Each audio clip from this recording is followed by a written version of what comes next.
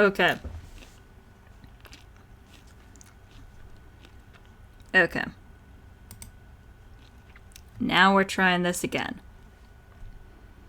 Hello. For a second time. We're gonna go back and check. Yeah.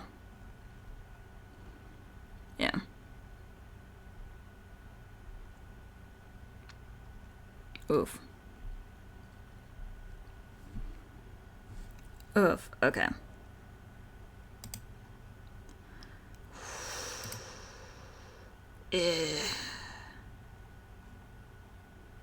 We're still skipping frames. Okay. Yikes. If I have to... Man. Okay.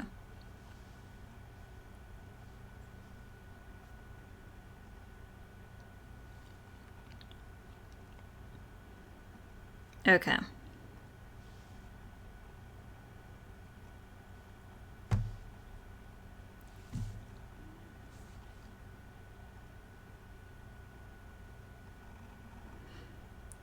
We're testing this out. Okay. Can people hear me? It's still... Okay. Okay.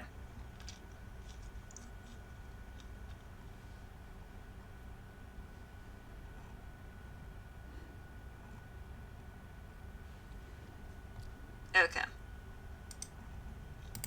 Now we're trying this again. Laggy as hell. For a second time. Okay, yeah. So, that looks good. I'm just gonna say that looks good. Gonna be very careful about this. So, hello. Let's see if we can turn the music back up. Yeah. Okay. Because I like the music. Hi. Oof. I am going to be keeping an eye on them skipped frames, because it's still skipping frames. Changed a couple settings up. One of them is, there's a bit of a stream delay, which I'm crossing my fingers, hoping that works out well. But I thought, fuck it, I want to play, it's my birthday in a couple days, I want to play Scarlet Hollow, and I love I haven't played Scarlet Hollow, but I love Abby Howard, who's the artist, and I have her book, The Crossroads at Midnight, and man, if you ever want to study horror, I would study her work. She's really good at it. And I super love The Crossroads at Midnight because it's like she's got great monster designs, and the monsters aren't usually the bad. Like, all of her stories in The Crossroads at Midnight are like, yeah, there's monsters, but the real horror, and then it's like something like the American healthcare industry, or like homophobia, or like finding a mattress on the side of the road and taking it home with you, which that is already the start of a horror story, let me tell you. The weird skin monster in that one is almost like, yeah, what do you expect? You found a weird mattress on the side of the road and you thought, this is how I want to be as a person. I want to take this home. So, anyway. Scarlet Hollow, I've heard good things. I actually managed to look up, all the trigger warnings for this and put them, ahead of time in my little doodad. My little scrolly-doo. So, that'll be cool. Let's start. Oh, my name is... Whoop. What's my name? Can I just... Oh, I can just type. Okay. Dandelion. Yes. You live in the city of... Well, I'm not going to put my real city, but,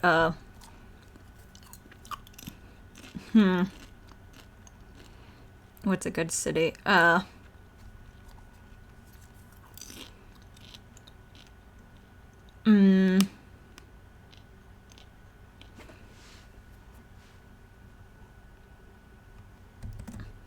Yeah.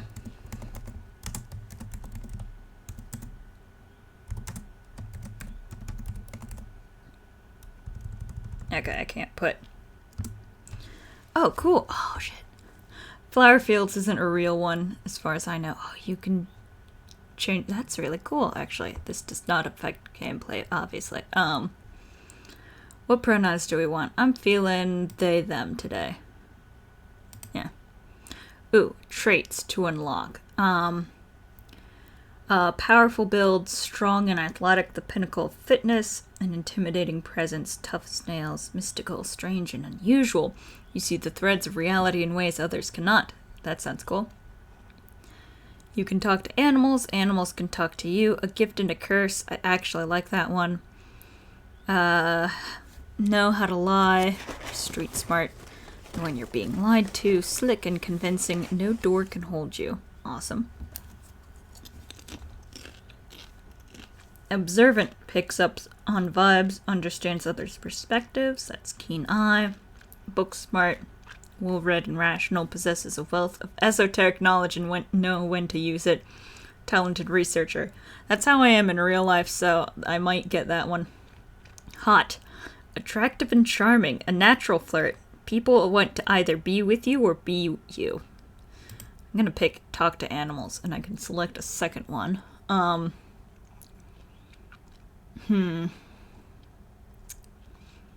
Let's do book smart, since that's usually what I do. Might be good to be natural the first time around. You jolt awake as the bus hits a particularly nasty bump. You feel like you'd only just managed to start drifting off, and now here you are, awake again and still exhausted. I've been there on buses. And for a moment, you're hazy on the details of where exactly here is, confusing this bus with the many others that came before it. But as your mind continues to reassert its existence in the waking world, the past few days come back into focus. The long-lost cousin, the bad news, the 26 hours of bus rides with countless late-night stops and seedy depots that felt unsafe even in the middle of the day. You wouldn't normally find yourself traveling like this, but your cousin bought the tickets. Awesome. The funeral of her mother, your aunt, seemed like something you shouldn't ignore, even considering your own late mother's rocky relationship with this side of the family. Okay. Fortunately, the end of your long journey is in sight. You're almost in Scarlet Hollow. Stranger. So anyway, as I was saying, oh, that's why you fell asleep, huh? Oh, hey, it's like that kid, that guy from BoJack Horseman. What's his face? I don't watch the show. Oh no, he's still here.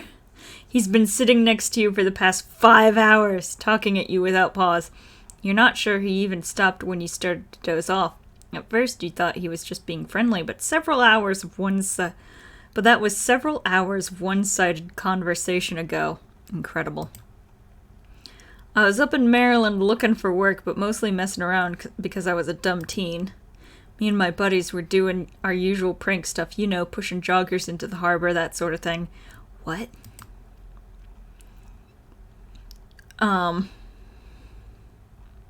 Okay, we got a response. Remain silent. Hell yeah, that sounds awesome. Dude, what's wrong with you? Wait, what? I'm gonna say, wait, what? Yeah. Yeah, you know, teen stuff. So this girl comes up to us, swinging her purse, yelling about how she's gonna call the cops or her whatever. It was hilarious. She actually hit my friend, and he said it hurt a lot, so I guess she really was mad and not just playing. That's a weird font glitch. But she kept swinging, and soon enough she lost her balance and fell into the harbor all on her own. We didn't even have to push her. We had a good laugh and fished her out, and her phone got soaked so she couldn't call the cops on us. We wound up hanging out all day. She kind of became my girlfriend after that, and we've been on and off for about a year, so it's pretty serious. What? What? So, about 5 months ago, she tried to break up with me, like, for real, and geez, you ever get so mad you just want to, like, kill somebody? Is that...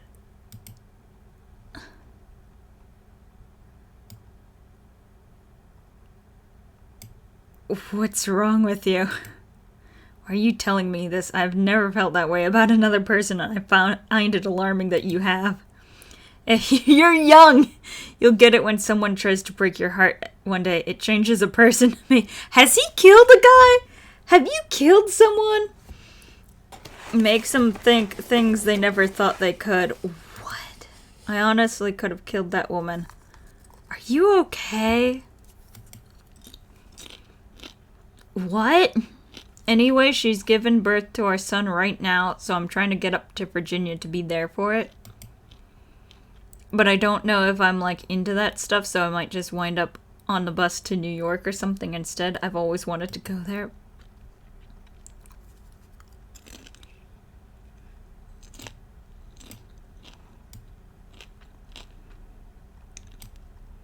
I have serious concerns about this man. Is he okay? Have you ever thought about seeing a therapist?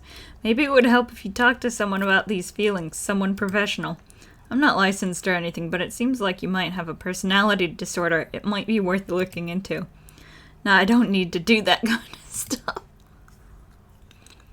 But strangers are the best therapists. Oh my god, dude.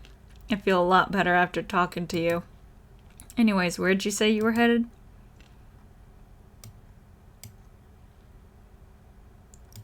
Yeah, just a small town. You probably haven't heard of it before. I'm not telling him where the hell I'm going. That's probably Scarlet Hollow, right? Oh no. He knew right away. The holler, as they call it in these parts. It's the only other stop until the bus turns around. I ride it pretty often, so I'd know. Almost nobody ever goes up that way, though actually, I had a couple buddies who went up there to work in the mine. There's a coal mine up in the holler, you see. There's always a job listing or two on the boards around here.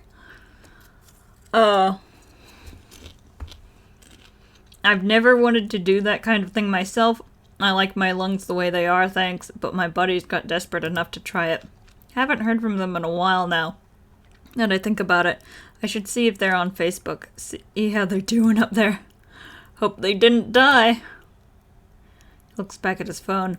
For once, focused on something other than you. Oh, this is me. It was lovely meeting you. Hope you don't get too bored without me around to talk to. Here, I have something for you. A stranger rifles through his pack before presenting you with a dripping bag of peanuts. Thanks, I don't want it. They're boiled peanuts. I got them at a gas station a few buses back. I noticed you haven't eaten much, so I figured you could use them more than me. Plus, they're dripping all over my bag, so I don't want to carry them anymore.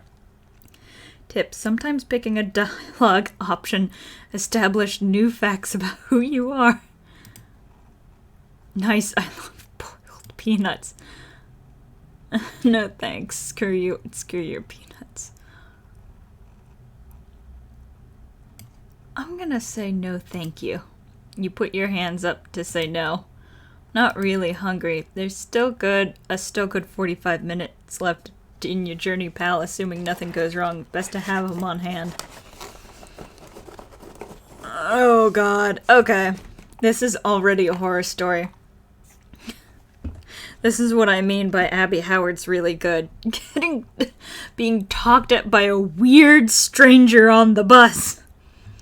The young man sets the peanuts down on the empty seat next to him. The juices dribble out through the bottom of the bag and into the upholstery, instantly soaking it in peanut brine. And with that, I leave you. Safe travels, friend.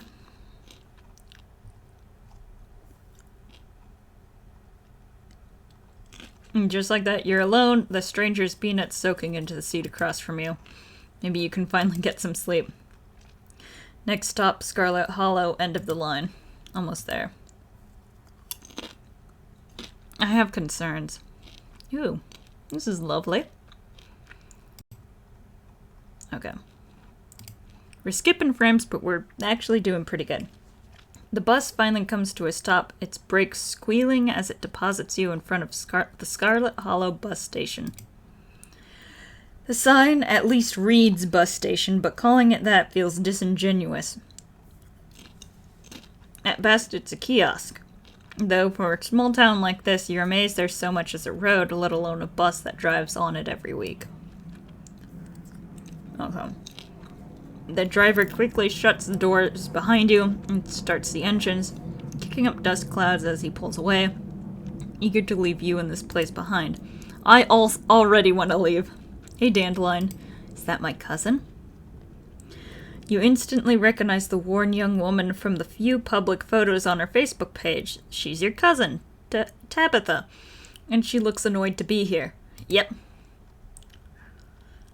Come on, scroll down.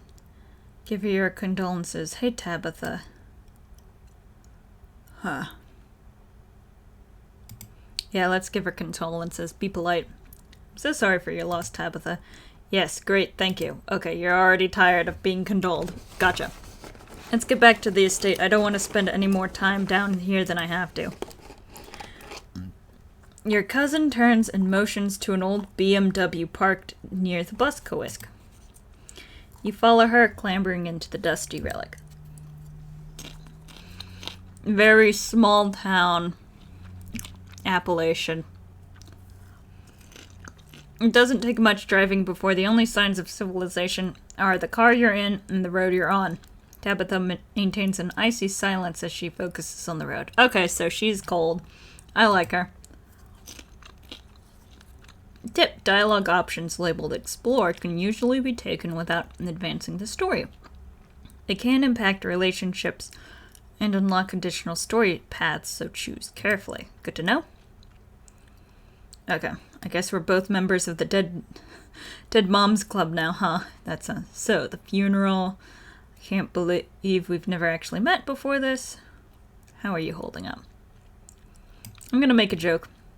I guess we're both members of the Dead Mom Club now, huh? Your cousin turns to stare at you, and I see hatred in her eyes. Okay. Maybe this would have worked to ease the tension if she were someone else, but she isn't. She turns back to the road, her expression cold and unforgiving. Cool.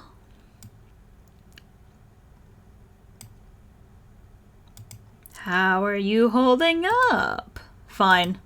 You're clearly not fine. You shouldn't bottle your grief like that. You know, you can talk to me, right? I lost my mom too. Okay, but if that ever changes, few good to hear.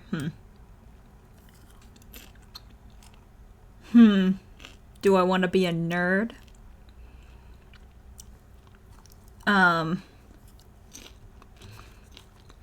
These are some good dialogue options. I'm gonna say, okay, but if that ever... Yeah, okay, but if that ever changes, I'm here for you, okay? Even after I go home. Yeah, sure. Okay, maybe she's softening up. So the funeral, it's on Sunday, right? Yep, like I told you.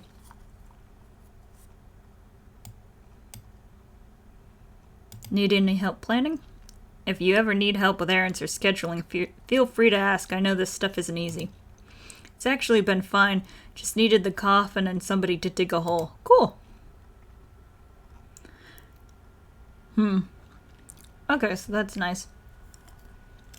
I can't believe we've never actually met before this. Yep, you have your mom to thank for that. Or had, I guess.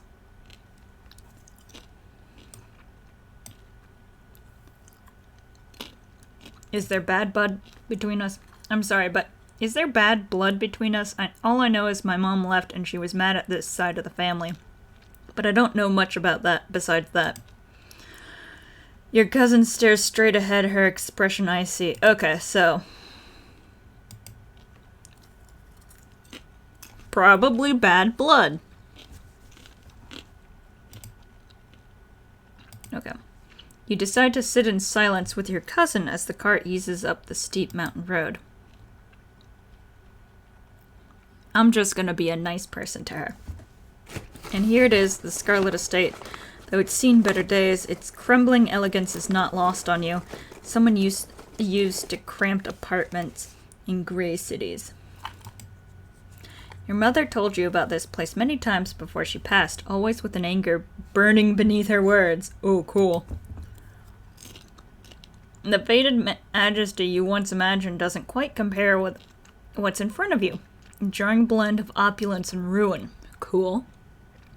As you stare at it, perched on the crumbling cliffside, you can't help but feel like it's something that should have been left to rot a long, long time ago. Ooh. Yeah, this place needs fixing up. Look at all that. Oof. I like Abby Howard's art style. Very interesting.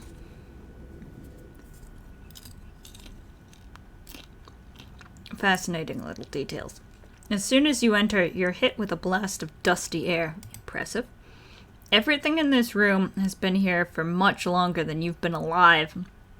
Each object cemented in place with layers of dust and cobwebs. You can hear doors creak on their hinges and the aches and moans of ancient floorboards as the house itself sways in the wind. Don't like that shit, but that's kind of typical of old houses. Welcome to our family's humble estate. Unfortunately, due to the current state of the house, only a few rooms will be safely accessible during your stay. Yeah. I wouldn't go wandering anywhere else if you value your limbs. The floors have been known to give out. Yeesh. If you know what's good for you, you'll stick to your room, your bathroom, and the kitchen, and the hallways, I guess. But only the hallways you need to use to get to those places. I'll show you around so you know where it's safe to walk. You can leave your bags here for the time being. Okay.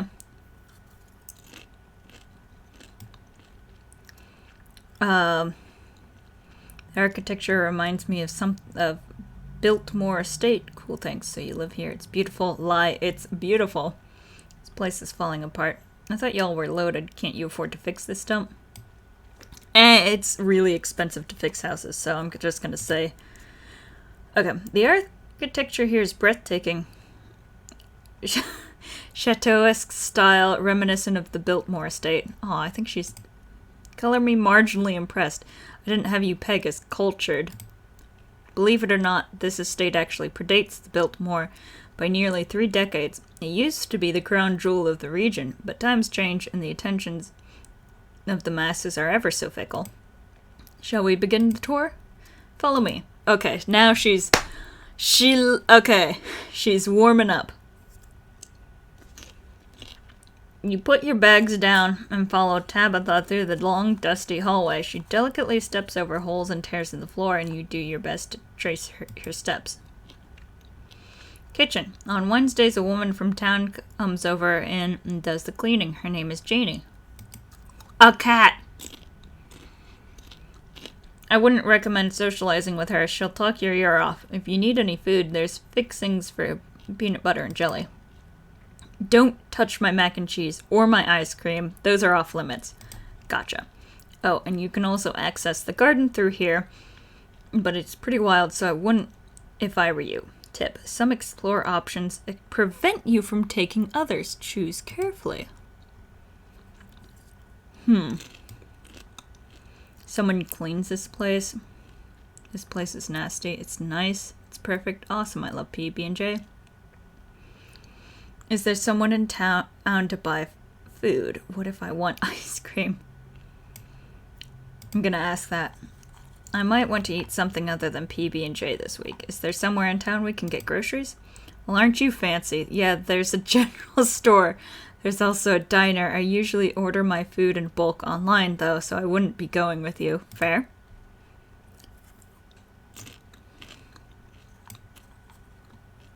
I'm just gonna say sweet thanks. Cool, good talk.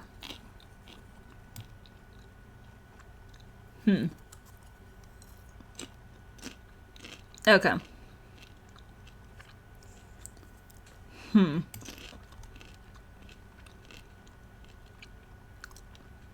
gonna say it's nice. This is so nice. It's much bigger than what I'm used to in the city. Is that a kitchen island? Yeah. It is, thank you. Look, she opens up when you actually praise the place.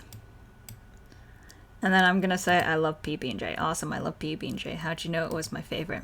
Smile. That smile can't be real. Oh, I got an achievement. That damned smile. Oh, okay, I love you.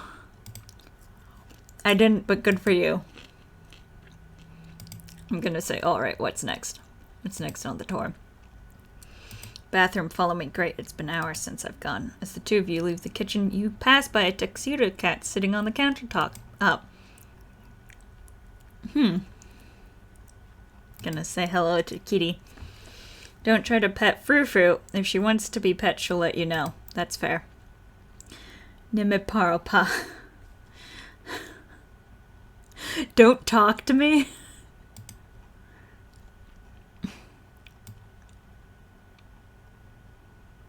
Or do I ever bother talking to cats? Okay, but can I pet you? Vous parlez français. Okay, but can I pet you? Ugh, another filthy American sticking their business where it doesn't belong. No, you may not pet me. I would sooner smear myself with sewage than be touched by your filthy ape hands. I love this cat. Ugh, stop wasting my time. Let's finish the tour. I love the cat. The cat's amazing. You once again follow Tabitha through a long, dusty hallway. After a few nights, it'll get easier to navigate these spaces, but for the time being, you feel lucky to not have fallen through the floors. Fair. Guest bathroom, not much to show. It's a bathroom. I'll wait outside. Do what you must. It's a nasty, wretched bathroom. Piles of junk sit untouched in the corners of the room, and mystery stains paint the floor.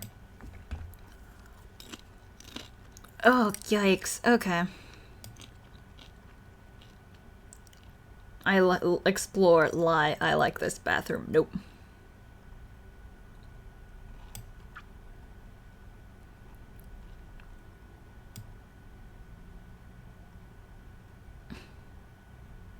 I'm not gonna insult the house.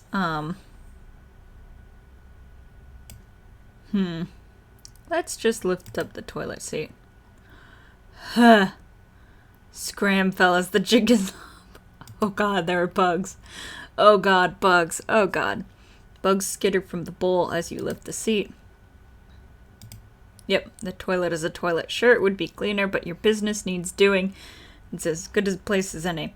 You do what you must and rejoin your cousin out in the hall. Awesome. Awesome. Next up, guest bedroom. Last stop on the tour. Follow me. This place needs some fixing up. I'll tell you what.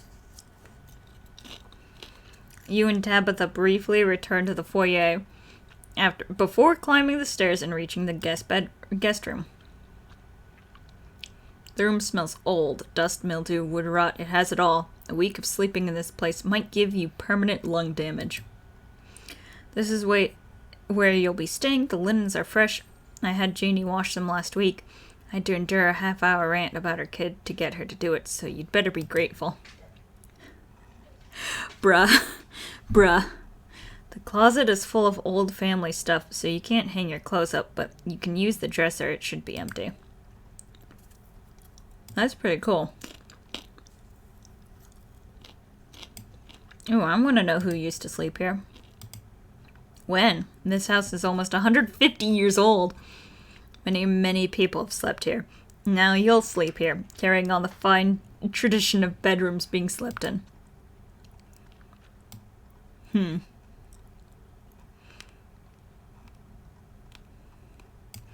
gonna say this is amazing. This is great. Way nicer than what I'm used to. I can't say I'm surprised. Each and every piece of furniture in this room is a genuine antique handed down through the family for generations. This is not an IKEA bedroom or whatever such nonsense you're used to in the city. Okay. I guess I'll start to get settled. Follow me. I'll take you back to the foyer so you can collect your belongings. This concludes our tour. I'm afraid I must return to my duties, so you'll have to entertain yourself for the rest of the day. Don't expect to see much of me. Tips: some dialogue options will open up additional conversation paths, some right away, and others down the line. Ooh. You sure? Okay.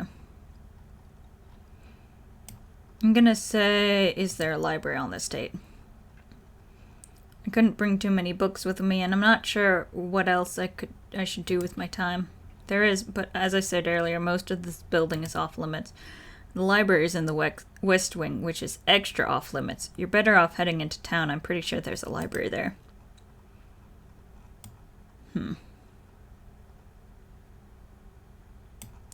Okay, are you sure you're okay? Hey, are you sure you're okay? You seem kind of upset. I'm fine, I just need to get back to work. Where are you going? Wait, where are you going? To work. Somebody has to pay the bills around here. Okay, fair.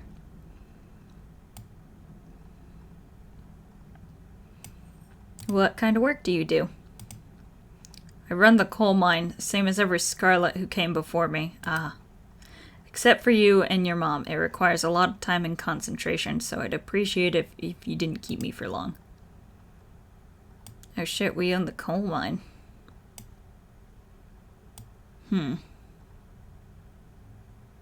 Hashtag girl boss.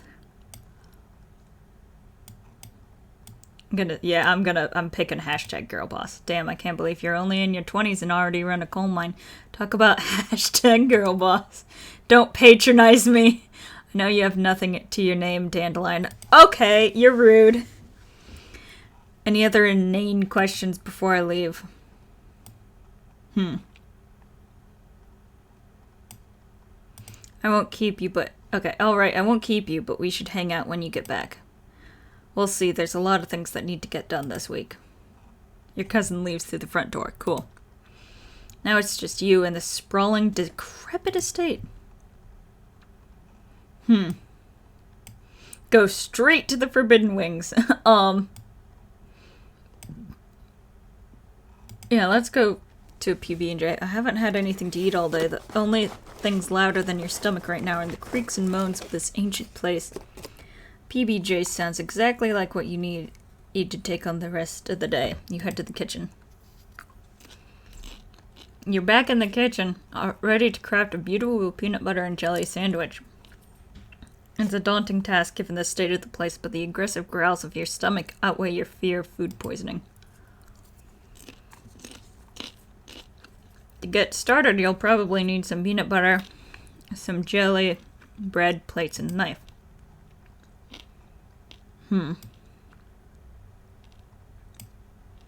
Let's go to the garden. Ooh, pretty. This garden was reclaimed by the wilderness long ago. It might not be very safe, but who's stopping you from venturing deeper? Yeah, let's go to the garden.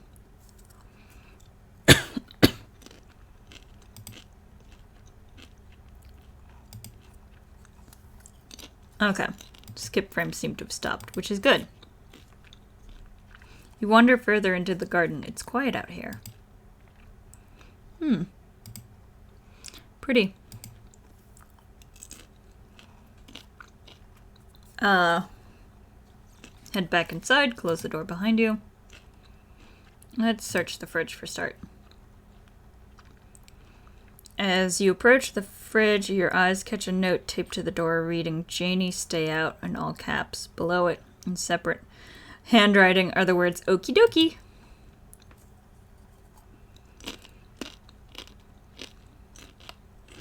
You open the fridge. You already feel a deep urge to wash your hands, even though you have yet to touch anything other than the handle. I'm not gonna eat the takeout. Check mayonnaise, take jelly, yeah. You reach for one of the unopened jars of grape jelly, carefully checking its expiration date.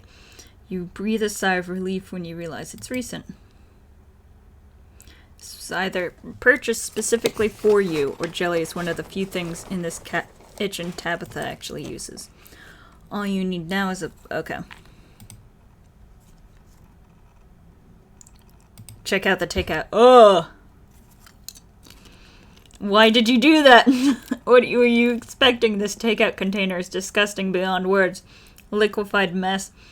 Wholly congealed to its styrofoam shell. You can't even tell what it used to be. The substance does just smell bad. It smells ancient. I am putting it back. I'm not eating that. Are you kidding? Your body reacts before you even register what you're doing, compelled by a deep primal disgust. Okay.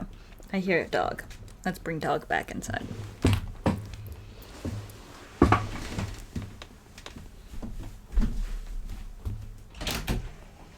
Hi, bud. Wanna hang out? Wanna hang out. He's hanging out. Oof.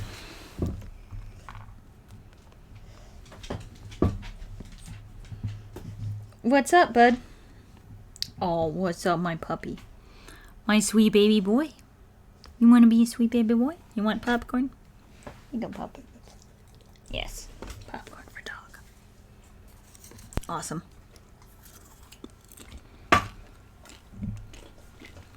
You sure are, baby. You sure are, baby boy.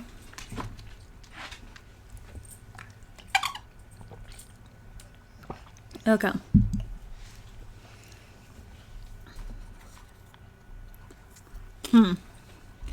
Okay. Okay, you good boy. Just hanging out. You shove the container back in the fridge, pushing it into the depths of the shelves and out of your mind. Hopefully you can forget it exists and move on with your life. Mayonnaise. You know, you probably shouldn't, but a part of you has to know how old that mayonnaise is. Pick up the jar, its label flaking in your hand. It expired 10 years ago. Oh no. This jar of mayonnaise is old enough to graduate the 5th grade. Best to put it back and forget you ever saw it. I'm not grabbing the ice cream. You return to the kitchen, closing the fridge behind you.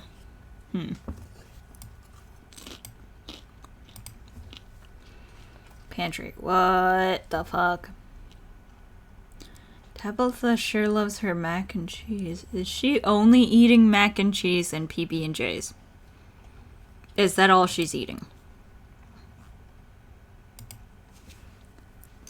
The king of nut butters. Only 3% of each jar is matched up cockroaches. That's really gross. Don't tell me that. All you need now is... Okay. You pick up one of the non-moldy loaves of bread. Great. One step closer to a satisfying snack. I'm concerned for Tabitha. I'm really concerned for her. Examine the mac and cheese. You pick up a box of Tabitha's mac and cheese. You can't say you've ever seen the brand before. I am not cooking it for myself. Empty the box and stuff. No, I'm putting it back. Staying away from the mac and cheese was one of your cousin's hard rules, and she already seems to not like you. Put the box back where you found it, reluctant to make things worse than they already are. Okay. Yep, dead mouse. So we looked in the fridge and the pantry. Okay. Tabitha, oddly enough, this cabinet must be where Tabitha keeps the dishware and oddly enough the utensils.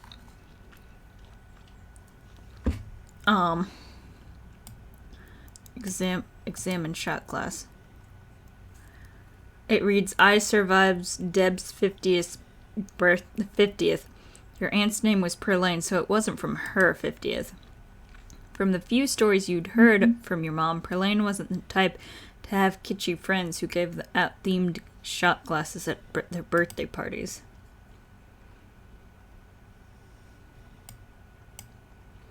Examine mug. It reads, I was blown away at Blowing Rock, North Carolina, so your aunt and cousin actually traveled sometimes, even if it was only a few hours from the estate. Maybe you can route your return trip through Blowing Rock. It might be nice to see the local sites before heading home. Yep, grabbing a plate and a butter knife. Okay. Moth trap, do not touch. You reach for the bowl, but as you pull it down, a blend of vinegar and dead moths splashes onto you, immediately staining your shirt. On the back of the bowl is a note that reads, Moth trap, do not touch. Whoops. Ah, idiot. Your shirt is now unpleasantly wet. You'll probably change into something clean before you leave the house. Yep. The cat called me an idiot. Frou-Frou hisses at you as you draw near, remains firmly in place. You might want to talk to me, but I don't want to talk to you. Go away. Fair enough. Do you know what's in the sealed-off part of the estate? Nosy, aren't you? But of course I am not surprised. You seem to enjoy poking your head where it doesn't belong. Yeah. Can you tell me about my aunt? Can you tell me about Perlane? I never knew my aunt. She's dead. I don't waste my time on corpses. Okay. Tell me about my cousin. This is the first time I've met her. Spare me your life story. Tabitha at least knows not to bother me. If you won't take the hint, I suppose I'll have to take things into my own hands. Lunges at your hand and bites you hard. You back away. Okay.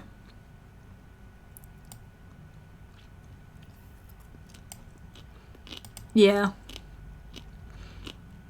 Despite the state of this horrendous kitchen, you have successfully combined your 3 ingredients to make peanut butter and jelly sandwich. Congratulations, you can feed yourself. A job well done, cooking by the book. Is that what you do? All of that hassle and it took you less than a minute to eat. The rest of the day lies in front of you. Okay. I'm done here. You've eaten and had a full day ahead of you. What do you want to do next?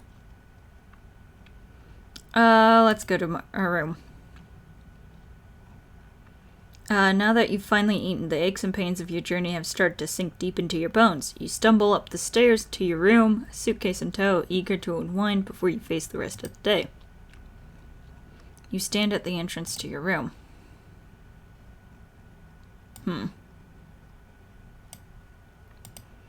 Yeah. You drag your suitcase over to the dresser and open the bottom drawer. A possum lurks within. It's quiet but angry. Afraid!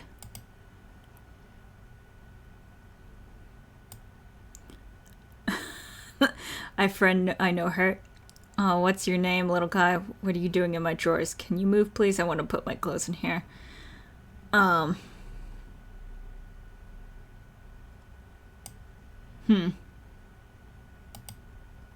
Friend, I know her. Afraid. Okay. What are you doing in my drawers? Warm, dark. Okay, cool, dude. Can you move, please? I want to put my clothes in here. No, this Dustin house. Your name's Dustin? What's in the Forbidden Wings? There's a door with a bunch of locks and chains on it, and I want to know what's behind it. Dustin shivers. Bad place, not safe. Dustin, no visit. Okay. Can you tell me about the human who lives here? Which human? There's several of them. Perlane died, but Perlane died. Only one human lives here. Dustin, no good with names. 2 human live here. Okay. Dustin, can you tell me about the 2 humans who live here? One human sad, one human scary. The sad human. Okay, cries, give Dustin bad sleeps. Can you tell me about the scary human? Always watches, eyes hateful. Okay, that's probably... Never mind, thanks for your help, Dustin. Okay. Go on, I need this drawer. You gently try to shoo the creature out of the drawer. Afraid, death comes for Dustin. You give up and close the drawer. Dustin will not be moved. You open the top drawer next. It's empty. As good a place as you'll find to put your clothes. I love Dustin. I love him. Based on the state of the house, you wonder if you've been better off keeping your clothes in your nice, clean bag. But there's no going back now. Let's look at the closet. Huh! I don't like the doll. As you can see why, your cousin said you should put your clothes in the dresser instead of this closet. Must be decades of family history stacked up in here. I'm picking up the horrifying doll. Of course, you're sharing your room with a creepy doll. You pick it up to examine it more closely. It reads, "Property of Alexandra." No need to carry this around with you. Okay. Let's look out the window. You can only imagine how beautiful the garden must have been in its heyday. If you owned this place, you'd totally get out there with a shovel and some gardening gloves and whip it into shape. You'd go out and pull weeds, chop trees, carve topiaries, and do whatever you needed to do to return it to its former glory. But once it was all done, you'd sit by the fountain, which of course would have little goldfish in it, drink a floral tea while enjoying the bird song. Yeah, you'd definitely do that, just not right now. The painting on the wall. This must be an old relative of yours. Very old, judging by the dates of the inscription. You've never heard of her, but you'd barely heard anything about your aunt and cousin until a week ago, so that's not really a surprise. Maybe you could ask Tabitha about this. Mary Belle Scarlet the next time you see her. That is, if she's actually in the mood for conversation. Do we want a nap? Let's take a nap. Immediately collapse onto the bed. You're tired enough that being alone at a strange new place won't stop you from passing out. Or so you thought. You cough as a small cloud of dust rises from the mattress. These sheets might be fresh, but everything beneath them has been around to see the dawn of civilization. Ugh. You try to settle in, but the bed is lumpy in strange places, and you can feel the springs pressing through the fabric. Yeah, no wonder your mom left. This place is miserable. You might be tired, but you're far from tired enough to get in more than a few minutes of uncomfortable napping. Yeah, we're leaving.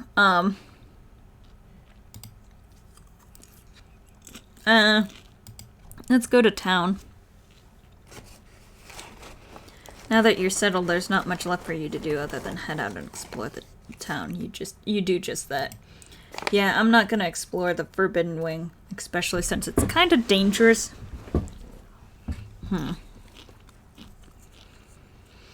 Before leaving the house, you rinse off and change into a clean shirt. You're not about to meet new people coated in vinegar and dead moths. If you would have known you'd wind up having to walk all the way back to town, you probably would have just asked Tabitha to leave you at the bus stop. Especially with how unhappy she seemed to see you.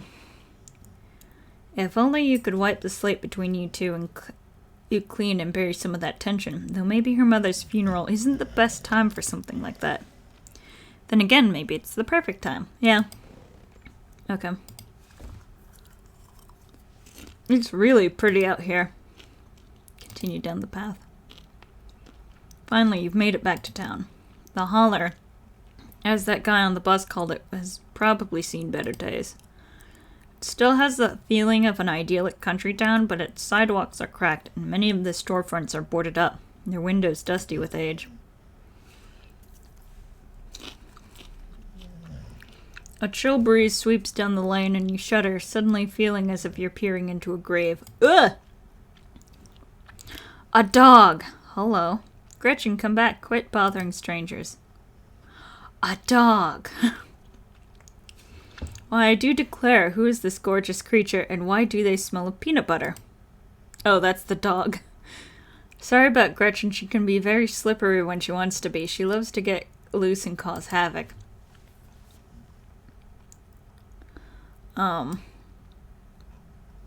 It's nice to meet you, Gretchen. Pet the dog. A pug, she's so cute. Tell me more about this wonderful creature. It pays to be polite. It's nice to meet you, Gretchen. I'm Dandelion. Oh my, I can't remember the last time I met a newcomer who was so wonderfully polite. It's a pleasure to make your acquaintance, Dandelion. Oh, that's a funny way to introduce yourself. I'm Stella. People talk like that to people with dogs all the time. It's not often I see a strange face up in the holler. Every now and then, there's a new crop of coal folks, but you don't look dusty enough for that. She's blushy. You aren't in town for the funeral, are you? The Scarlet funeral? Yeah, I'm gonna just introduce. Hi, I'm Dandelion. You must be Tabby's cousin, right? Upon mentioning your cousin, Gretchen mutters under her breath. One of these days, I'll get that Tabitha to pet me. It's the only person I can think of who would come to town for the funeral. How's she holding up? To be honest, I've been a little worried about her, all alone up in that big house. Did you say Tabby?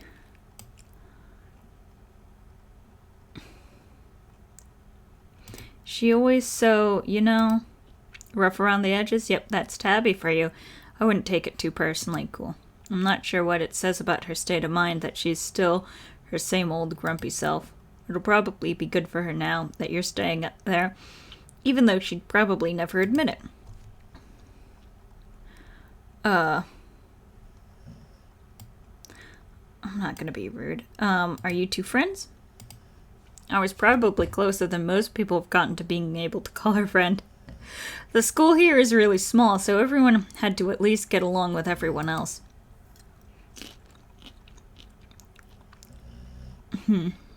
She was a grade ahead of me, but everyone knew her, especially since she's a Scarlet. We wound up bonding a bit when we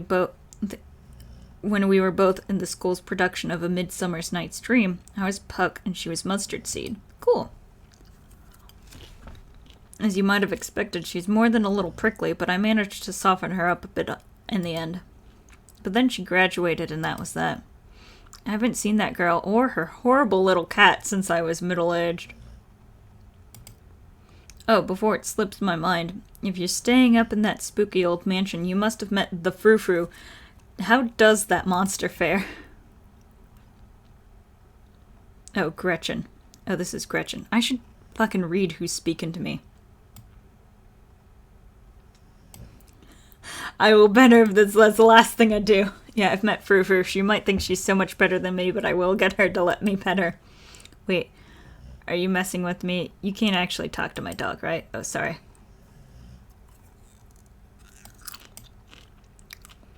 Ah, yes, this is a joke. I cannot talk to animals.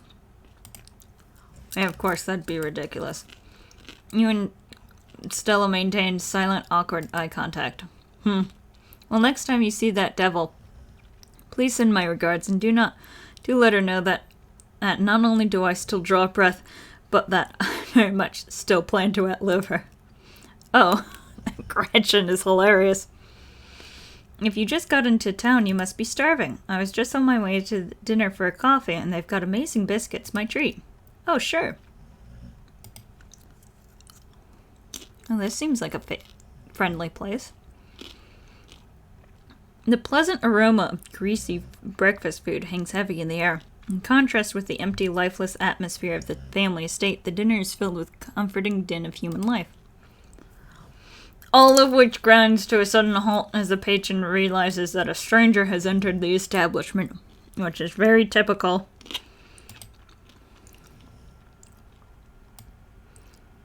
Hi everyone, I'm Dandelion. I'm gonna, quietly slide into the nearest booth, pretending you didn't notice everyone in the diner gawking at you like they've just seen Bigfoot. No need to be so shy. They don't meet many strangers. It's kind of a big deal when someone new wanders into town. Especially since, well, you probably all know what you're here for and by extension who you're related to. Even if you don't know anybody, it's not easy keeping secrets in a town this size. Hey Stella, I went ahead and fixed you up a coffee. He gracefully places a cup of specially brewed coffee in front of Stella. Aw shucks, thanks Avery. Hi Avery. And here's some bacon for the little lady. Gretchen is like, for me? For me? Gretchen sniffs the bacon and digs in. Anything for you?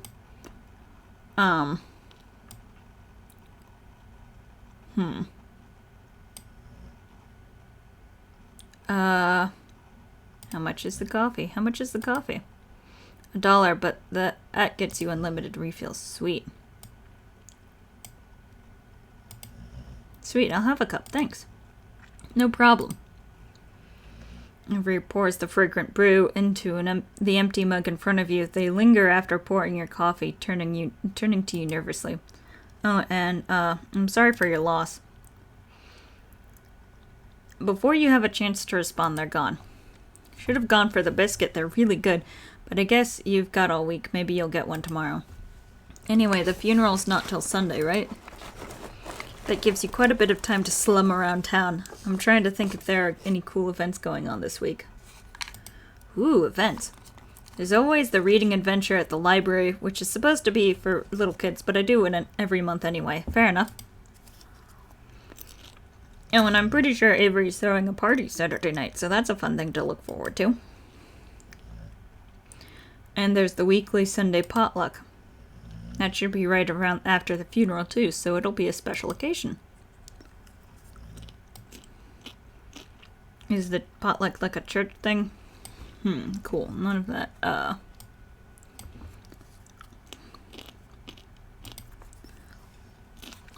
Is the potluck like a church thing? Would it be weird for me to come if I'm not a member?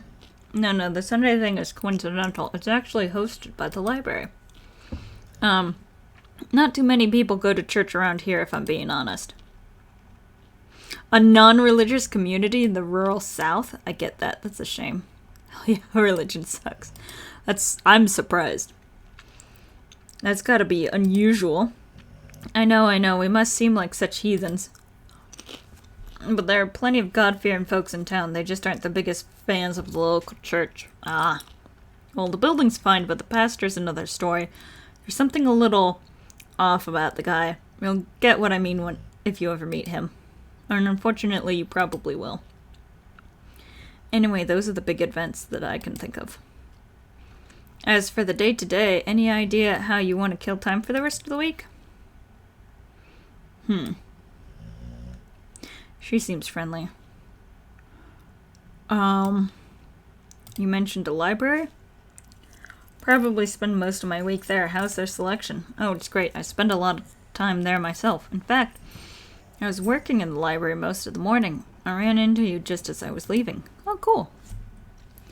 Oscar does a great job stocking the place. Once he gets to know you, he'll compile these big lists of books he thinks you'd like. And he's always right.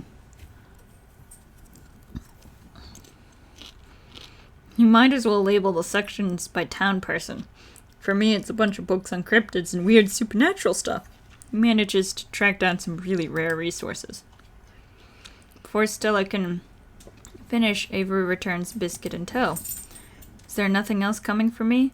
Gosh, if I had known that plate of bacon would be my main and only course, I would have waited before digging in. Hey, Winnie wanted to give you a biscuit on the house. She sends her condolences. Oh, you didn't have to do that. Oh, you didn't have to do that. It looks great. No worries. Hope you enjoy it. Thanks, man. Pick up the biscuit. It's delicate and fluffy. It nearly crumbles at your touch. Buttery warmth emanates from its surface. Oh, fuck yeah. It's a good biscuit. You take a bite. It melts in your mouth as if it were nothing but butter suspended in a thin matrix of dough. It's a really good biscuit. Truly, this is the perfect biscuit.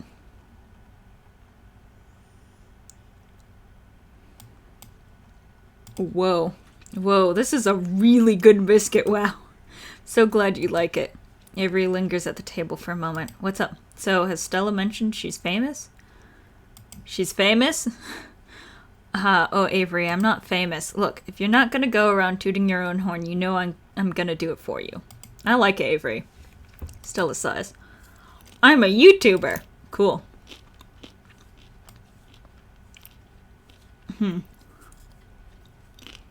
You and everyone else.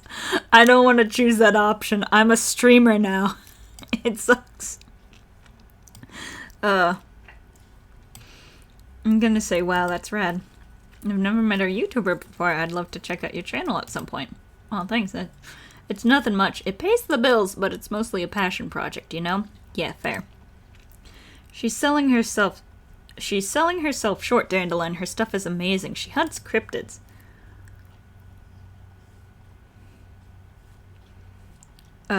Wait, how'd you know my name? Oh, sorry, it's just that most people in town know about you. Fair enough. Sorry, I'm sure that must seem creepy. Oh well. I guess that the cat's out of the bag. The Holler's a small place. Everybody knows everybody, and that includes extended family. Oh no, who's been talking about me? I'd never even met this side of the family. What would they even talk about? Your aunt must have been getting it from somewhere. She was always on about something you were up to. Oh, oops, I'm sorry, I shouldn't have said anything. Ah, damn it. What matters is that now people can meet the real you, so it doesn't matter what Perlane may or may not have said. Yeah, you can always make a good impression and wipe the slate clean with the whole town.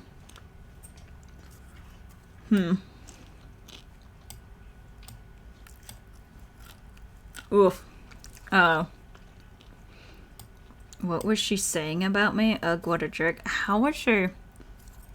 I think I might want to remain silent here. Oh, jeez. Look, I'm sorry I said anything. Hey, I'm sure this is all mortifying, but don't worry about it, really. Perlane was a gossip and would do this sort of thing with everyone. Oof. Spreading weird little rumors about folks was kind of her trademark. Anyway, weren't we in the middle of talking about Stella's illustrious YouTube career?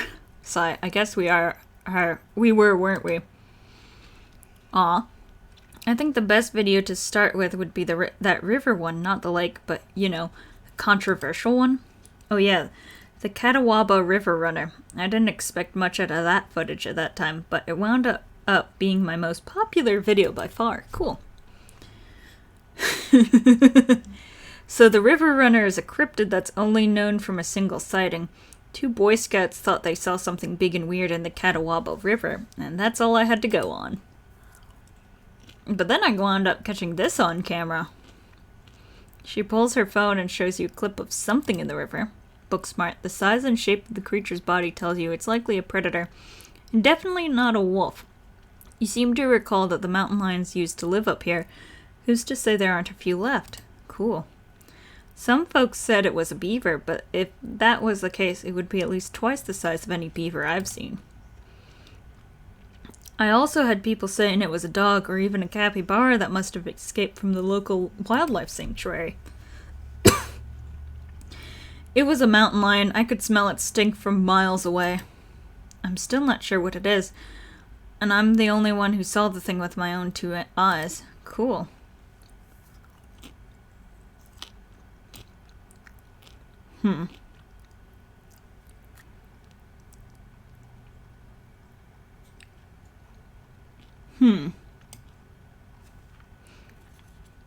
That's an honest-to-God cryptid there.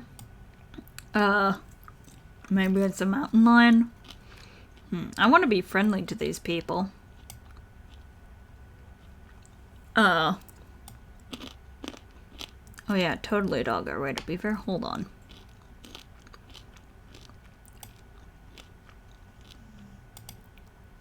Maybe it's a mountain lion. It's definitely got that predator shape and size. And there used to be a population in North Carolina. No way, it's absolutely not a mountain lion.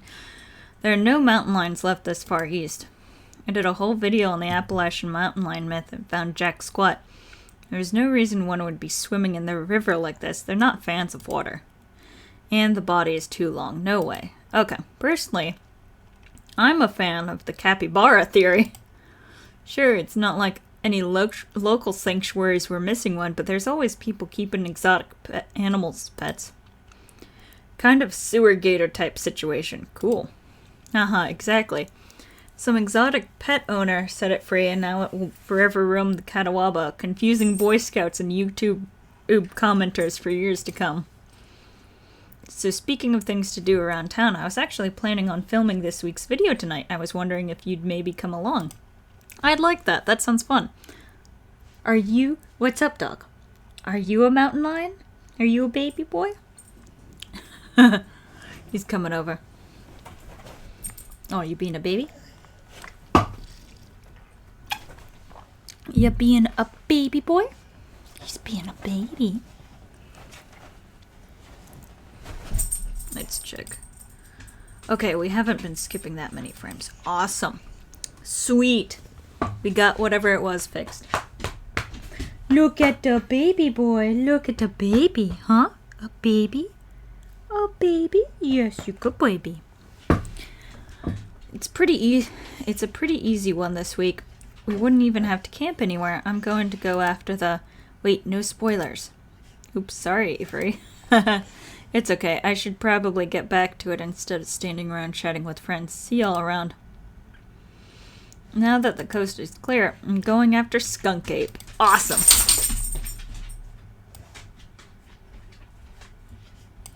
Ooh, heck yeah.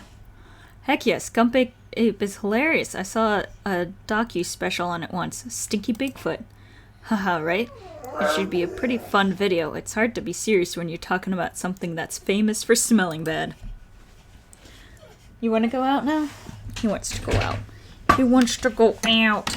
Baby boy wants to go out.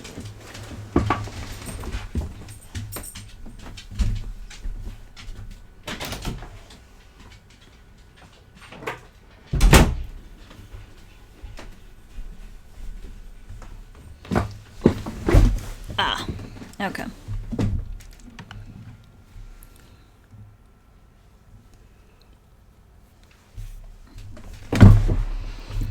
Oof. Let me actually sit so that my legs are doing things proper. Okay. Most skunk ape sightings are from Florida, but while I was doing research for last week's video, I came across a report where a lady from a town over claimed to have seen one on her deck playing tug-of-war with her dog. And as I leave no stone unturned, I decided it was worth investigating. So what do you say, want to tag along? Sure. Hold the camera for me while I narrate against a darkening sky, that sort of thing.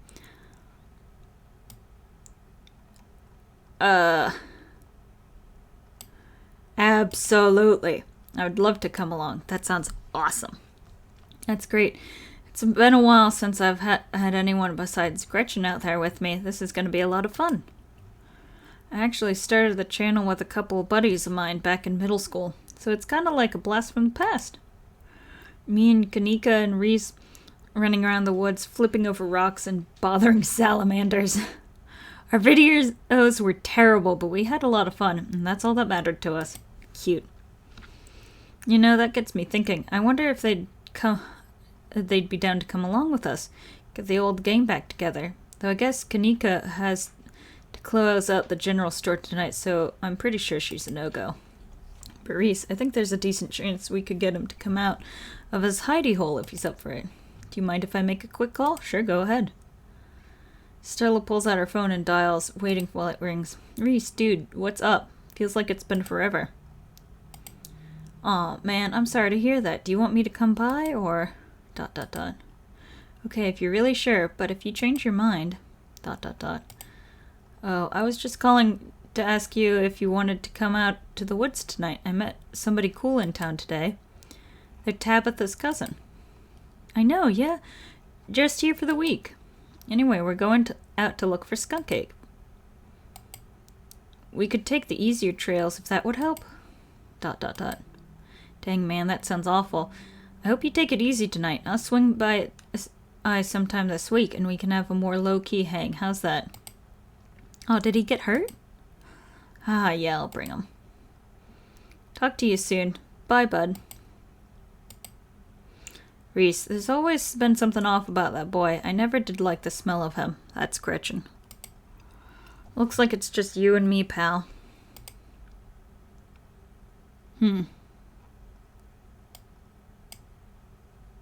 Is he okay? He's not feeling well, that's all. He's had a lot going on in the past, 10 years or so? But I feel like it's gotten a lot worse recently. Can't remember the last time I saw him leave his house. Oh, well, it's not my place to talk about. Really, I just got a little excited about having him along again. He's hilarious, you'd love him. We should swing by his place sometime this week. Okay. That'll be nice. Yeah. Awesome.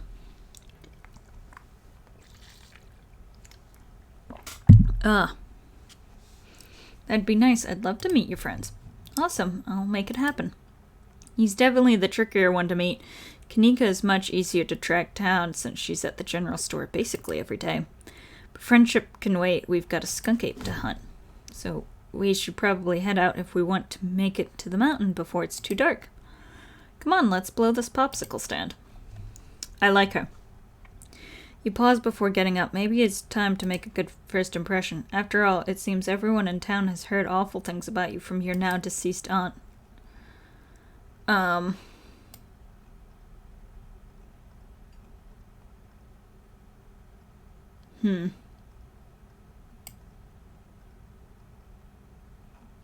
Leave a tip, leave a generous tip. It doesn't say how much money we have. Gonna leave it. You reach into your pocket and pull out a crumpled $5 bill. You know it's a bit more than one would expect from such a short dining experience, but you might as well share the wealth while you got it. You smooth out the bill before placing it on the table inconspicuously. Oh, that's awesome of you, Stella. Oh, that's awesome of you. Avery will appreciate that, I'm sure. Stella turns to leave the diner with you following close behind. Yeah. I don't know. I feel like if I were planning a trip up here like this, I'd, bring some money at least to, plan ahead to have some money just to, go out to eat occasionally. And call ahead and ask, hey, should I plan on bringing groceries? And, buying groceries or whatever? That kind of thing. And that's how I always do it. Hadn't been very cold when you first arrived in town, but as the sun dips closer and closer to the horizon, a chill descends upon the hollow, and you can see your situation with renewed clarity. You're in a new place, far from civilization, and the people you know, following someone you just met into the dark forest in search of monsters. You feel...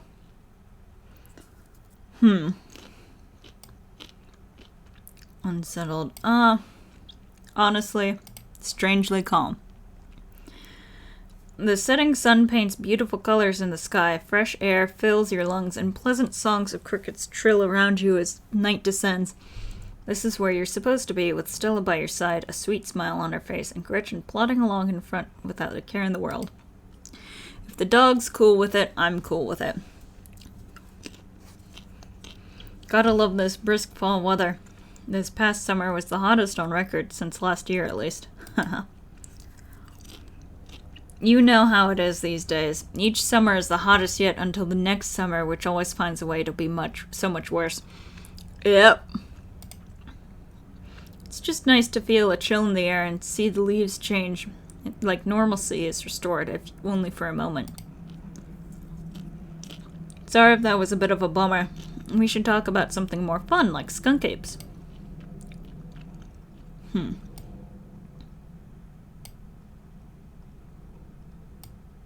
Are you really expecting to find anything? Do you ever hunt things?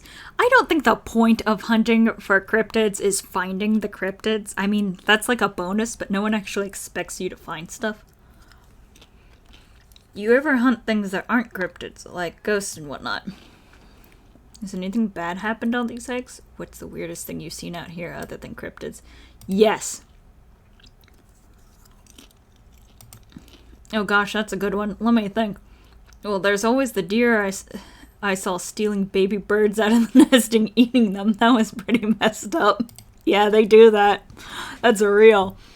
And I know Abby Howard made a little comic about that once. But I think most people know about that these days. I've seen tons of videos of other deer doing it, so I'm not sure if it counts as weird anymore. Oh, Tetanus Lake. That's definitely the weirdest. That dog's just sniffing everywhere. It was a 5-foot deep, 30-foot wide pile of old cans and bottles and assorted garbage with grass and trees growing on it, so you could barely tell it was there until you stepped on it. Tetanus Lake, no wonder. It's practically solid ground with how much it has been compressed, but you could still fall through if you weren't careful, hence the name. Better be up on your shots if you want to mess around in there. It was all stuff from the 50s too, which was super neat. I salvaged a few bottles that I keep on my dresser as a little souvenir. Um, do you ever hunt things that aren't cryptids? You know, like ghosts, demons, werewolves, that sort of thing. Yeah, for sure. I used to go after all the spooky stuff. I never had much luck, though, especially when it came to ghosts. Back when I first started doing solo videos, I'd go to all sorts of old abandoned buildings, hoping I'd stumble across some sort of activity. But nothing ever happened. It was always just me and my camera in an old house getting worked up over a gust of wind or a creaky floorboard. When all's said and done, I've just been a lot luckier with cryptids. Oh, fair. The dog's just going around.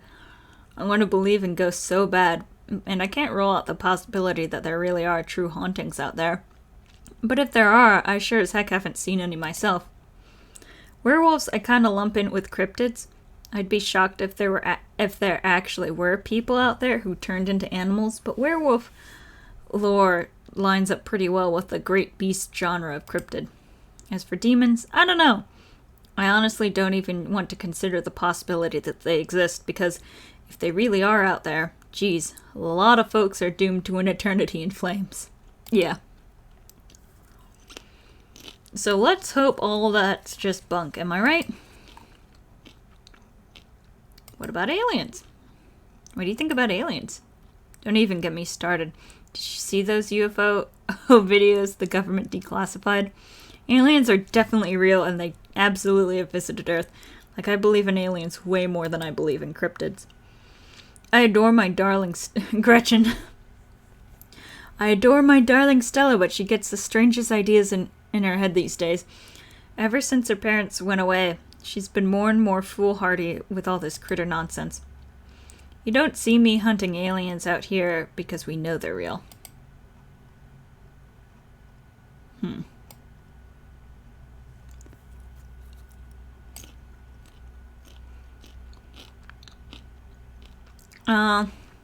Okay, yeah. I do believe aliens exist, but I'm not too sure they've visited Earth. The chance that anything beyond a single-celled organism exists anywhere close enough to realistically travel to Earth. Okay. And then I keep going on about, combined with the even smaller chance of those life forms. Okay. No, but not zero. True. Anyway, I agree to disagree. I've heard some neat stories. I know somebody who knows somebody who heard a story from this trucker in Fayetteville. His truck stopped in the middle of the road, just shut down completely, even though we had a full tank of gas.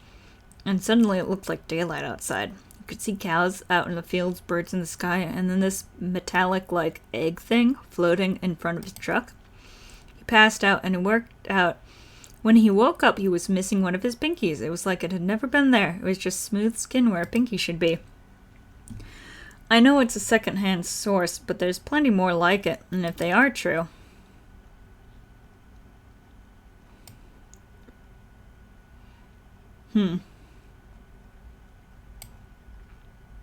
Alright, maybe I could come around. Huh, that's pretty interesting. Maybe I could come around on this eventually if there's more proof. Oh, do I ever... She keeps going on. Okay. Once we're back in civilization, I have a stockpile of videos and interviews that'll blow your mind.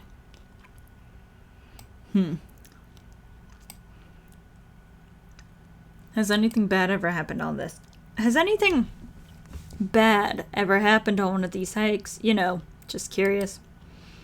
Let me think. There was that time back in early high school when Reese fell down a cliff. Oh, jeez. But he was fine, and we had some folks down from town rig up a pulley to get him out of the ravine. And his leg only took a couple months to heal. All in all, not bad. Though I guess there was also that time I was out here alone and kinda got stuck in a cave. I sure hope people know where you are. I was getting great footage of what I thought was a family of Wumpus cats, but I wasn't able to wriggle my way back out. Turns out that the Wumpus cats were actually skunks who very much did not appreciate me blocking the entrance to their hidey hole. And instead of running for help,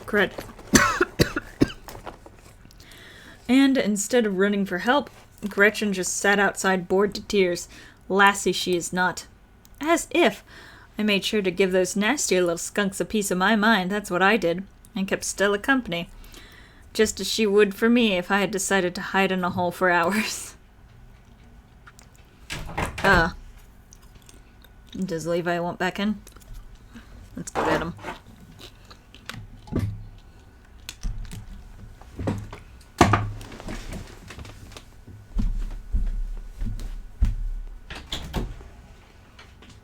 What's up? Do you want to hang out? Oh, 'cause you're a baby boy? 'Cause you're a baby boy, huh?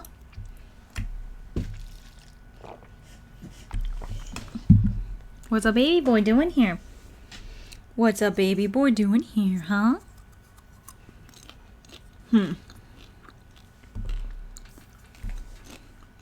What's a baby boy? I love you. You good boy?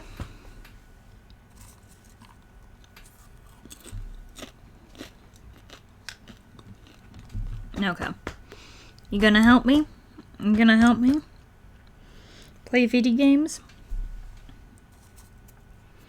Okay. It took about an hour to get loose, which was pretty intense, but a few tomato juice baths later, I was right as rain, so it could have been a lot worse. Okay, so nothing super bad happens to people. Oh, and there was the time I accidentally stumbled into old Duke's property and nearly got my head shot off. But that happens to everybody sooner or later. I'd barely count it. Dude, what? So yeah, these hikes aren't all that dangerous, all things considered. Are you really expecting to find anything?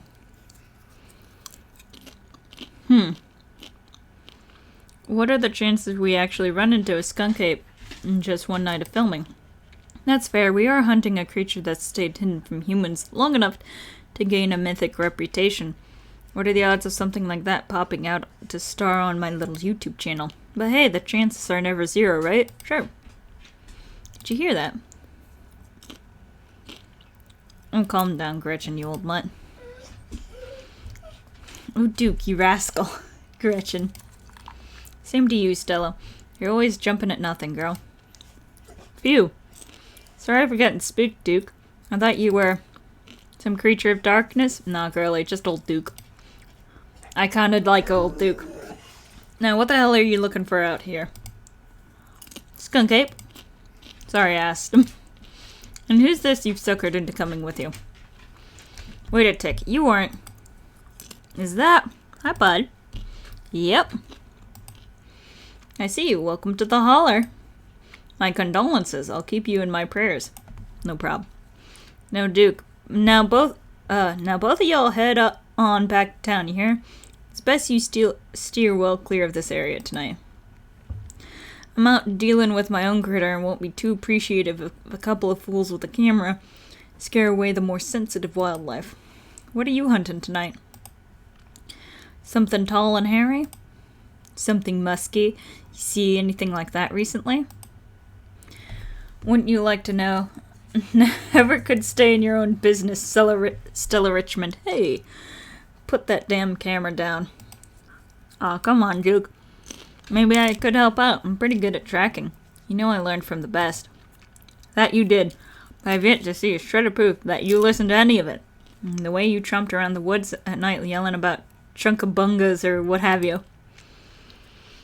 Something's been getting at my chickens. I've lost 3 this week and can't afford to lose many more than that. I'm so sorry to hear that.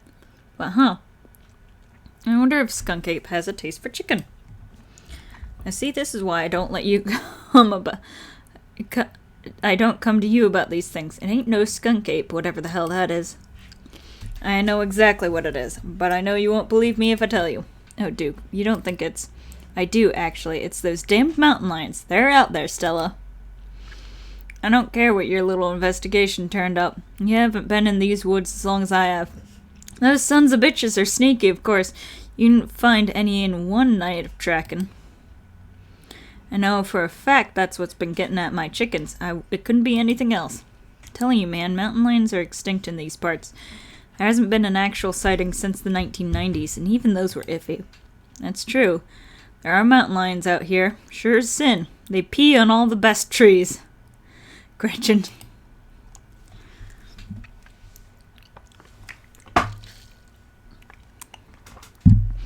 I can't believe you go out there on your YouTube saying some river monster spotted by a couple school-age Boy Scouts has been 100% confirmed, yet Appalachian cougars are kind of far-fetched fantasy made up by geezers like me. You made me look like a fool. I read those comments people were posting on your video. They were calling me all kinds of names just for seeing things with my own eyes that I know to be true. I'm sorry, Duke.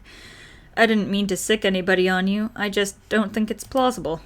You'll eat those words when I'm carrying a mountain lion corpse out of these woods at dawn. And if you two don't want a face full of buckshot, I suggest you run home and stay out of the woods tonight.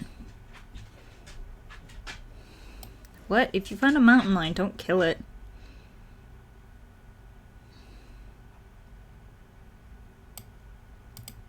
What? If you found a mountain lion, don't kill it. If there are any in the Appalachians, they'd be highly endangered.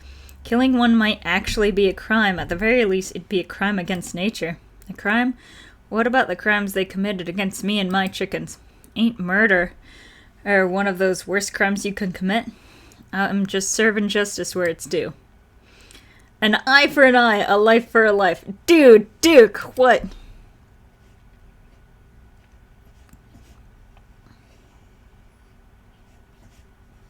Can't you just use a tranquilizer or something?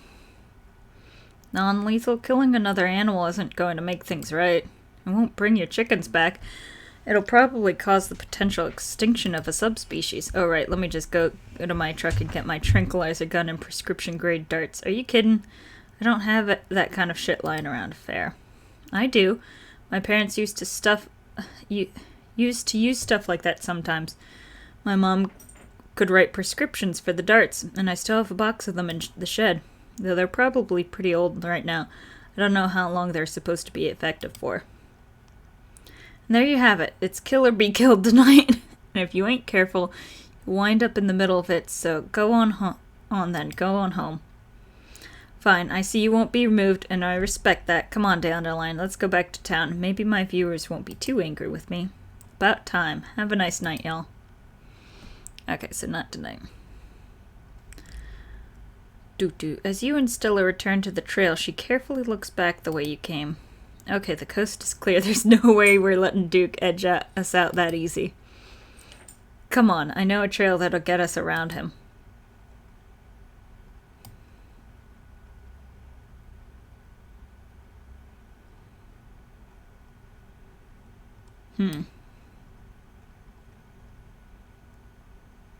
Yes, I knew you wouldn't get... Who should I play? Yes, I knew you wouldn't give up on the hunt. Lead the way. Oh no, we are actually heading back to town. Movie instead. Not with Duke. Shooting. Lead the way. And trust me, we don't have anything to worry about from old Duke or his shotgun. I've gone on hunting with him before. The man sounds like a truck crashing through the trees when he walks. Even if we do cross paths, we'll hear him long before he catches wind of us. The trail's just up this way. Let's go. Cool. Alright, this looks like a good shot. Mind holding the camera? Sure. She hands you the camera and takes position. Doggy. Ahem. As night falls, my new assistant, the mysterious Dandelion, I'm mysterious, and I find ourselves on a high hill due to the Blue Ridge Mountains, where we'll begin our hunt for the elusive yet pungent skunk ape. Though mostly encountered in Florida, this possible relative of Bigfoot has been spotted all along the southeastern edge of the United States, including right in this very county. Here's hoping we get a glimpse tonight. We'll check back once we're on the trail. Until then, stay searching, Stellars. And keep digging, Gretches. Cute. You can take the camera off your hands for now. We'll be able to start the tracking scenes once the sun sets all the way. In the meantime, we get to take in this beautiful scenery. It's gorgeous out here, don't you think? The biologist in me is going nuts right now. Yeah.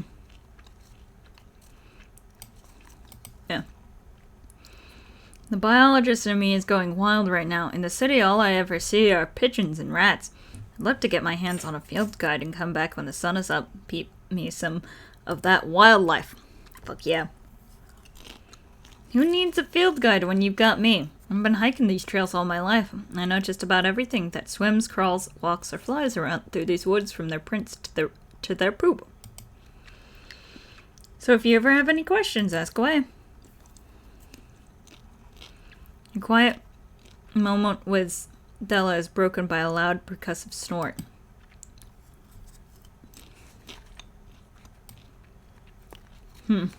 Death has come for me at last. Goodbye, cruel world. What? It's Duke with his shotgun. Run. I know the skunk ape has found us. What was that, a deer? I've seen videos of them making that spooky little warning snort, but I've never heard it in person. Yeah, they make a lot of weird sounds, and then sometimes they make no sounds at all, which is worse. Sure was. Let's check it out. As you and Stella hear the footfalls of animals retreating into the woods, she reaches for her flashlight. Oh, that's fucked up. Hey, sir. Oh, it's fucked up. And a single deer remains behind, staring down the beam of Stella's flashlight while Gretchen whines and pulls at her harness. That's a messed up deer. Hey, guy. Pain, rot, decay. Oh, fuck. Okay. Sir? Sir? Dear, let me at him. How dare he infringe upon my dear Stella's personal space. Let me at him. Bud. And then it's gone. Geez, Gretchen, calm down. You're gonna hurt yourself. Oh my, it seems I was consumed by a blinding rage. How very unladylike. What must you think of me? She could not handle deer, I bet. When she gets like this, I usually have to pick her up and hold her. She has a bad habit of slipping her harness when she wants to go after something.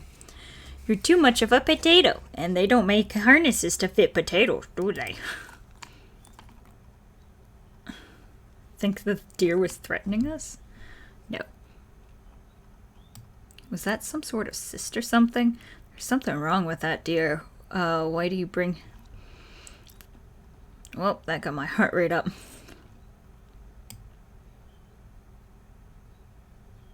Was that some sort of cyst or something on that deer? It looked bad. Yeah, I think you're right. I bet it was an abscess. Maybe a tumor. It's not like wild animals can get taken care of, so they just get bigger and bigger, poor thing. There's not much we can do about it. Yeah, that's not normal.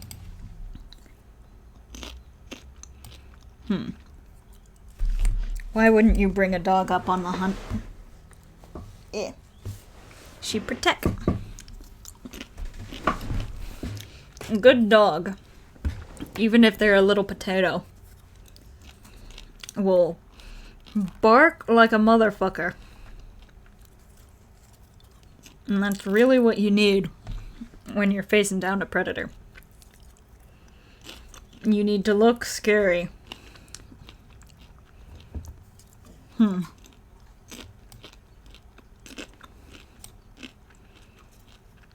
Yeah. That got my heart rate up, so I'm ready for the hunt. Same for me. How's about we take a quick snack break to fuel up, then we can get right into the night's activities. I've got all the best trail snacks. As you settle down to rest, Stella breaks open a bag of assorted snacks. Trail mix, extra M&Ms.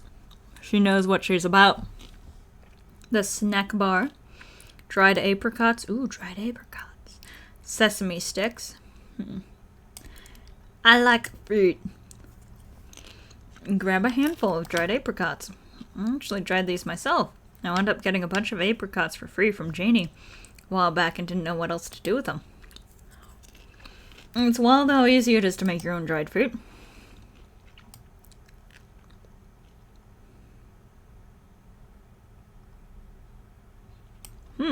Really, maybe I should try it out.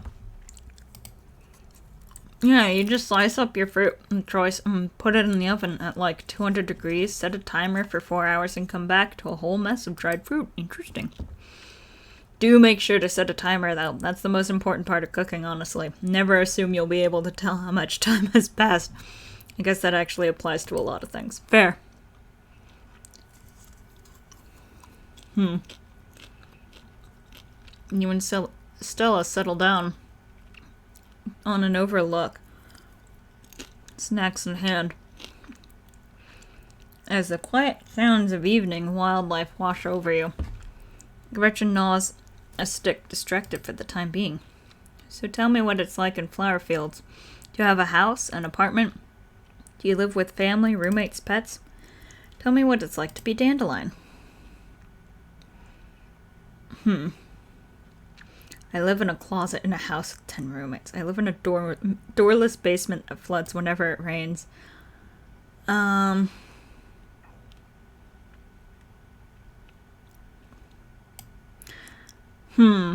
What is the persona we're going for?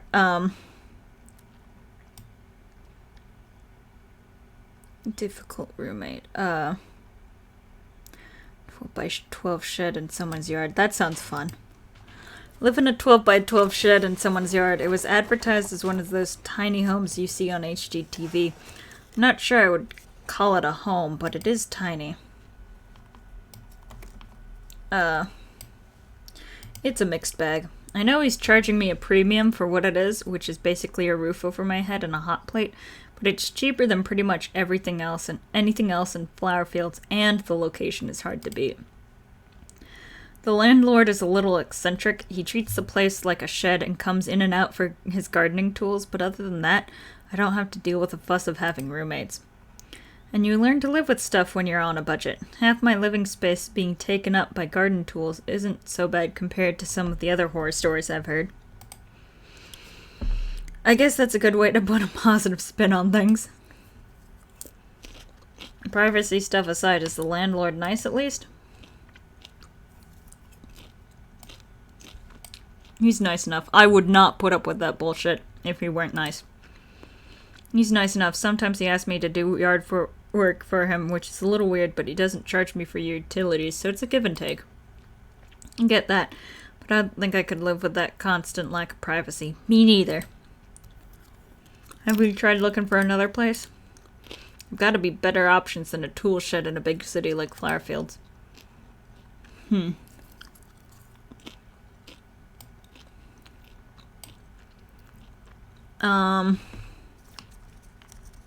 I've been saving up for something better. I thought about finding a place with roommates, yeah. I've thought about finding a place with roommates, but I haven't really landed on anything yet. Maybe I'll look into it when I get back. Oh, yeah? So what do you do for a living? Oh. I build pragmatic ads for a company nobody's ever heard of. I sell arts and crafts on Etsy.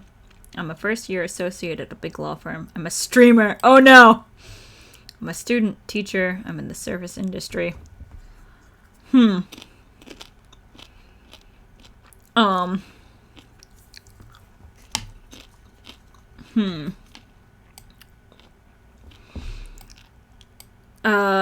let's... I'm a streamer. Oh, no way. A fellow content creator.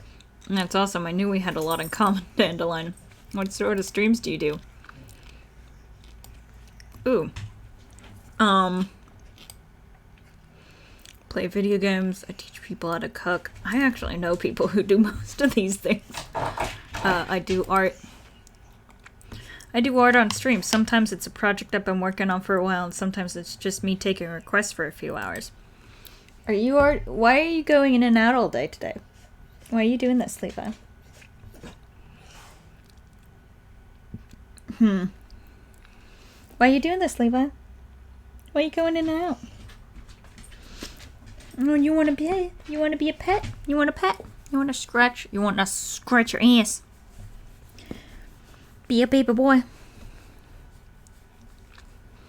Be a baby boy. Oh, baby boy. That's incredible. I've always wanted to be good at art, but it's one of those talents that never really manifested for me. Try as I might. I'll have to check out your channel sometime this week. How do you like it? I wouldn't trade it for the world. I wouldn't trade it for the world. Most people I meet tend to raise their eyebrows when I tell them what I do, but I love it. Fair. It might not be much, but it makes me feel like I'm taking control of my own destiny. Yeah. Believe me, I can relate. I don't think I'd give up what I do for anything. Yeah. Oh, jeez.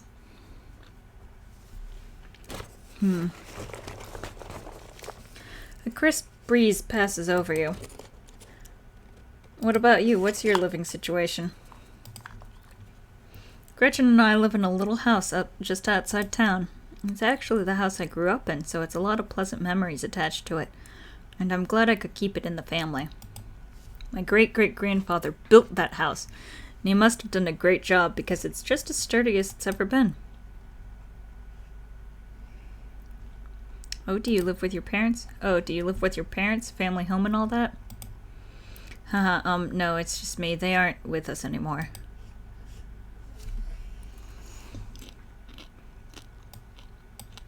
Oh, geez, I'm so sorry. It's okay, you didn't know. I've done my mourning. You don't have to watch your tongue around me or anything. Life goes on.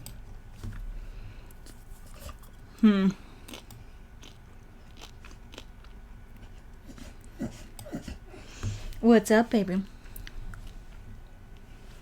What's up, baby boy? You just hanging around? You're just hanging around, huh?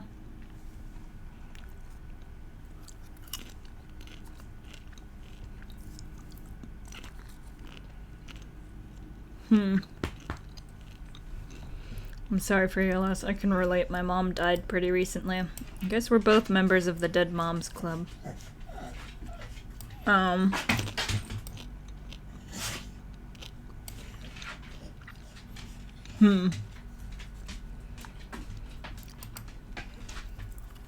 What were they like? Did you get along? You're amazing. Two of the nicest people I've ever met. And interesting, too. My dad was a bit of a regional legend among hunters and trappers. He was always out in the woods on the trail or of something. We certainly had some interesting dinners because of him.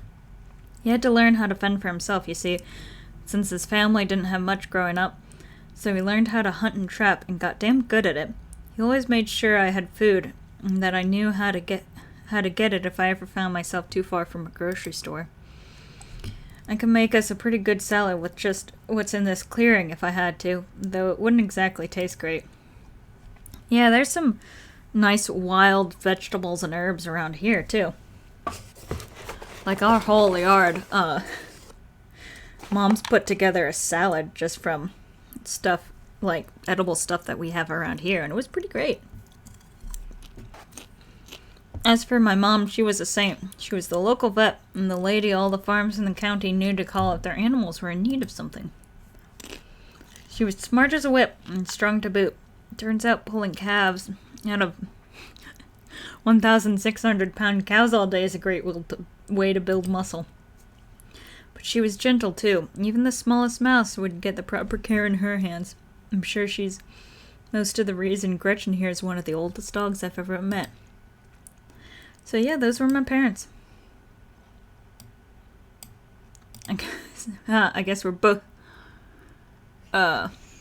Junior Mouseketeer? Rip Mom. I guess we're both members of the Dead Moms Club, huh? I guess we are. How are you holding out? I'm okay hanging in there. I was glad to see her go. I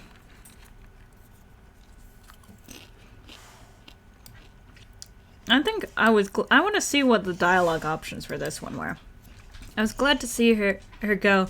By the end, she was nothing like the woman who raised me. It had been years of this slow downward spiral, and I wanted nothing more than for it to be over for her. I'm so sorry that happened. I can't even imagine how horrible that would be to go through for both of you. Whoa, a noise. Let me let the dog out. And then maybe you can decide if you want to be inside or outside. Go on.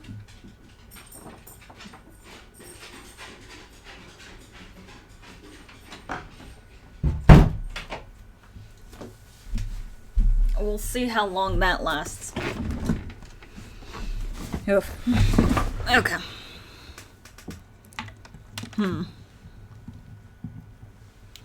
Okay, let's see. Whoa. My stars, what was that? Stella immediately packs her bags and slings it over her shoulder. Okay. Please tell me that was a raccoon or something. Something, yeah, whatever made that sound. I've never heard anything like it, and it's close. Here, hold Gretchen's leash for me, and let's check this out. You and Stella inch towards the tree line as she shines her flashlight into the woods. Do stay close, Dandelion. I wouldn't want any harm to befall you. Oh, that's Gretchen. Talk to animals. As you approach, a series of weak clucks call out from a nearby bush. Pain. It's all pain. Maybe Duke's birds weren't eaten after all. Oh, what the fuck? Oh, it's gone. Did it leave? What the hell was that? Hold on, I gotta play that back. Holy shit. Guessing it must be maybe 2-3 feet tall. It didn't look hairy either, so I think we can rule out skunk ape. Whatever it is, it has one of Duke's chickens. It looks like it's heading north. Let's go after it.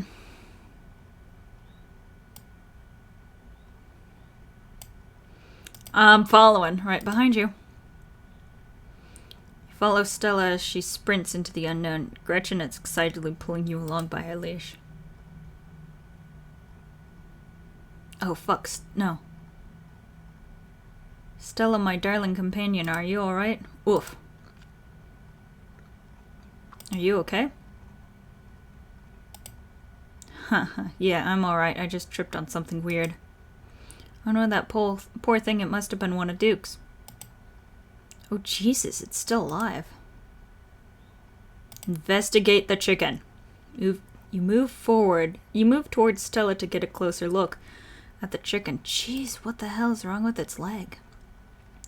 Don't get too close. Don't let Gretchen get too close. She'll try to take a bite if you don't stop her. I would never. Something about that bird doesn't smell right. You hold Gretchen's leash close to your chest. She squirms against her harness. Examine the head, the wing, the growth. Oh god, at first you thought it might have been a tumor, but it's something else. The skin is stretched out, taut, the growth pulsing beneath. Gross. If you didn't know better, you'd say this could be some sort of parasitic growth, like a wasp laying eggs inside a caterpillar. The wing. Okay. Looks like this is what Stella slipped on. The wing is barely still attached, but that seems to be the least of the chicken's concerns. The head. Why am I alive? Its poor little chicken eyes look up at you, glazed over but still rolling around in their sockets with unfortunate life. Having investigated to your heart's content, you turn away to give Stella room to film. Ahem. It seems we found one of Duke's chickens, folks. And she's not looking good. I'm hesitant to speculate, but she definitely seems to have some sort of growth under her skin. Could be a tumor, could be something else. Either way, I don't think there's much that can be done for her at this point. Jeez, I'm gonna have to put up some massive content warnings for this video. Hey, do you hear that? There's something out there all around us. I can smell it. There's so many of them. What in Sam Hill are you two doing here? Didn't I tell you to? But Birdie? Oh, Birdie, what's wrong, darling? Dear God. Good God. Did you all see what did this to her?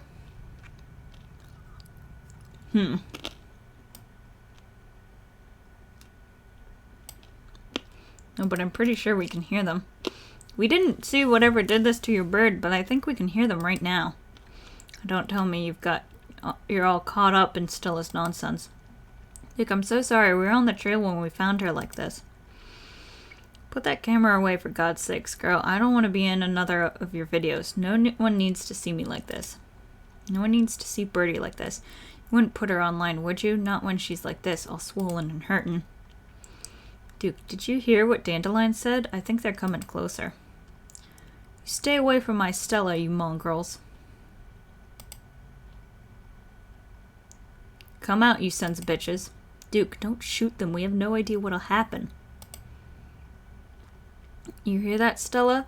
Aren't the sound of something peace-like. Whatever these things are, they'll pay for what they did to my girls. Come on, whatever your name is, grab that flashlight and help me line up a good shot. I can feel the white-hot rage from earlier start to wash back over me. I'm going after them. As the creatures in the tree line grew louder and more numerous, Gretchen violently strains against her harness. Dive for Gretchen. Oh, shit, what is that? You dive forward and scoop Gretchen into your arms just before she managed to wriggle out of her harness. Your eyes fixate on the dark tree line over Duke's shoulders. What the fuck is that thing? Oh, man. Here's the monsters. God damn it. Oh, no! Hear a body hit the ground and then quiet as the chaos fades and the sound of nature creeps back in. Gretchen, Dandelion, Duke, are you alright?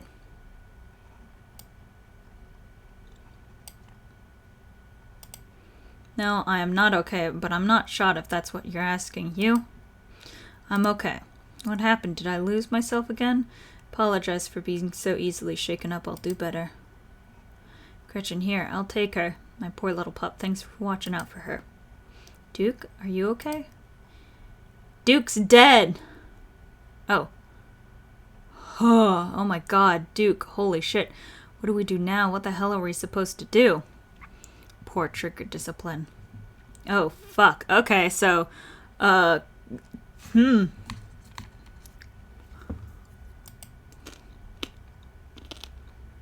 we should go to the police.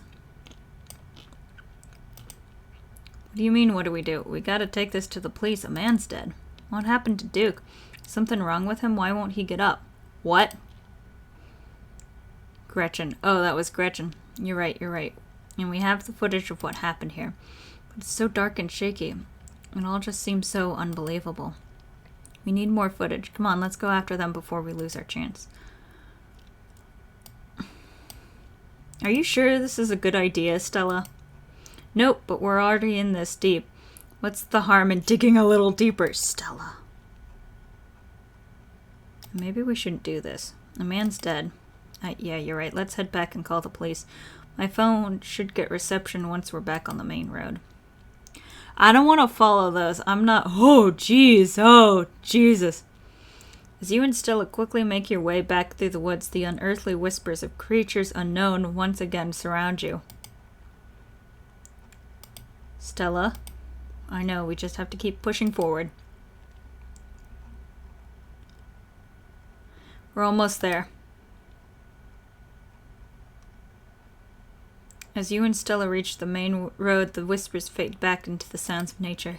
Sounds like they've stopped following us. I certainly can't smell that stench anymore. I should get reception now that we're back on the main road. Let me find my phone so I can call the sheriff. You feel a buzz in your pocket. Oh, I've missed calls from Tabitha.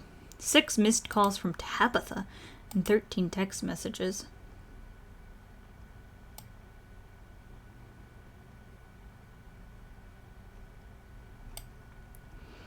Text her that you're okay. You text Tabitha back and let her know you're okay. Your message sits unread. Yeah, let's call her. You try and call Tabitha back, but it goes straight to voicemail.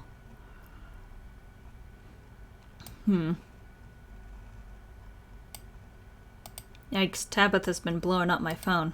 I guess she must be worried about you. But, first things first, let's call the police. Yeah.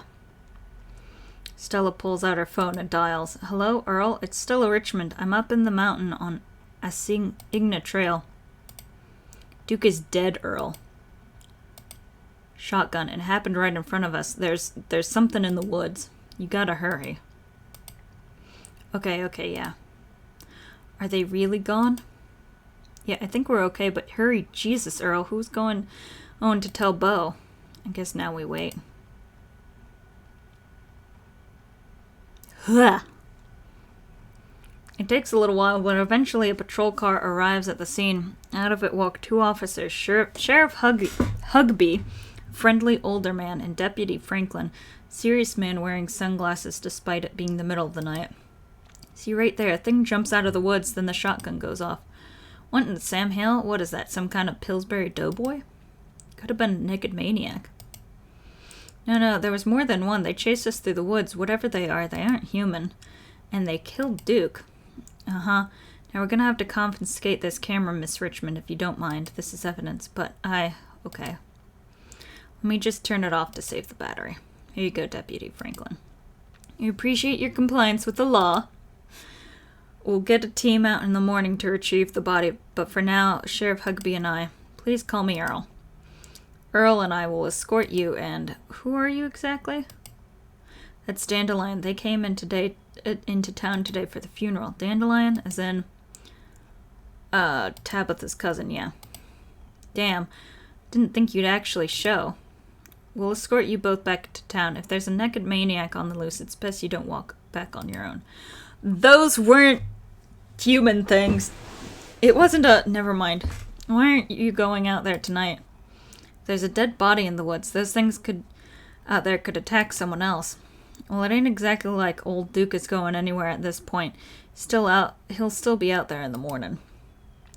Cops are useless. We only have a skeleton crew at the moment. Monday nights are Deputy Dirkson's bowling nights. We'll be on alert for any more reports of naked maniacs, but retrieving Duke will just have to wait. Now, if you'll kindly step into the vehicle, I can return you safely to your home. Do we have to ride back with you? I can just walk. Those creatures left will be fine.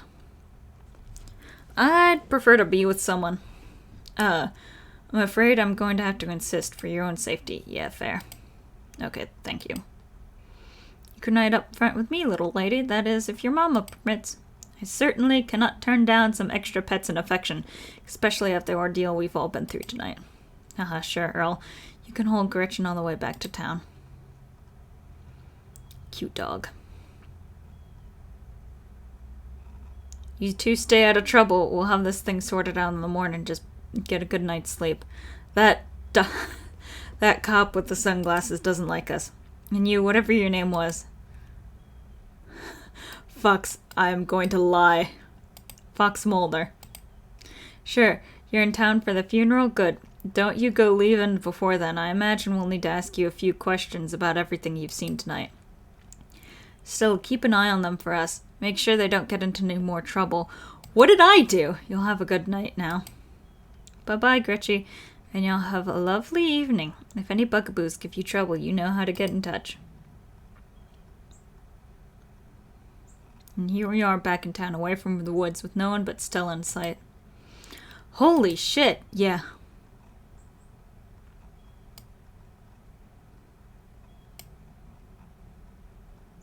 They seem a little blasé about everything. Keep an eye on me? Are they for real? Why did I... Oof. They sure seemed a little blasé about a man's death. I can't believe they're waiting until morning to even start looking for him. Who knows what those things are doing to his body right now? I believe that they are well-intentioned if in over their heads. And what's worse...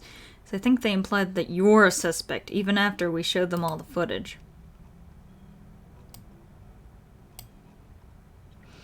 They have to pin it on somebody. They're cops. It's their whole job to pin it on somebody, so of course they'd pick the out-of-towner.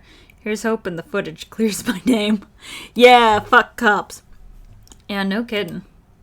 But it's okay. I'm not gonna let anything bad happen to you. Thanks, Stella. Nor will I, though I have little understanding of police work. Yeah. I was there. I filmed the whole thing. At the very least, it'll never hold up in court. And it won't get to the point to that point either, because we're gonna do a little investigating of our own. I like Stella. I like her. We've got to find out more about those things. If we can get clear footage, or better yet, trap one of them, there's no way they can blame you for what happened.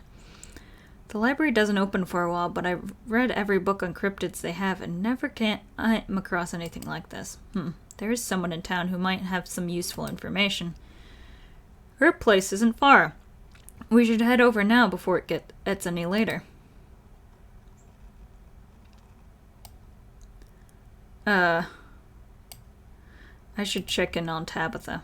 I should probably check in on Tabitha. My friend's place is on the way back, and stopping by shouldn't take long. You sure you don't want to stop in first? I know I wouldn't want to head up that mountain road by myself after everything that's happened tonight. Yeah, when you put it like that. Sure, let's do it. And I did text and call, so, you know. I'm glad you're sticking it out with us. It's always so nice to have an extra companion. Yeah, you don't want to be alone in this kind of stuff. I hope she's still awake. There's something foul creeping up behind us. Dandelion. Jesus. You and Stella turned to see a shadowy figure staring at you from across the road. You didn't hear it approach. Oh, shit. Welcome home. Oh, motherfucker. Before you can respond, the door behind you swings open. An older woman stands in the entryway. Go home, Wayne. I can't help you tonight. You look back and the figure is already gone, disappeared into the shadows of the night. Okay. I'm sorry about that, Stella. Some people just can't be helped.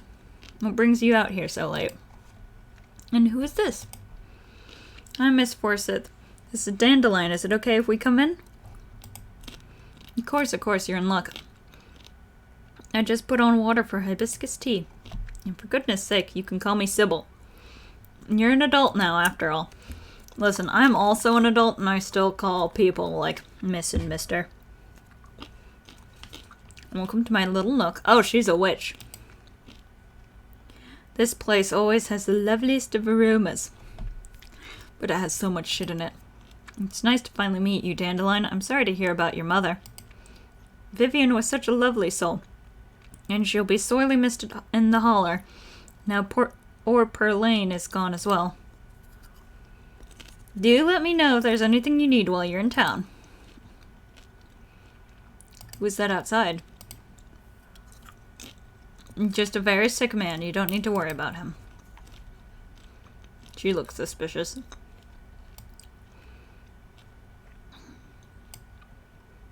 You knew my mom?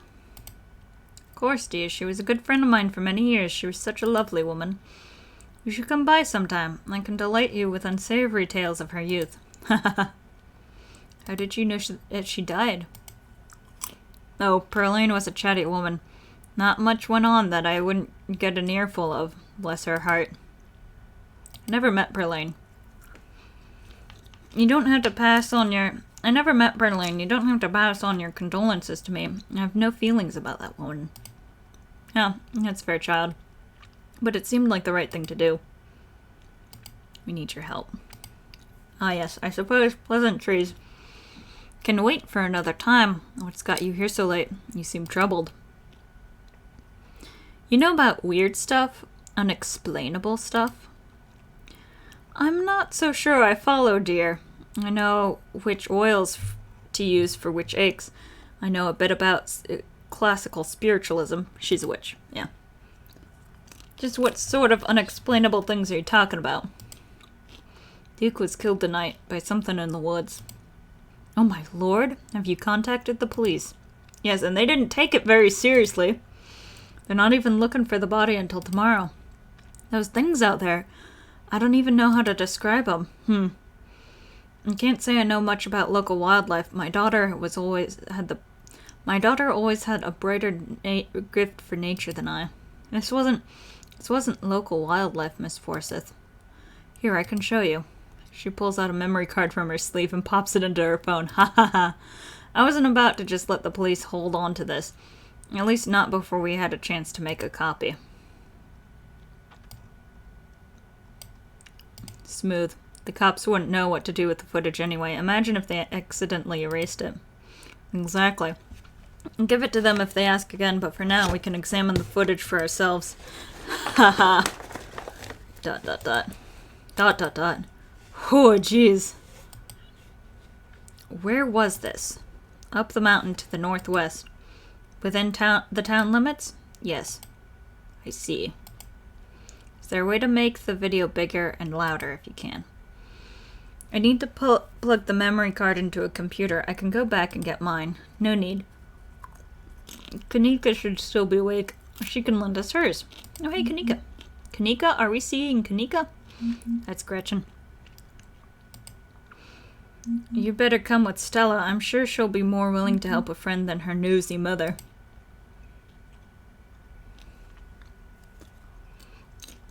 Kanika, come on out. We could use a little help. What, Mom? Aw. Oh. Hey, Stella. Gretchen, who's a good potato? Kanika, is it me? Am I the good potato? I certainly hope I am. Abby Howard knows how to write dogs.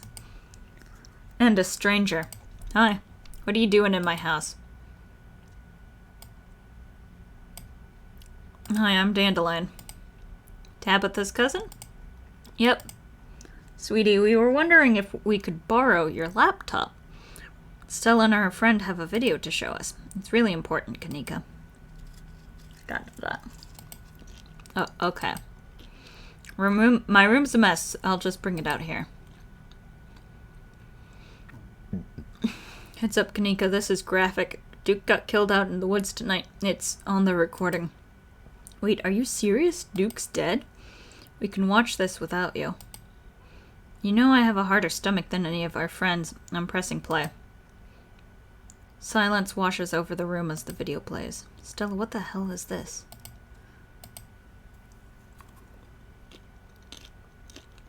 This is far beyond my ability to contribute. I'll leave the thinking to you humans. Sweet Gretchen. I'm sorry either of you had to see this, but Dandelion and I have no idea how to make heads or tails of it. Stella, are you okay? Did you get hurt? I'm fine, really. I'm okay. Oh, I like Kanika. I like Kanika already. I love that Sailor Moon shirt.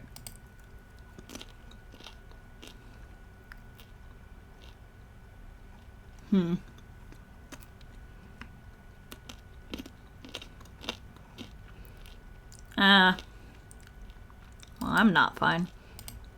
The other three look at you unsure of what to say. I made the wrong choice. Poor Duke.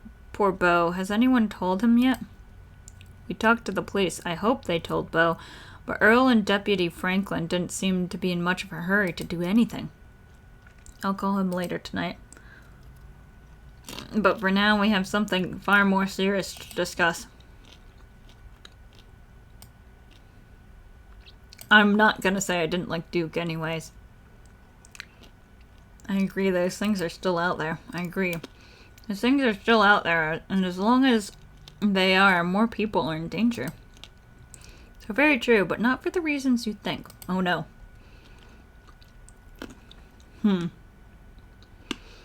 These things, my grandmother called them ditchlings. They are a terrible omen, a sign of great suffering and destruction to come. Ooh, fuck. Mom, come on. Whatever is doing this is serious. Stop scaring Stella and Dandelion with a taily poke crap. A man just died. Have some respect.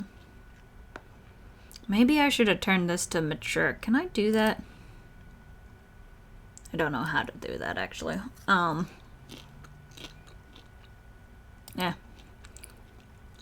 I've got... Yeah.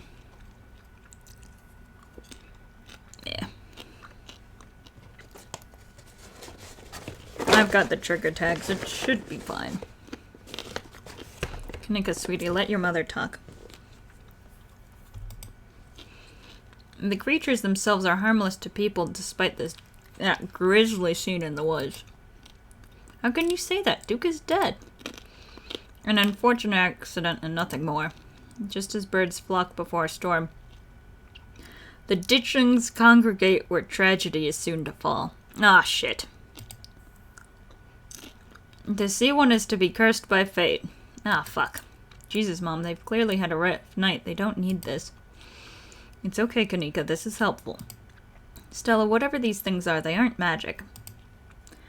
We can't rule that out, not after what we saw. Yeah, I'm not ruling that out. But fine. Let's focus on what we know. Whatever they are, they're doing something to those animals. You saw the chicken in our video. What was that growth?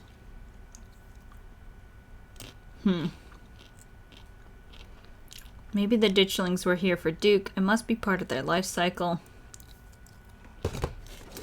I'm not saying that one.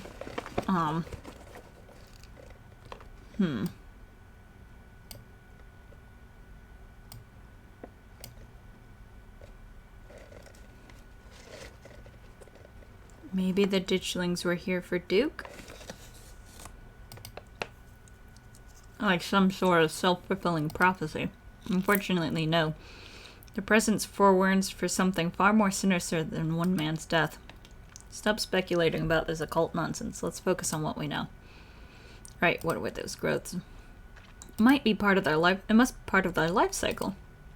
I looked at the chicken up close, and it looked like some sort of parasitic growth, like when a wasp lays eggs in a caterpillar. That seems plausible. But I don't want to jump to any conclusions about something this out there, not without doing some research or talking to a biologist. Fair. I'm sure there's a rational explanation that'll clear all this up. Oh dear, I'd forgotten entirely about the tea I'd put on. Let me fix you a couple of cups. It'll help soothe your nerves. I don't know, it's getting late and I should let Dandelion get some rest. I ran them ragged today with all the hiking and running through the woods in terror. I wonder if the Scarlet Hallow Manor is gonna fall off the cliff.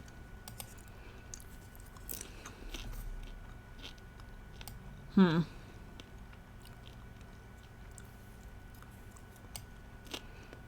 don't have to leave on my account. You can stay up, this is important. Okay. Maybe it's just that I'm eager to get home and start doing research. I'll ask around on my usual forums to see if anyone has information on ditchlings. Is that what you called them? That's right. You can go home now and try to get some rest. Don't stay up all night on the online. Let me get you some of my house-made peppermint tea to go. It really does wonders to soothe the soul. Thanks, Sybil. Bye, Stella. I'll see you tomorrow, okay? And call me if you need to talk. Thanks, Kanika. I'll see you. Bye, Dandelion. It's excellent warm, nice or warmed. Though with the nights getting chillier, warm will probably be best. Helps wake up the bones. Be careful out there, both of you. Thank you.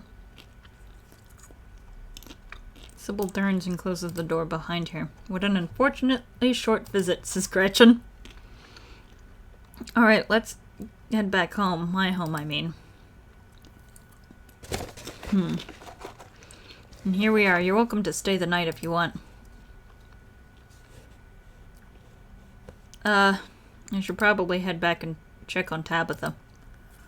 That's sweet of you. You sure you're okay with heading back up that mountain alone?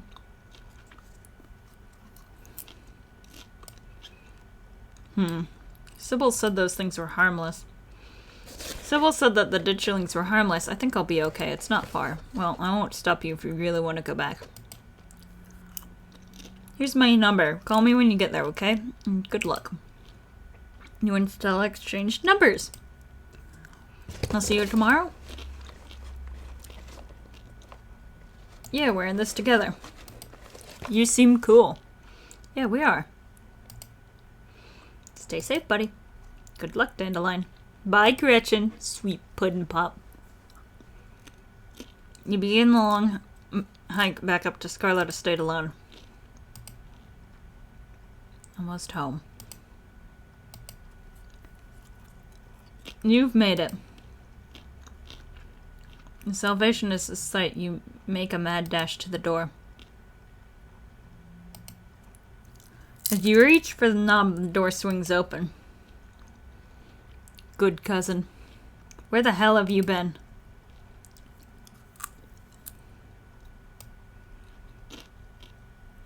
I watched a man die tonight.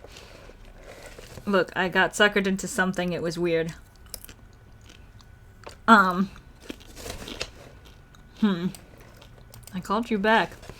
I called you back as soon as I had reception. Did you? I didn't notice. Do you know anyone named Wayne? No idea what you're talking about.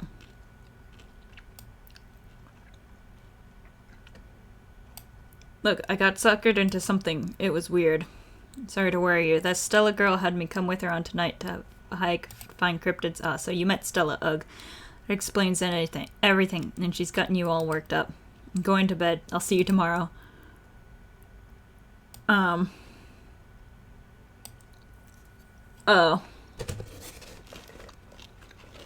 I should have probably picked the option of, I saw a man die tonight. Okay, good night. You're alone in the estate. The sound of the wind whistling through the house gives you an uneasy feeling in your gut. It's probably best to turn in and try to leave the night behind you. As you settle into your room, you remember that Stella asked you to call her once you got back. I am calling her. Hey, how are you? She sounds a little different, like she's been crying. Did you make it back all right? Yeah, how are you? Are you okay? Yeah, I'm alright. How are you? Totally fine. I mean, as fine as I could be, I guess. Don't have to worry about me. Go get some Z's, okay? I'll see you tomorrow. From the relative safety of this uncomfortable bed, the events of the past evening seem like something that happened to someone else. Though you can still clearly picture the terror you felt in those moments. For now, you're safe and you're warm. Eventually the sun will rise, chase away the monsters, and make them seem like nothing but bad dreams. Maybe tomorrow, if you're lucky, you'll wake up in the normal world and have a boring week in the mountains with your sour-faced cousin. It's a nice thought, but deep down you can't help but worry that things will only get worse. Dun dun dun.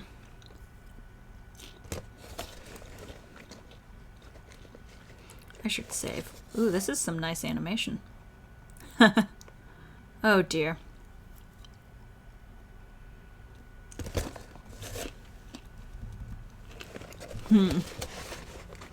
That was one hell of an introduction. Yeah. Oh yeah, this is hand-drawn, ain't it?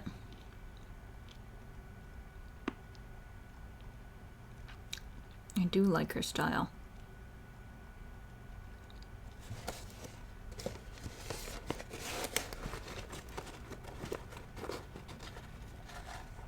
Oh, are you okay, bud?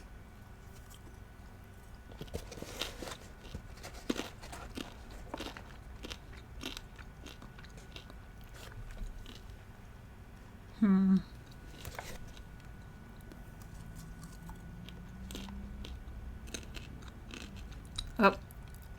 Eyes. Something's gonna happen.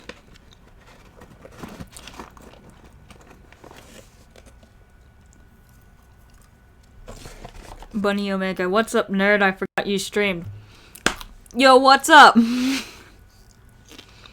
We're playing Scarlet Hollow and we saw a man die. Woof.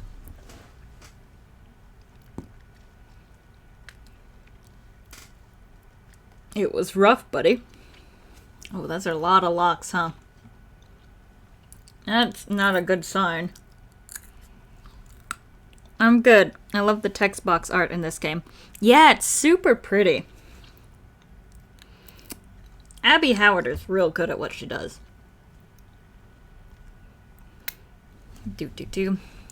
This is the end of episode 1. Episode 2 awaits. Okay, cool. If you'd like to continue with the world state in episode 2, please save your game now. Okay. Yeah, okay. I know, I just saved that. Okay. Yeah, I'll just return. Okay, here we go. Would you like to see a recap of episode 1 before you start episode 2? No, I just played through all that. You open your eyes. The sun has risen, the birds are singing. You are still alive, and for now you are safe. Your gaze wanders across the room to the window and the roads beyond. You wonder if the monsters are lurking there right now, just beyond the trees, ready to pounce as soon as you leave the crumbling estate. Let me turn up the sound for a sec. Yeah, okay. Yeah. This is a nice animation. Oh, yeah. Have you ever seen anything by the artist Abby Howard? She's really good. Does a lot of horror stories. Like this one. She has a book called The Crossroads at Midnight. Excellent. A familiar unease settles in your gut, tangling into a knot of anxiety wriggling as the events of last night play out in your head. Ugh. Yeah. Crying, yes.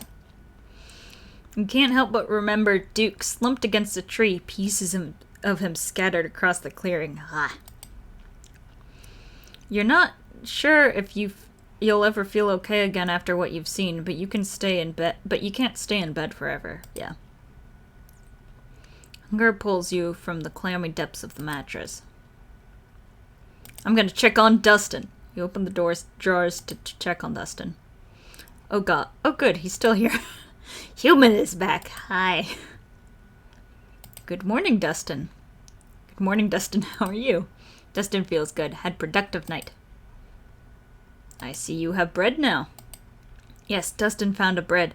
Dustin also ate a bug last night. Good night for Dustin. I gotta head out. Talk to you later, dude.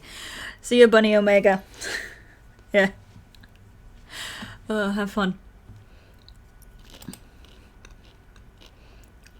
Have you met Frou Frou?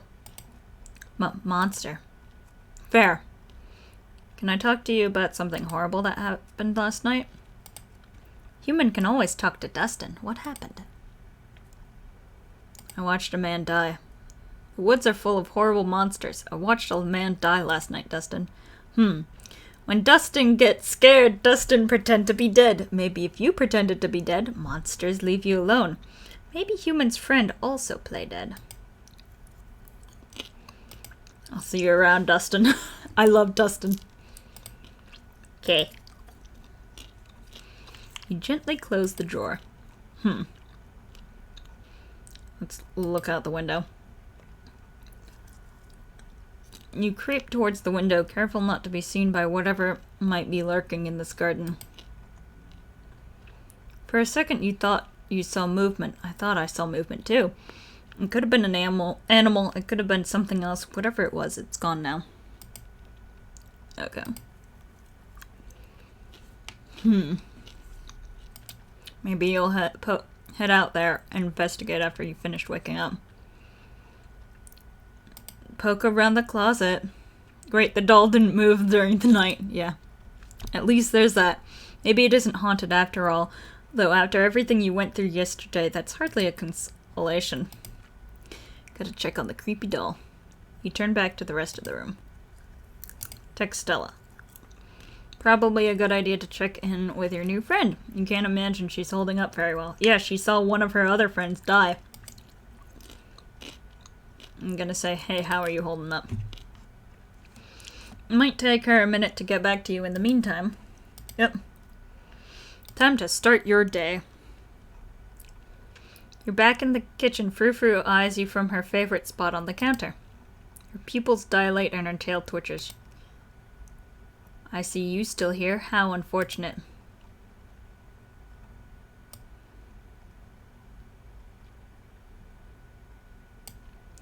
Gretchen sends her regards.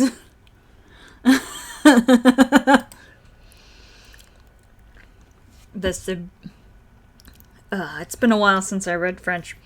Ce sabre et toucheuse? That creature has not yet returned to whatever vile pit of hell it crawled from.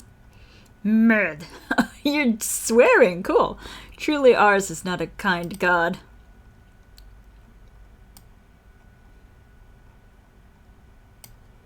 I don't want to be here either. Who would have? I thought Who would have thought we had anything in common? Hey. Did you know the police called me this morning? You've only been here one day and you've already had a run-in with the cops.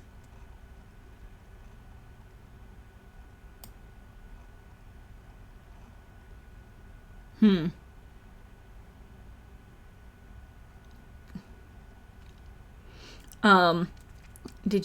the cops say anything about Duke? Did they find the body? Body?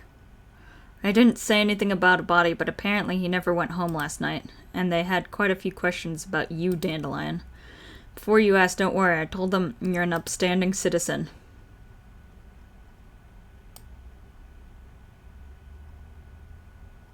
Had a really rough night. Can you cut me some slack? A man died right in front of me, and those woods are full of actual monsters. No, some old farmer went missing, and that's it. Don't let Stella get you worked up over this. Tabitha. She has that effect on people. You seem unfazed by this. Man's dead, Tabitha. Some old farmer disappeared after going hunting in the middle of the woods at night. So what? Something like this was bound to happen eventually, and frankly, you're lucky it didn't happen to you. Do I seem unfazed? Maybe I am. I'm just sick of dealing with other people's problems. Just make sure nothing like this happens again for the rest of the week, alright? I cannot promise that. What is up with you and Stella? Sorry, can I hang out with you today?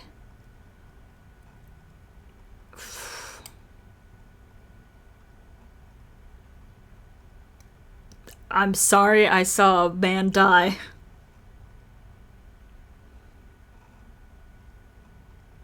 Can I hang out with you today? At the mines? No. I've got to go to work. But just stay out of trouble today, alright? I'll try and be back by sunset, and I expect you to be here. I don't want to hear complaints. Just do what I ask, and we won't have any more problems. Tabitha takes a few steps towards the door. Sunset. I'm an adult. We're both adults. Why are you giving me... What is this? Why are you giving me a curfew? Your cousin huffily exits the kitchen. Her footsteps fade down the hall, ending in the characteristic creak then slam of the front door as it opens and closes behind her. Once again, you're the only human in the estate. It seems you make a habit of bad first impressions, no? The cat chuckles mockingly. Text from Stella. Hey Dandelion, thanks for checking in. Hope you're alright, all things considered. I'm not doing okay. Not great, but hanging in there. Or I'm doing okay, not great, but hanging in there. Up most of the night on cryptid forums, but no good answers yet. I'm at the library if you want to join. I have skunk breakfast.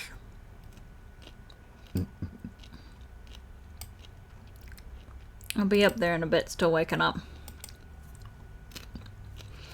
And that's it, time to start your day. As your eyes wander to the garden door, you shudder, remembering the brief glimpse of something you saw from your upstairs window. I want to check it out. It was probably just a raccoon, but the uncertainty of what you saw gnaws at you, compels you to investigate, if only to prove it was nothing. At the very least, you don't see anything now. You wander further into the garden, trying to pinpoint the spot where the thing had been lurking, if indeed there had been a thing to begin with. Take it all in. The garden is peaceful, but undeniably eerie. Here, more than anywhere else, you're surrounded by the ghost of what this place used to be. Greenhouse sits in the midst of the overwhelming greenery, unreachable from years of neglect.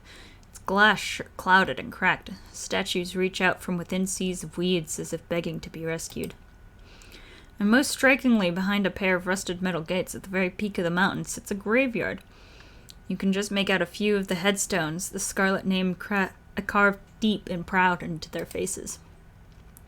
You notice what a good view someone would have of your window if they stood where you're standing right now. Oh, a boot print. You crouch down, pushing aside the greenery to examine the soft earth. A boot print, a big boot print, and what looks like some kind of viscera. Your thoughts turn to the specter from the night before. Ugh. Snap a good photo just in case it comes in handy lately.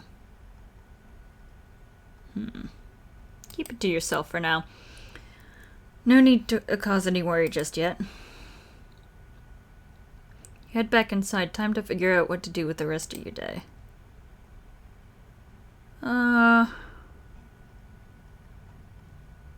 Scones. I'm gonna get to town. The walk back to town is much less pleasant today than it was yesterday when you didn't yet know that the woods were full of monsters and strange men who know your name. You stare anxiously into the darkness between the trees, searching for any signs of movement. The woods are still, at least for now. The autumn-tinged mountains, sprawling for miles in every direction, now feel less like a beautiful scenery and more like the walls of a cage. Oh, freaky. Your phone buzzes in your pocket. Look what I found at the library. She said she was up all night thinking about the video, adding you to a group text. I'm only here because it's quieter than the store, or was, lol. I'm trying to figure out what animal that could be. I don't buy this harbinger of doom stuff. We know what animals they are. They're ditchlings, and they are harbingers of doom. Sounds like they're having fun.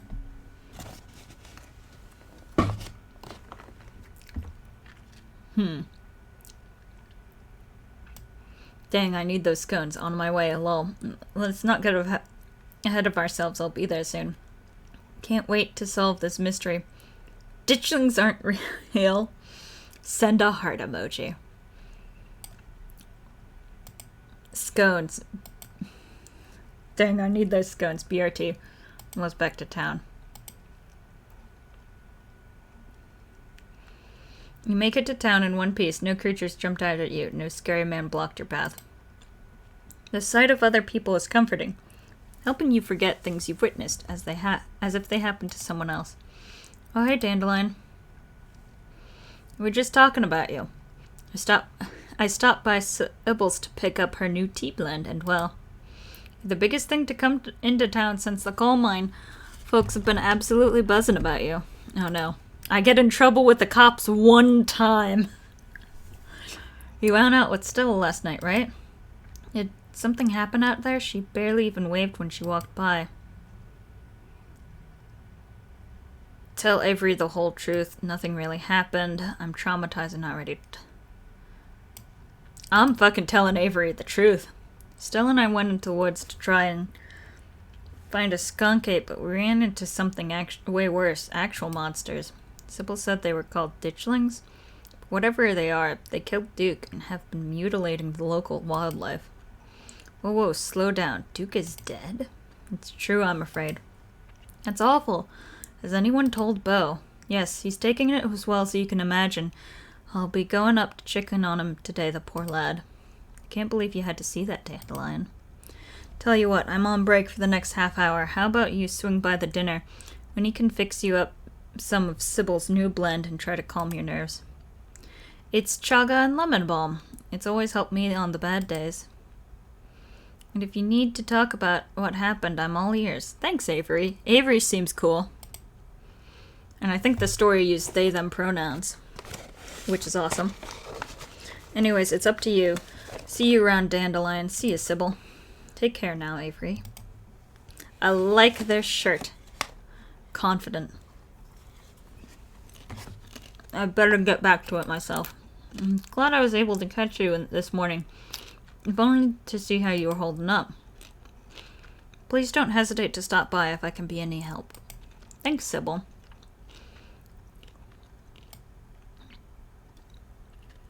Why doesn't anyone in this town seem to know or care that a man died? Yeah, that's a big question. This town has had a hard run of things, Dandelion. People here lead difficult lives. Their paths are full of death. No one in Scarlet Hollow is a stranger to it. Kanika and Miles lost their father not but a few years ago. Everyone's parents are dying. What's up with this? And we've all just had to learn to live with it in our own ways. As for your encounter with the police, people tell a lot of stories up in the hills, especially city folk who wouldn't know a bear from a Bigfoot. No offense, of course. But I'm afraid that means most folks aren't going to take your claim very seriously. At least not until they see what you saw with their own eyes. Be gentle with them, Dandelion. Gotcha. I'm so sorry to cut our conversation short, but I've got things that need tending to. Fair enough. Stay safe and God bless. Toodles, Miss Sybil. You probably have a bit of time before you need it at the library. Go by the diner. The diner's a little quiet today, but the air is still heavy and the tantalizing smell of breakfast. I'm gonna talk to Avery. You slide into the booth. Coffee date! You slide into the booth across from Avery. Hey there, stranger. Before you exchange words, Winnie sidles up, a fresh mug of tea in hand. Heard you might need this. Thanks. The answer to 29 down is oink, by the way. What? But the clue is pen sound. How is that a sound of pen names? Wait, pen like pig pen? Are you kidding me? How was I supposed to guess that? I don't know why you even bother with those things. They're just gonna frustrate you. It's just something to do to fill the time. But maybe I should switch to Sudoku. Sudoku is a lot less frustrating. Winnie leaves Avery contemplating daily newspaper puzzles, returning to her seat behind the counter. So, what the hell happened last night? You can tell me, I won't judge.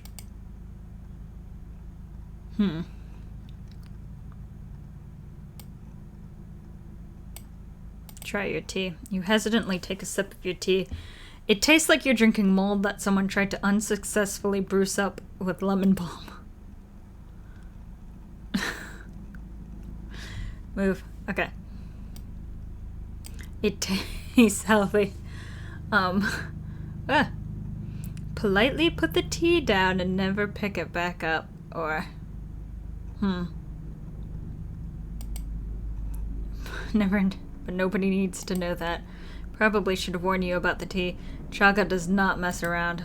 It's a fungus harvest from local birch trees. It's supposed to be super healthy for you, and it sure tastes like it. It's a challenging drink. Okay, what if you don't believe... I could tell you about last night, but what if you don't believe me? I'm not here to judge, I'm here to listen. Okay, Avery's cool. You spill the beans, glad to have someone to talk to about the horrors you've witnessed. Oh, that's heavy, some heavy stuff. No wonder Stella seemed distant. Monsters in the woods. I may not have lived here long, but I've never heard of anything like that happening around these parts. I can't say I like the thought of it. Now that I think about it, when the cops came in for their morning coffee, they mentioned something about going to the woods to look for someone. Must have been Duke. They seemed so disconnected from it. I figured it couldn't be very serious, but wow. I guess she's listening in. That's fair. I figure that's what you do if you work a diner in a small town. You listen in on conversations. That's just what you're supposed to do.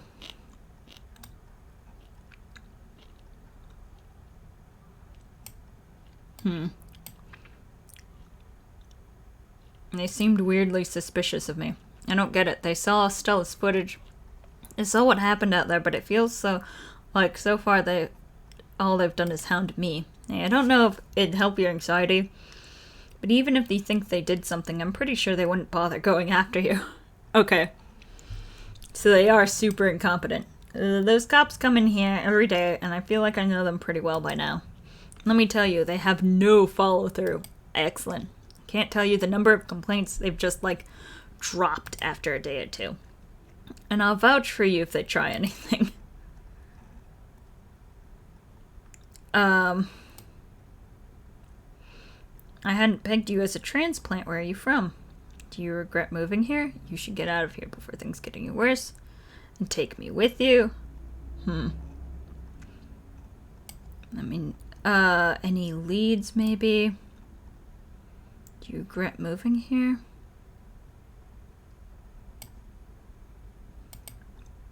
We're on the case, but I hardly know where to start. Let me know if you hear anything. Definitely. Oh man, it looks like my shift is starting. Hopefully the Chaga's had a chance to start working its magic. Dinner is where everyone comes to gossip, so I hear a lot about what goes on around here. I'll let you know if anyone mentions those monsters or anything else strange or unusual. Cool. Avery slips out of the booth, giving a friendly half-wave before disappearing into the back. You leave the diner, ready to continue your day. Yes, general store. Oh, hey, kid. This is your first time seeing the general store in the light of day. Young man sits at the table by the register, too preoccupied with his phone to care that you stepped in.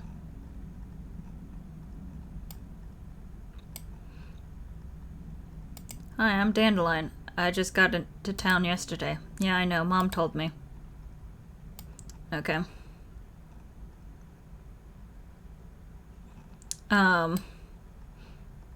If I wanted to buy chips, buy something chips or something here, do I talk to you or?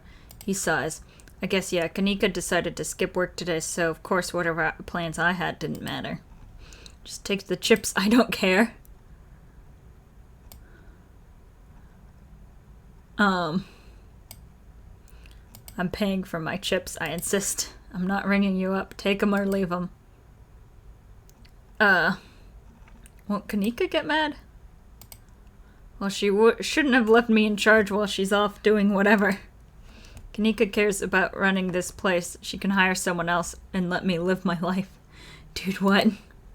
She inherited the store. I don't want to keep getting suckered into working here just because I'm her brother.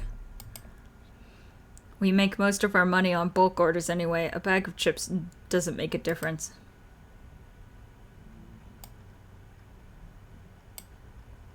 I'm good. I'm good, thanks. Have it your way.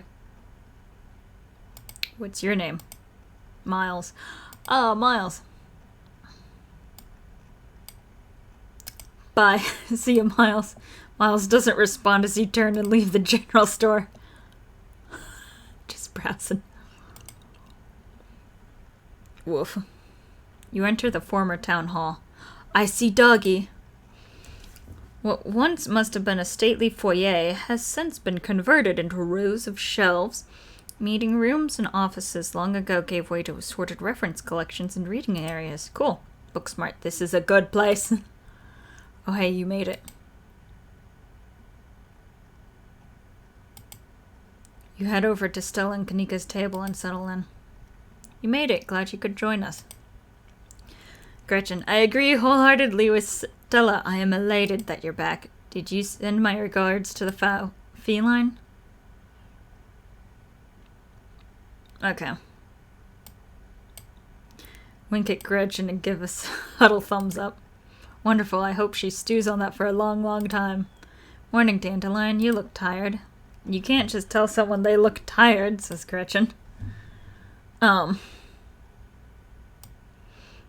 Yeah, the estate isn't the easiest place to get a good 8 hours. It was hard to fall asleep last night, all things considered. I'll sleep when I'm dead. Yeah.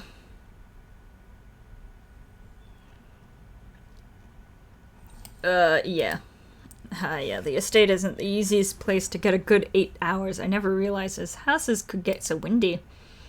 And of all the dreadful creatures in every nook and corner, it is a wonder you could even get a wink. What? I can only imagine that place was already falling apart the last time I was there, and it's been years. Can't believe it hasn't been condemned.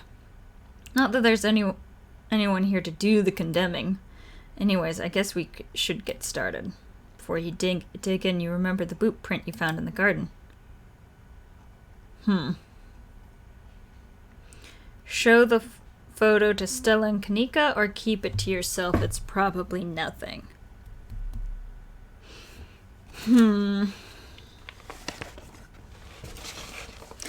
I think I want to ingratiate myself to my new friends. Hey, before you dig in, I found something in the garden this morning. You hold up your phone and show Kanika and Stella the photo you took in the garden. These prints were in the bushes with a clear line of sight to my window. Oh, they look concerned. Dang, that's creepy. Are you okay? In the world is that liquid around it? It looks like pus.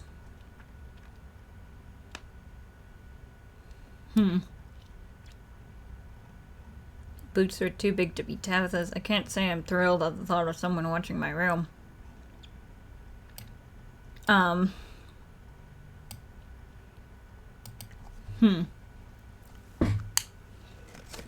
can't say I'm thrilled at the thought of someone watching my room. Yeah. Gonna keep the animal thing a secret. No kidding.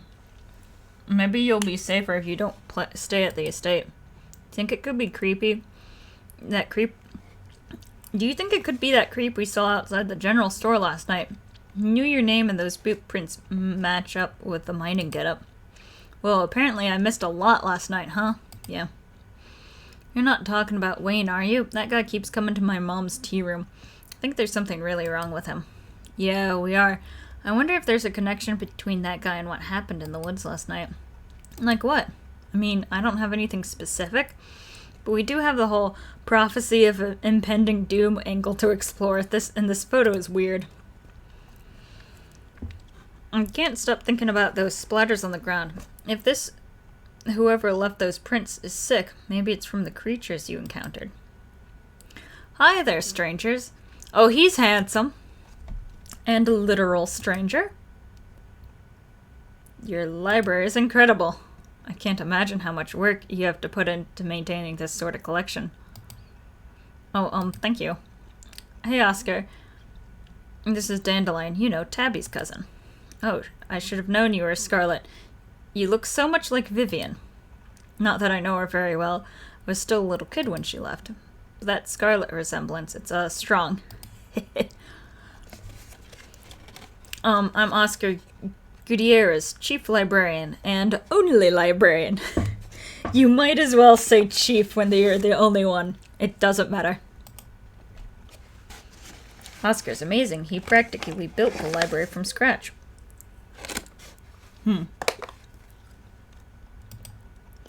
Yeah, I'm a little jealous of what the kids around here get to grow up with. They don't know how good they have it. Back when I was in elementary school, all the library had was a couple of shelves of boring books donated by old people. Y'all are too kind. But speaking of kids, have either of you seen Rosalina around town? I don't want to be a helicopter dad, but she hasn't been answering my texts, and I wanted to make sure she isn't getting into trouble out there. You know the crowd she hangs out with. He's a DILF.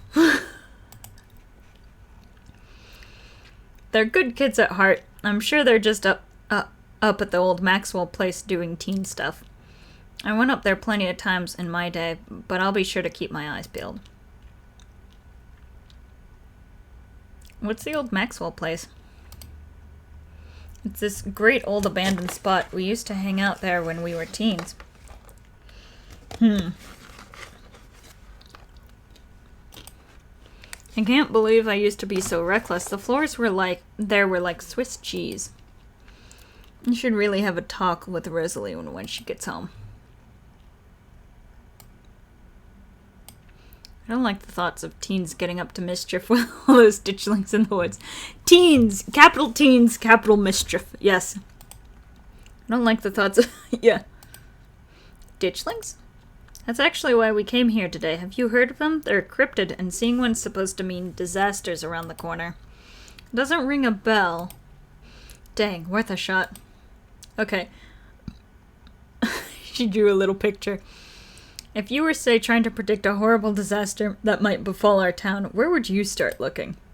Well, they say history repeats itself, so I'd probably try and figure out what sort of disasters this region typically falls prey to. That's a good idea. Or should I be worried about something? I don't know yet. I'll be right back. Gonna go nab some more books. Behave while I'm gone, Gretchen. Oh, you don't have to worry about her, Stella. You're such a good dog, aren't you, Gretchen? Have a biscuit, old gal. Well, ain't you the sweetest thing on two legs? Oh, look at that fucking dog. Gretchen inhales the soft biscuit, drool leaking from her toothless mouth as she swallows it whole. Pretty sure Stella's barking up the wrong tree, Oscar. I don't think you have anything to worry about any horrible calamity befalling the town. It might just be me and Stella. But she's right. about the weird stuff. There's definitely something unusual going on out in those woods.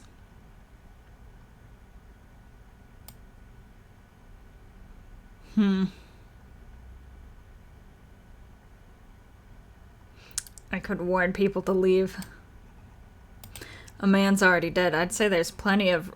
I'd say it's plenty reasonable to play it safe. I'm gonna try calling Rosalina again. Sure, she's fine, really. Rosalina's a smart kid. She knows better than to go around getting into trouble, and we'll make sure to keep our eyes peeled. Thanks, Kanika. And Dandelion, if you see a 13-year-old girl with a black braid and glasses, would you let her know her dad is worried about her? I super will. Oscar wanders anxiously off, phone in hand. God, just grabbed a whole mess of local history books. Stella sets a massive pile of books on the table and pulls up a chair. All right. Got our snacks, got our source of documents. Let's get this research party started. This is going to be so much faster with 2 people here to help me out. I'll be doing most of my own research online. You never know what kind of weird biases the folks writing these books might have. Whatever you find out online might be biased too, you know. Which is why we cross-reference things. That is why. Always cross-reference. Everything is biased in its own way, so you have to cross-reference so you can, cut out most of the bias. Yeah, you're right. It's good to cast a wide net. I guess the books are up to me and Dandelion. A reading awaits. And a cute dog. Okay. Let's see. Flip through Veins of Scarlet, a history of the Scarlet Hollow coal mines. Silius Scarlet, soldier, woodsman, leader. Appalachian folk monsters. Few entries catch your eye. A wampus cat, a large cat-like creature with a loud, howling voice, often said to sound like a woman crying out in pain. That sounds like a fox. Tommy Knockers. Enigmatic cave-dwelling creatures, primarily known for causing mischief. Oh, I know about Tommy Knockers, actually. Talipo. A small creature with a long tail and wide yellow eyes. Often linked to Cherokee legends, some cite the Wampus cat as originating with the story of a woman who sought vengeance against a monstrous cat demon for driving her husband mad. She hunted it down by wearing a bobcat mask, tracked it into its own vile magic of itself, freeing the people of their region from its evil. Others say the creature comes from the story of a woman who wore the pelt of a wild cat to witness forbidden hunting rites. The hunters of her village gathered to perform the rites, and she watched in secret from underneath the cat's pelt, but was soon discovered. Her indiscretion, she was fused with the pelt and transformed into a creature that was neither human nor cat, forced to wander the wilderness alone, feared by all. Her calls are those great sadness and serve as a warning to anyone who dares go against tradition. Tommy Knockers. Yeah, Tommy Knockers are pretty cool. Tommy Knockers originated in Cornish mythology, spreading to the United States when Cornish immigrants began working in the Appalachian mines. They're named for the knocking that can be heard from seemingly within the walls before cave-in. Sometimes it's like... Oh, I think Monstrum did a video on this, or someone did a video that I saw. And sometimes they're helpful, but, sometimes they're just tricksters. According to some, the knock serves as a benevolent... Hey, look. It serves as a benevolent warning. Others believe that the creatures take stolen hammers to the supports of mines and collapse them on whoever is unfortunate enough to still be inside. They are traditionally thought to be impish leprechaun-like beings, but some claim they are spirits of dead miners, forever cursed to haunt their final resting place. Talipo.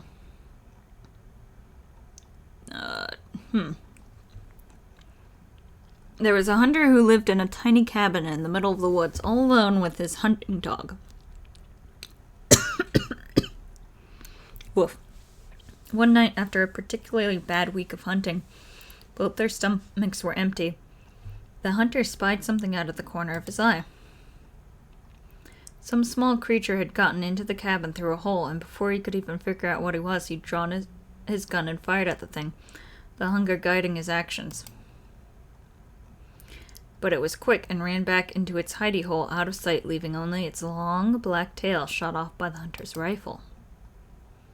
"Guess this'll have to do," he said to his dog, and threw the tail in a pot to cook a soup. He and his dog ate well that night, the tail filling them both up. The hunter crawled into bed satisfied, and the dog curled at his feet. He woke up to the sound of long nails scrabbling across the wood. His dog was nowhere in sight, only a rumpled spot on the covers where he'd been, and in the gloom he saw two big yellow eyes staring at him. "I want my taily-po," the high, hoarse voice croaked from the darkness. "Go away," he screamed at the thing. But it stepped closer to him, still shrouded in darkness, the sound of long claws dragging across hardwood accompanying its movements. "I want my taily-po," the creature growled again. "I'll get my dog after you," the hunter squeaked, his voice catching in his throat with fear, but there was no dog to be seen. "I want my taily-po!" Before the hunter... I've heard this kind of story before. Before the hunter could do so much as scream, the creature leapt from the darkness, long claws stretched out towards the hunter. No one is sure what the creature did to him that night, but the next morning all that remained of the hunter, his dog, and his cabin was a chimney, standing alone in the woods. Okay, we're done here. Okay.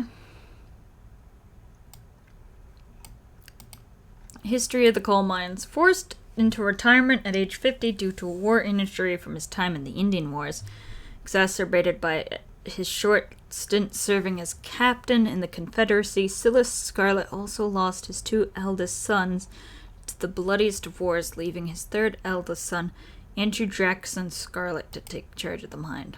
Under his leadership, the mine prospered, undoubtedly in part due to the growth of the railroad industry. Managed to evade the coal union for decades. Jesus, okay, so we're assholes. My family's assholes.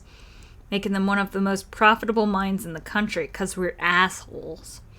Andrew Scarlet built the surrounding town into what it is today, with expensive stone buildings, a bustling main street, and overseeing it all, the elegant Scarlet Estate that was, until 1889, the largest and finest feat of architecture in the region. Culminating in the tragic collapse of 1918, it was found that Charles Shaw, the co-manager of the mine, had loosened security measures because you don't have a union, and to increase production during World War I, resulting in a fatal collapse and the deaths of over 160 men and boys, some as young as 10, because you don't have a union. The casualties including Andrew Jackson Scarlet's eldest son, Theodore, who had taken over for his aging father during the bustle of the war. His brother, Enoch V. Scarlet, managed to pull the mine from the brink of ruin, thereby saving the town. Ugh. So this is how your family made its fortune. Yikes. So we made our fortune by being dirty union busters. Silas Everett Scarlet was born in Colonial Everett. Okay. Silas Everett Scarlet was born to Colonel Everett J. Scarlet in 1818, one of 12 siblings who grew up in eastern North Carolina during a tumultuous time in the state's history, and not much is known about his life before he joined the army in 1836.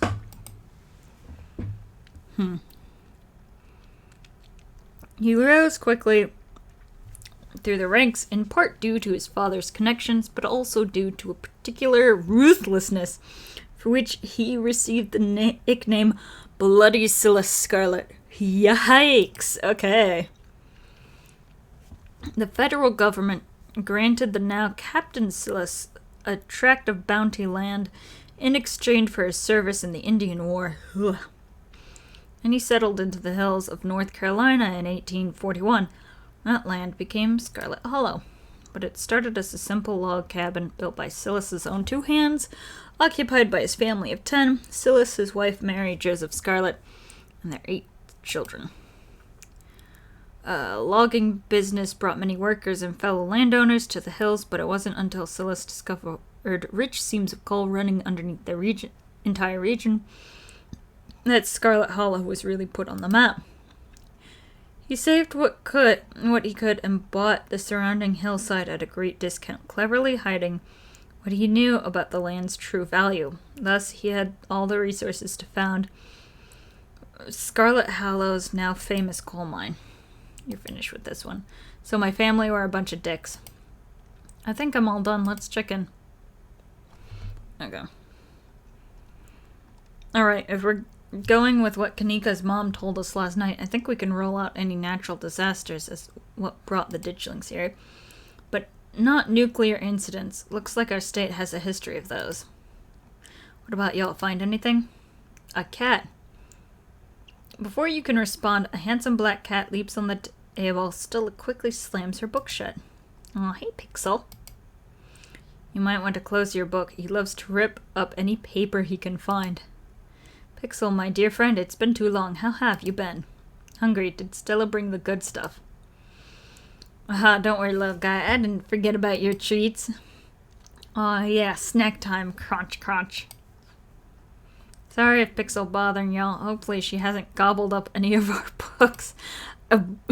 A library cat that eats books. That's a horrible combination. He can't stand the thought that people might pay attention to anything that isn't him.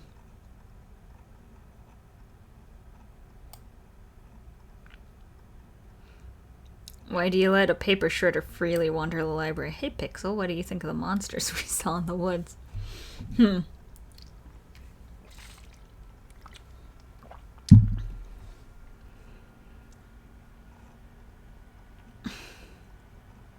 Yeah, let's do the animal one.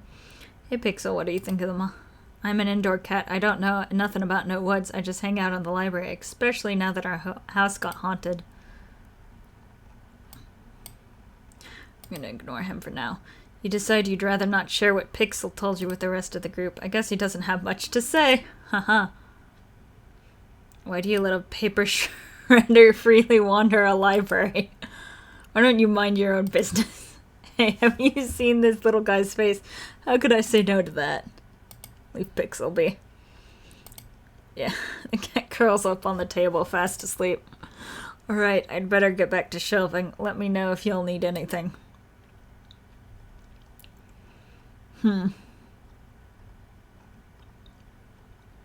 Stella, what were you saying about nuclear imminence? Do you think there's a cult here? Have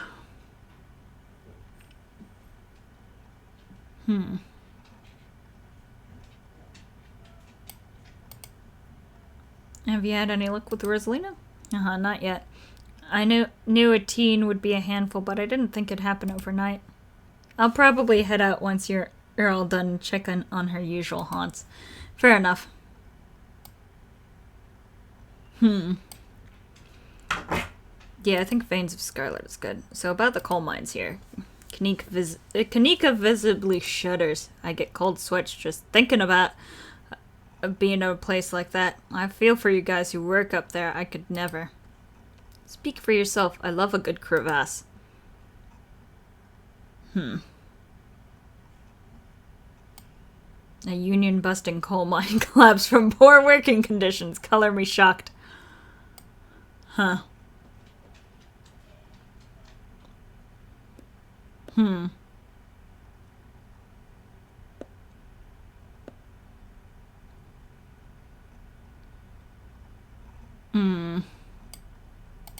Yeah, let's do that. A union-busting coal mine.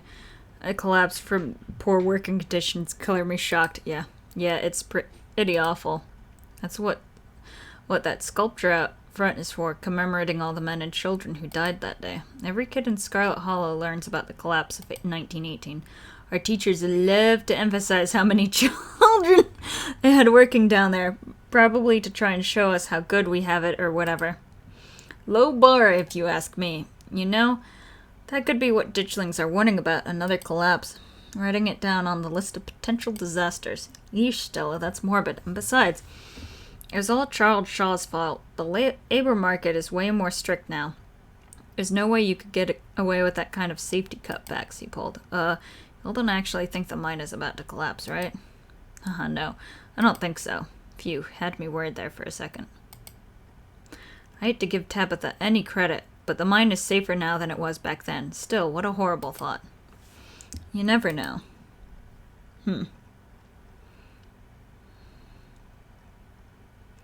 Maybe there's more to Charles Shaw's story? You guys really seem to have a bone to pick with Charles Shaw. I mean, I would too. What happened after the mine collapse? The book just kind of glosses over that. There was a union for a little bit, but it didn't last. There's not a whole lot written about the past century here. Yeah, the Scarlet Hollow mine isn't exactly the most ethically run business. No offense or anything. I'm sure Tabby runs the mines better than Charles Shaw did. Still hasn't let the union in, though. There's a reason she and I don't talk. Fair.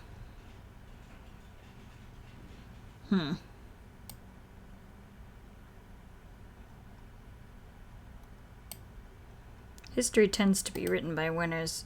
Maybe there's more to Charles Shaw's story than these dusty books are letting on. Normally I'd be inclined to agree with you there. But we're talking about an old-timey coal boss. I'd be shocked if he wasn't cutting corners. Yeah, that is totally fair. Dandelion does make a fair point. Shaw was certainly a problematic figure, but there might be other details that were lost to time. Sure, but the guy was run out of town on a rail. And that's not a figure of speech. Back then they actually tied you to a rail and ran you out of town. There's a big mural of it over on the far wall. He got off easy, if you ask me. Fair enough.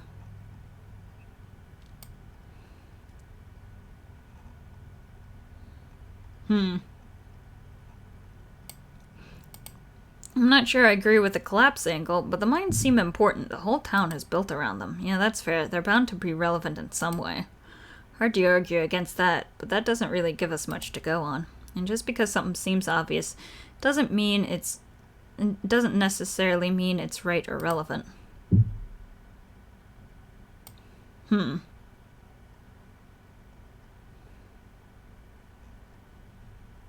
We should check out the mines. I think we should check out the mines. So, Silas Scarlet.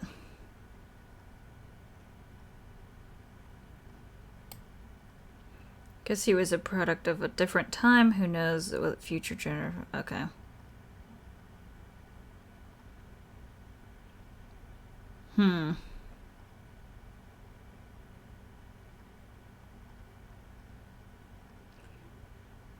He seems like a terrible person, but I don't see what that has to do with... Okay.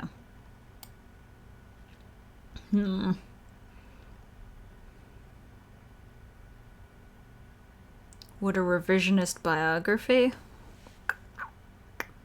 Huh.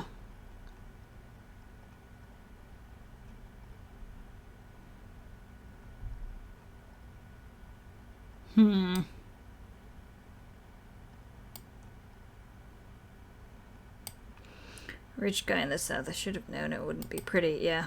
Yeesh. I figured old money from the South wouldn't be great, but he sure did some things to get where he was, huh? The book is a perfect example of why you should use multiple sources for your research instead of trusting the first thing you read on a subject. Yep, dude was a monster. The mines made a lot of money during the Civil War, too, and you can probably guess which side of the North Carolinian business owner would be working for. Sorry you're related to him. Yikes. I mean, can't help who you were related to.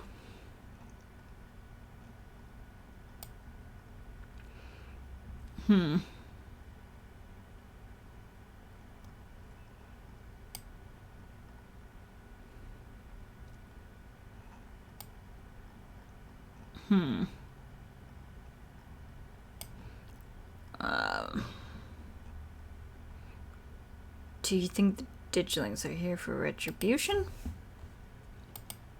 It seems tenuous, assuming Kanika's mom is right. They're here as an omen, not because they're going to do something themselves, and I think we know how I feel about the matter. Yeah, Stella, what were you saying about nuclear incidents? We were talking about that You were talking about that Goldsboro thing, right? Yeah, apparently in the 60s, a B-52 carrying a live warhead, broke up midair and dropped a couple of bombs. Fascinating bit of history there. The first of the 2 bombs landed upright after its parachute got caught in a tree. Thankfully, it didn't go off. At the time, the government claimed the bomb was unarmed, but it later came out that the only thing preventing a detonation was a single electrical switch, which failed to trigger on descent. Yikes. Okay.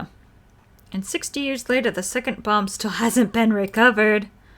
Right, it's conventional explosive disintegrated in midair, but most of the nuclear material was made unrecoverable by flooding. That's not great. If I remember correctly, they just buried it and sealed it up. That doesn't sound great. I'm sorry.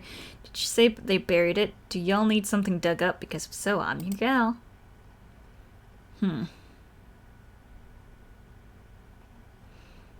Yeah. Goldsboro is over 300 miles from here. I don't think we have to be worried about that. Yeah, that's fair. It wouldn't make sense for ditchlings to be here specifically if that was the case, too.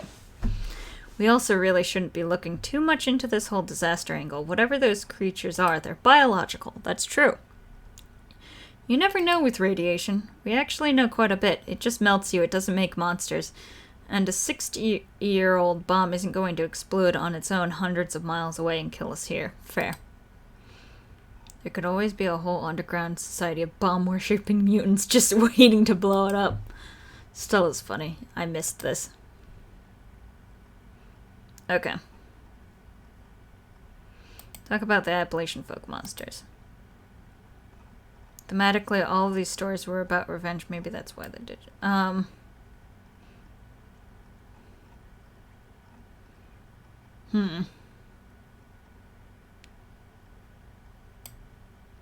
My mom used to tell me that Telepost story back when I was little. I can't believe I forgot that one. It scared me so bad I didn't eat soup for years. I thought a monster might try and dig it out of my stomach if I did.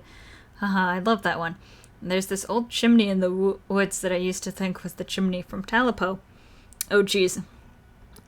The one that was left after the thing did whatever it did. Now I know there's just because chimneys don't burn down and wooden houses do. That doesn't mean it's not the chimney from Talipo.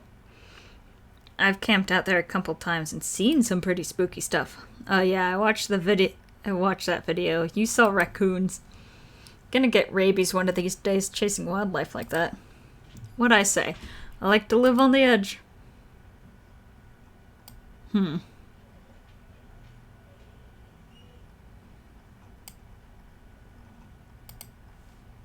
Thematically, all the stories were about revenge. Maybe that's why the ditchlings are here? Good point, but revenge for what? A lot of lore legends tend to be about revenge when you boil it down. Well, I still think they're just animals, and revenge tends to be more of a people thing. You never know, I'm writing it down. Do you think the ditchlings are Tommyknockers? What with the whole warning thing? Good thought, but Tommyknockers live in the mines. That's like their whole thing. I'm gonna write it down, though. Tommyknockers are literally just the sounds that happen when a bunch of rocks and wood are all about to collapse. Are they? Or are they the sound of mysterious creatures pounding on the rocks and support beams with hammers to cause a collapse? There's simply no way to know. Wampus cats sound like they could be mountain lions, voiced like a woman crying out. Somewhere between person-sized and cat-sized. Definitely, they are 100% mountain lions. Kanika, you know there are no mountain lions here. I thought you were supposed to be a skeptic. Oh, Stella, one of these days you'll trust us. That must have been Gretchen. But the myths are old, right? Mountain lions didn't go to extinct in the Appalachians that long ago. Those legends just haven't died off yet. Almost every cryptid can be tracked down to either a hoax or someone getting confused about perfectly normal animal, sometimes both. Bigfoot, for instance, started as a prank, then some folks saw bears walking around on their hind legs and got freaked out, and now here we are. You'll eat those words when I get the first clear footage of Bigfoot. If you manage that, I will print out a piece of paper that says Bigfoot isn't real and literally eat it, I promise. I'm holding you to it. Okay, let's move on. Do you think there's a cult here? Yeah. Do you think Wayne factors into any of this? I honestly wouldn't be shocked. There's something seriously wrong with him. I can viscerally feel it in my guts. Maybe he's sick. Maybe that's something to do with what you saw in the woods. I don't know. I'd buy it.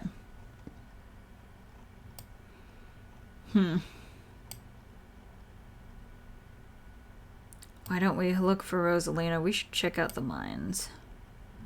I want to look for Rosalina. If there's a missing kid in town, that's probably way more important than whatever else we'd be doing. Just to clarify, I don't think she's missing. She's just out with her friends and ignoring her poor old man. Not that I don't appreciate your concern. I don't even know where we'd look aside from the old Maxwell place. What do teens even do these days? You don't have to worry about checking up on her there. I'm going to there myself once I finish shelving. Just let me know if you run into her while you're out. Fair. Maybe that'd be our next stop into the mines. We can poke around, find out if anyone's seen anything weird. Just to clarify, you're suggesting we go question some of the miners, right? We're not poking around unprepared in the actual mines, right? ... Right? Kanika knows her friend. Yeah, totally, 100%. I would never. We don't even have a good reason to go down there. Good, let's keep it that way. You know how I feel about mines. I promise, Neeks. We're just going to question some of the miners. And if that questioning gives us a good reason to poke around, say a cool abandoned mine, then we'll cross that bridge when we come to it. You can cross that bridge when we come to it. I'm not going underground. I'm just messing with you. We'll stick to the surface. And hey, maybe we'll look out and run into Rosalina while we're looking around.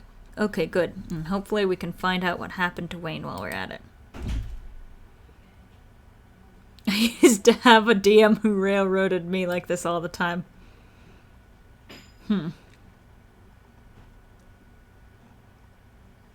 Finally, the opportunity I've been looking for to get to know Tabitha. I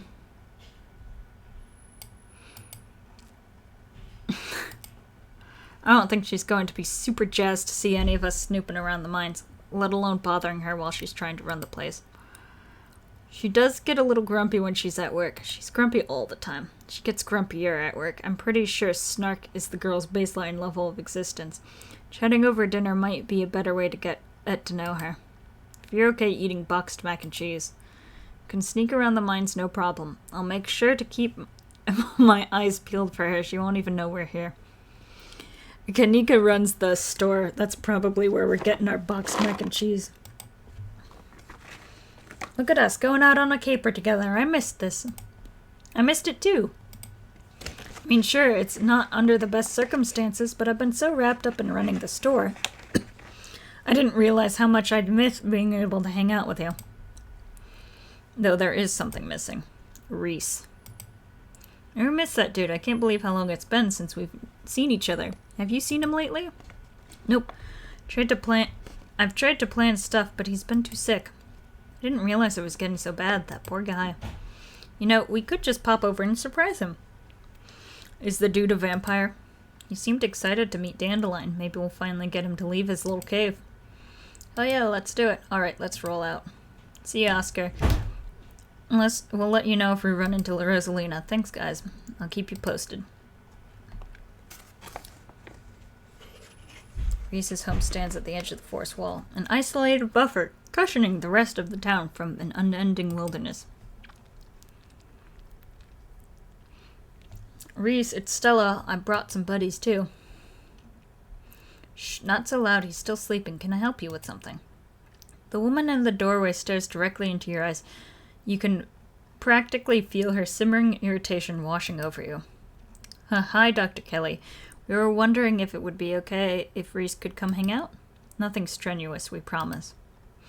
Not going to wake him up. If he's sleeping, he probably needs it.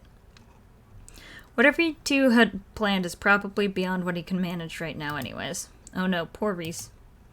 It's just so long since either of us have gotten the chance to hang out with him. I'm sure he and Dandelion would get along super well, too.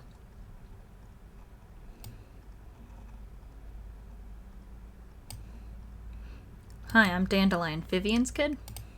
I know who you are. The way she avoids looking at you as she speaks makes you feel like you've done something wrong, even though you're pretty sure you've done nothing at all. Reese's mom turns back into the house, sighing. Sorry, I know that was a little rude. You just want to hang out with Reese, and he misses both of you two. She sighs again, as if deciding to finish her thought.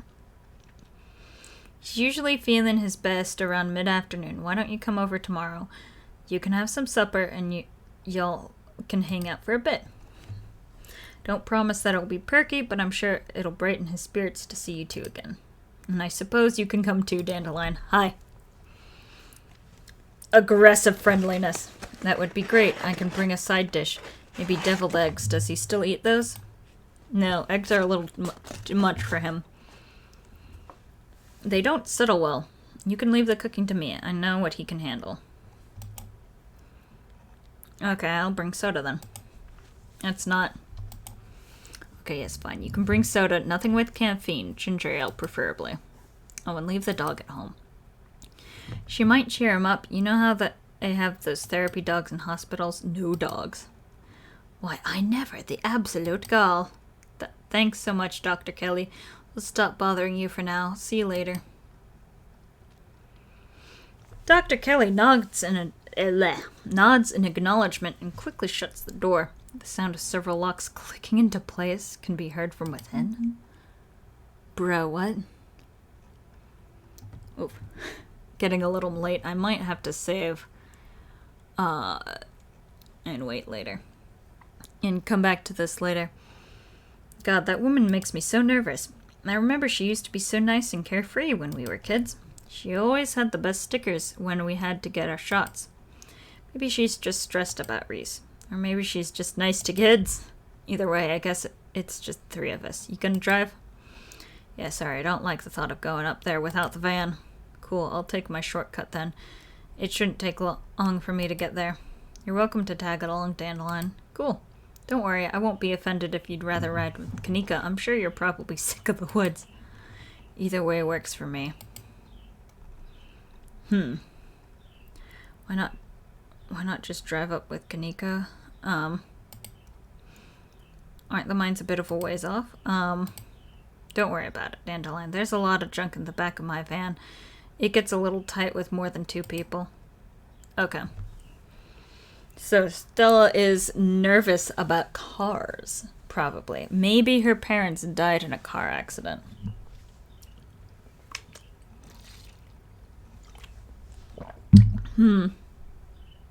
Yeah, walk it with Stella. I like walking places.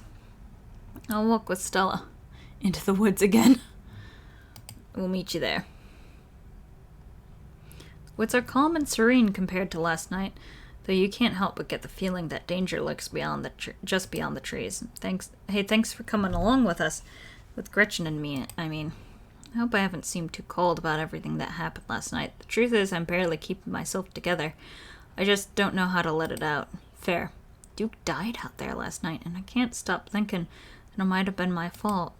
If only I'd died for that flashlight. If only I didn't drag you along into the woods.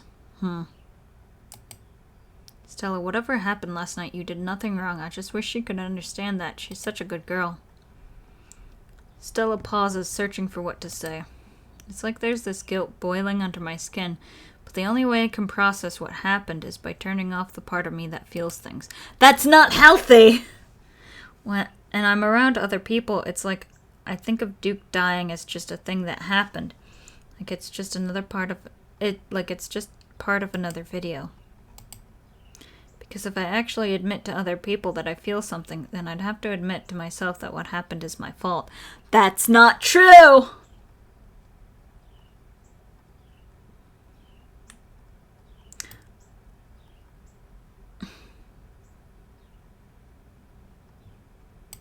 Of course it's not your fault.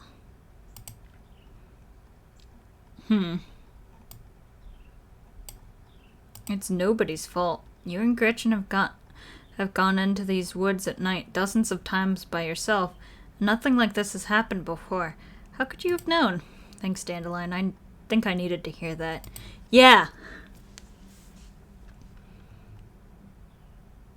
The conversation comes to a dramatic halt with you, Stella, and Gretchen all whirling around to face the source of the sound. A bird. Let me at it. I can get it. Back off, dog. This is my stick. Well, calm down, girl. It's just a bird. The same probably goes for the two of us, huh? Haha. Guess we're a little on edge. Let's hurry to the mine. It shouldn't be much farther. Kanika casually leans against her van as you and Stella emerge from the woods. Hey. Y'all have a good walk? Yeah, it was great. I mean, not that you were missing out on anything. You didn't run into any of those creatures, did you? Nope. That makes sense. They're probably nocturnal. I don't know if I should feel relieved or disappointed. But we're all here. What's the plan? I guess we just go talk to people. I guess so. I should probably be on lookout duty. I'm a bit of a persona non grata in the mines. Tabitha? Yeah, I might have tried sneaking in to talk to her a time or two. Ooh, too many. And Gretchen makes it extra hard to be sneaky, yeah. What can I say? I thrive in the limelight. Gretchen. We're probably less likely to get caught if only one of us is snooping around down there. Okay, so it's probably me, because Kanika has already said she's not gonna do that.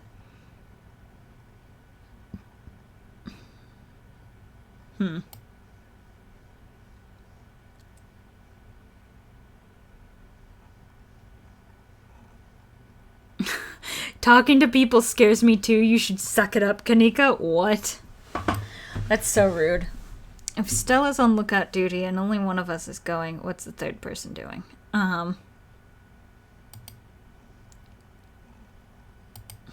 You know those cheesy rom-coms where someone wears an earpiece on their first date? Whoa, do you have some kind of surveillance rig in the back of your van that I didn't know about? What? No. I have a pair of earbuds with a really good mic. We could just do a group call. Okay.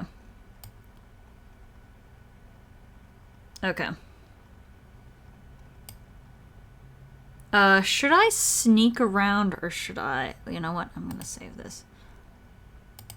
Save. There we go. Sneak around or go find my cousin. I'm gonna go sneak around. You're good, Kanika. I've got this. You'll do great.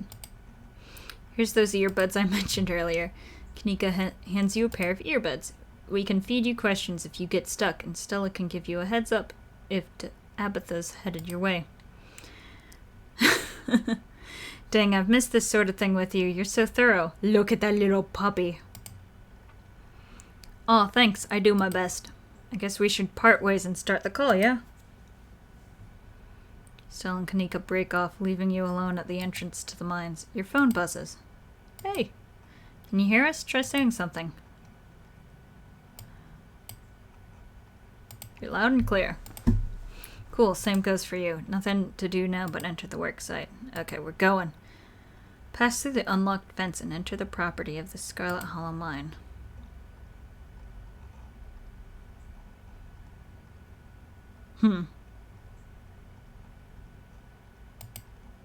I'm in. Alright, Morpheus. Good to know.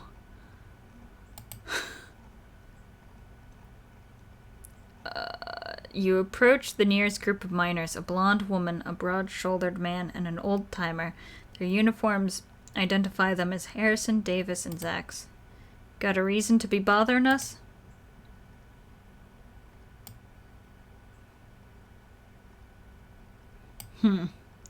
Seen anything weird lately? Miners look you up and down. Weird how? Weird noises coming from the woods. Not a peep. We're underground most of the day, though. You know, I heard something unusual the other night. Thought it might have been an owl or something, but it didn't sound right. It wasn't an owl. You're just not used to the local wildlife yet. People getting sick? More than usual? Nope, nothing like that. I feel fit as an ox. We have good working conditions in the mines, and health is wholly looked after. Weird animals? Nope. Been talking to that townie? The one the boss gave a lifetime ban to? Wait, are they talking about me? Yeah, she's like a Bigfoot YouTuber or something. Her videos are actually pretty good.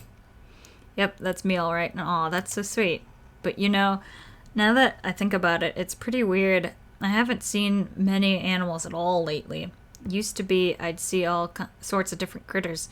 Now it's mostly birds. This is your first year up here, ain't it? Just not used to seasons changing. All the animals are hibernating, that's all. Okay, so Zax is the old timer. He doesn't seem too bothered by it. The newcomer lady seems a little bothered. I don't know, she's got a point. I've been up here 5 years now. It's never been like this before. Huh. Maybe it's that global warming then. I think they're calling it climate change now. You knocking in the mines? Can't barely hear nothing with machines going down there. He's right. It's as loud as shit. It does sound like knocking though, the way the machine pounds through the rock. Not sure if that's what you're thinking. You're not asking about Tommy knockers, are you? Tommy what nows? Tommy knockers, they're like an old Welsh myth. Little guys that live in the mines and knock on the walls before they collapse. Huh, nothing like that around here. A couple other questions. Ask them about Wayne? What do you know about a guy named Wayne? Yeah, we knew him. He was such a cut-up. Missed that dude. What happened to him? The miners shift for a moment, uncomfortably glancing at one another. Isn't that the guy y'all said was, he's gone. That's all that matters. I'm gonna press him. What happened to him? What are you, some sort of cop? Fair enough. I'm just gonna remain silent. Yeah, I don't like the smell of this one bit. No bait when I see it. Let's get out of here. Our shift's about to start anyways. Sorry. The miners pack up their things and leave. Ah, okay.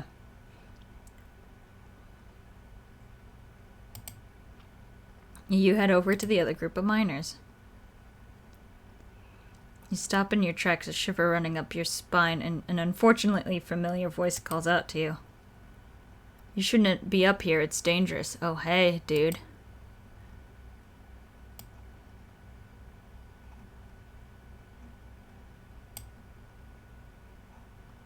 I don't like attacking monsters. Do you need help? It looks like you're hurt. Protect yourself before worrying about others, Dandelion. Stay home. Wait for the week to end. Don't keep putting yourself in the path of danger. That's all I ask. Oh, he's a ghost, huh? Before you can say another word, the figure is gone. Hey, Dandelion, are you still there? We've just been getting static from you. Fun!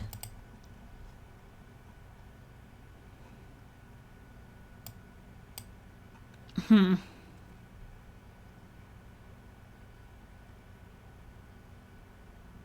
don't mind me. Our new friend just stopped by to say hello. Whoa, I thought I saw you talking to someone down there. Are you okay?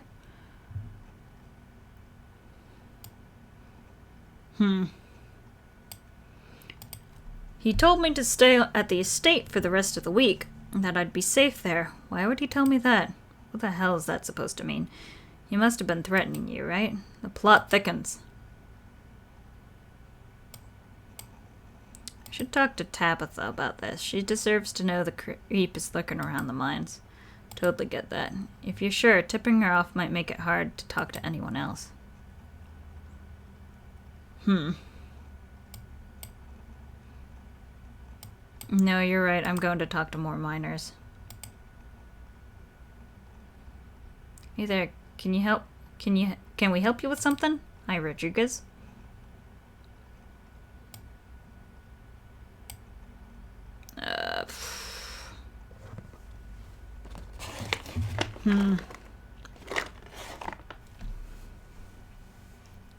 I'll be honest. If I ask about Tabitha, they're gonna... I've worked in retail. That's the sort of question, like, your, like, secret shopper bosses, whatever, come ask you. It's not, you know, it's not great. Have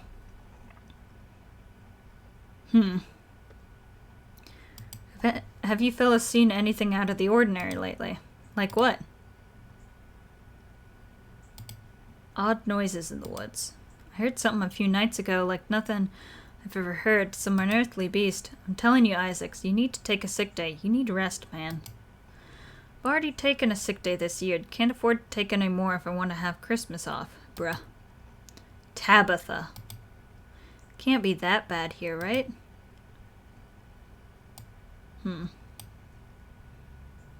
People getting sick?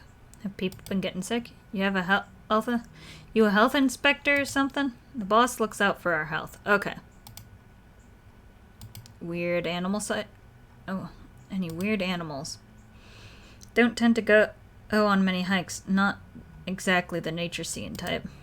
After a full day of work, all I see is my bed, maybe a few beers in between. Have you heard any knocking in the mines? Knocking? Not that I've heard. Can't hear shit down there with the machines and men working. My dad used to work these mines before they brought in the continuous miner, the big machine that is. He told me stories about something that sounded like someone pounding on the walls. No offense, Isaacs, but your daddy had a few screws loose. Rodriguez. He was a fine man. Yeah. Anything else? Okay. Both of these questions are gonna lead them to stop talking to me, I think. Do any of you know a man named Wayne? Do you mean Wayne? Do you mean Sam Wayne? What are you asking about him for? Wait, have you seen him? He's been following me. Oh, thank God. Everyone thought he was dead. Now, hold on. Creepy doesn't exactly sound like Wayne, does it? How do you know it was him? That's what the folks at the general store have been calling him. Kanika and Sybil. Good people, but I don't expect they'd know every mining fella in town by sight, if you catch my drift. Smith, you're losing me. I'm just saying, it'd be awfully strange for Wayne to still be in town, wandering around, following some stranger and not checking in with any of his buddies. He's super dead and I'm seeing his ghost. Sounds to me like somebody got sick of work and is having a little fun playing hooky. The following oh. Okay, yeah, that does sound a little unlike him. Thought his lady friend had him under lock and key. Just smells fishy to me. Until I see him face to face, I'm not convinced whoever is calling himself Sam Wayne ain't the very reason we haven't seen hide nor hair of the man. Okay, no, there's no way. He can't be. Not ruling it out. If you want my theory, that girlfriend of his, he wasn't the first to catch her eye. And any one of her jilted ex-lovers could have seen him sneaking around, gotten a little hot under the collar, if you catch my meaning. Dang, who are they talking about? The miners are silent for a moment, glancing between each other nervously as they imagine the possibility. I told them not to get involved with her. I told them.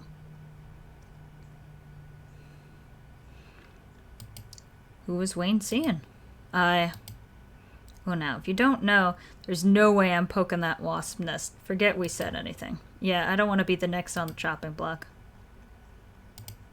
Come on, don't ankle something like that. Look, I just don't want to cause any trouble. Enough people are losing their jobs as is. I've got mouths to feed.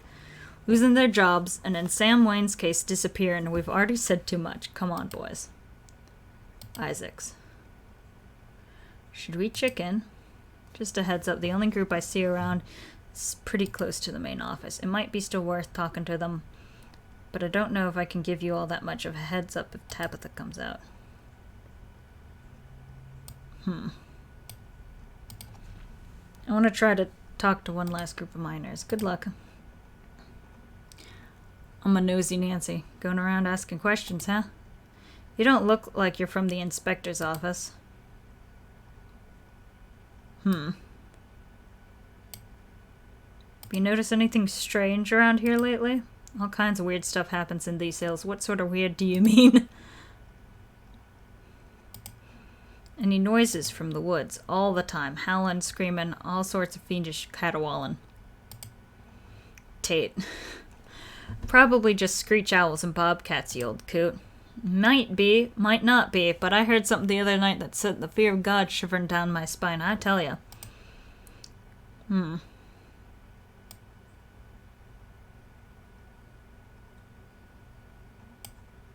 It's probably a ditchling, a portent of doom. A what now? Ditchlings? My grandma used to tell me stories about them. Claims she saw them one once, and that's why she always has such bad luck. I guess it's not just my mom.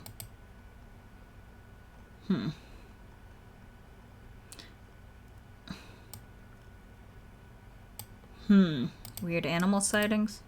Saw a raccoon with a big old tumor last week. Spooked me something awful. Okay, that's bad. That's nature for you, not always pretty. There are monsters in the woods. I saw them with my own 2 eyes last night. I'd steer clear if I were you. I believe it. I try not to go out there myself. You never know what you're gonna find or what's gonna find you. Knew there was something off about that raccoon. Maybe it's time for me to cash in a few sick days, head up to my cousin's place in Asheville for a spell, till some scientist can figure out what's happening out there. If that's what'll help you sleep at night, might mean you don't get Christmas off, though, and that'd be a shame. These people don't get enough sick days. People getting sick? I mean, some of the older miners, sure, but I wouldn't call that unusual. Have you heard of knocking in the mines? You asking us if we heard the Tommyknockers? Of course we have. We're old-timers. All us who were here before the machine got brought in know the Tommyknockers. What a nuisance. Always stealing my hammers. It's true. Had a pickaxe stolen, too. When you heard knocking coming from one of the old tunnels, it was enough to make a man pray. Looks like I've figured out what to do for my next video. You better not be thinking of going into those old mine shafts alone. I could always use a partner in crime. Going to wind up down there with you, aren't I? That's all on that front. Sure. What do you think of the owner? Not the kindliest woman I've ever met. She runs the place all right. Okay, that's good. Tell that to all the boys she's been laying off lately. Keep going around saying that and see how long till you're one of them boys. All I have to say is a mine that's doing well doesn't go around laying off its workers for no reason. I'm not sure any of us are gonna have jobs in a few years. Honestly, with how, like, coal mining has been going down just because of, we got better technology for energy now. That makes sense. Tate, you're a damn fool. You're gonna be next if you keep up that kind of talk. So be it. But a man needs to speak his mind sometimes. Okay, what do you know about Sam Wayne? Oh, he got himself into trouble, didn't he? Why, you seen him around? What's that young buck up to?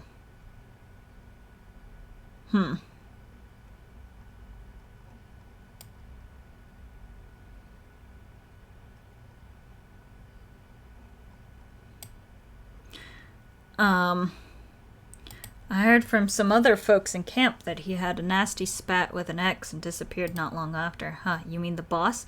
As far as I know, that never ended. Oh no!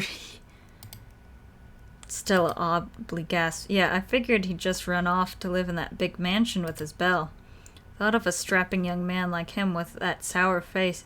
Ace Broad always left such a bad taste in my mouth. Go Tabitha! Oh my god, gross.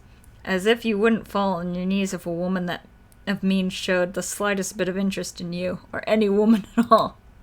Fair enough. But I suppose that begs the question, did she run him off, or did some jealous son of a bitch oust him? Wait, are you talking about Tabitha? Yep. Dang, I figured that's what they were getting at, but it's weird to hear it out loud. You good, Stella? Yeah, I just had no idea. So thanks for the help. My pleasure. If that Wayne keeps bothering you, just let us know and we'll whip him into shape. Dandelion, I think we've got a problem. What the hell are you doing here? Aw, crap, good luck. Sorry, Dandelion. And that's our cue. Pardon us. You shouldn't be here. This place is dangerous. Why can't you just stay at the estate and stop sticking your nose where it doesn't belong? I'm in trouble. And what is that ridiculous thing doing in your ears? Are you trying to record my employees? Are you trying to record me? Tabitha snatches out the earbuds out your ears and throws them to the ground. Typical phone-addicted city dweller. Ugh. God, and I have a meeting in 5 minutes. I can't even drive you back. Okay, look. I don't want you wandering anywhere else. Just stay out here for an hour. I can take you back to the estate soon as my meeting wraps up. Can you please do that for me? I'm not gonna mention. I'm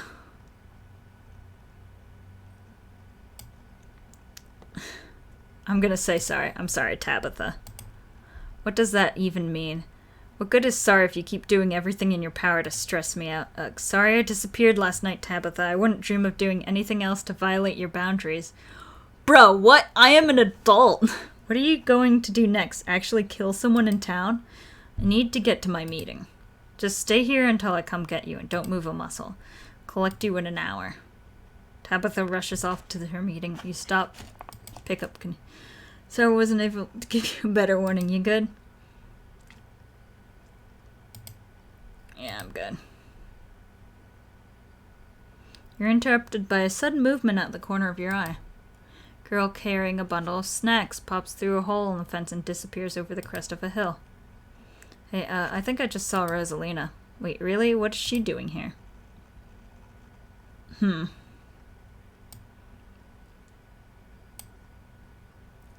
I'm going after her.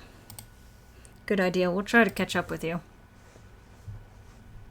You rush over the hill and get your bearings, the sound of active mining fading into the distance. Rosalina is nowhere to be found, but dusty footprints point towards a nearby mine. She didn't. Guess the old Maxwell place doesn't cut it as secret hangout spots these days. But the Shaw mine, that place was shut down like 100 years ago, after a collapse that killed over 100 people. And here I thought Stella was going to be the one to drag me into an abandoned coal mine. Have teens always been like this? I feel like I really missed out on my risk-taking years. I never did anything like this. Yeah, I would never. ... Okay, maybe I've poked my head in a few times. You're still a risk-taker, Stella. Well, let's get him there before someone gets hurt. Whoa, you sure you want to tag along, Neeks? Dandelion and I can handle this on our own. Yeah, I'm sure. As much as I hate confined spaces, I'm not about to let Rosalina get hurt in there. Aw, poor girl. Even if it means I have to go underground, she's got claustrophobia. Disappear. Before you follow, you briefly wonder if you should let Tabitha know about this. I'm absolutely calling her. Pull out your phone and call your cousin. What is it? You know I'm in a meeting. A kid just snuck into Shaw Mine. I figured you should know. What? Are you serious? Why do things keep happening to me? Whatever. I'll head over there as soon as I can. Just stay where you are and wait for me, alright? God, I don't even know why I'm trying to reason with you. It's not like you'll listen. Yeah, I'm sneaking into the mine.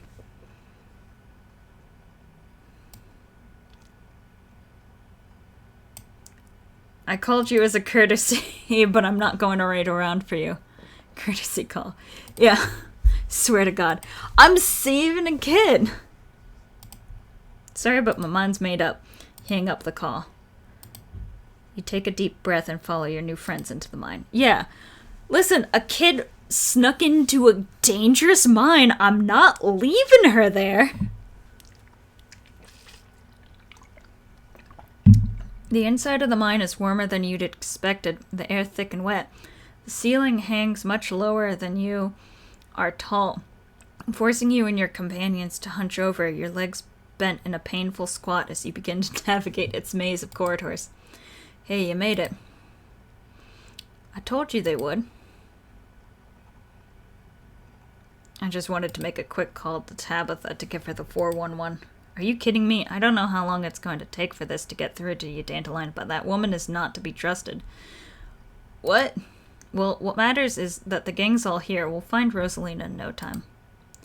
Press on. Why don't you trust her? Weird. The deeper you progress into the mine, the heavier the air becomes. Cold dust hangs in the thick clouds around you. Even though this place has been abandoned a century ago. Jesus, it's cramped down here. Does anyone else chest feel tight? Certainly can't say I'm one for dark, stuffy places. This seems much more suited for a cat, if I do say so myself. Yeah, abandoned mines are way more claustrophobic than people expect them to be, and this one's real bad. You know, because of the child miners, or should I say the minor miners. Kanika visibly shudders. Okay, I'm not superstitious, but if there's one way to make sure you get haunted, it's cracking jokes about dead child laborers while walking on their graves. Yeah. What can I say? I do my best to tempt the spirits wherever I go. I can't believe you'd come down here on purpose. Okay. So, Tabitha is like, listen. If it were me, like, seeing a child sneak into an abandoned, dangerous mine, I would immediately drop the meeting and be like, okay, we need to rescue the child and also board up this mine a little better. So the fact that Tabitha is, like, waiting on it, you know, don't exactly, you know, trust that. Yeah, it was part of my ghost hunting phase. Jesus, Stella, the things you do for viewers, did you find anything? I wish. If any place in Scarlet Hollow was actually haunted, it'd be this mine, hands down. But all I got was dust in my lungs and a couple of false alarms. Stella pauses as sound rushes overhead. Oh my god, what is that? The line's going to collapse and we're going to die here, aren't we? Stella sighs longingly. It's just how wind sounds down here. You sound so disappointed. Just brings back memories of my last foray into the depths. Every time I thought I'd finally found a spooky ghost, there wound up being a very unghostly explanation. Like local wildlife, for instance. Stella turns her flashlight up towards an alcove overhead. Say, what's the big idea? Hello, bats. Yeah, we was sleeping here. Shut that light off, you nosy bastards. I'm so sorry for my companions. Stella means well, I assure you. Those guys got me real good last time I was here alone. I'm sure you're quite worried about me after my behavior last night, Dandelion, but let that interaction be assurance that my temper is most wholly under control. I wouldn't dare venture away from the safety of my Stella's arms in a horrible place like this. Oh my god, there are bats down here? I'm going to... Kaneko, you can stay outside. We get it. I'm going to get rabies and die in a mine collapse. You're okay? You holding up okay, Neeks? Yeah, sorry, I'm just a little on edge. By a thunderous knock echoing from deeper in the mine. Oh, fuck, we should leave. That was death. Of that I am certain. That was... No idea what that was. Did that sound like knocking to you guys?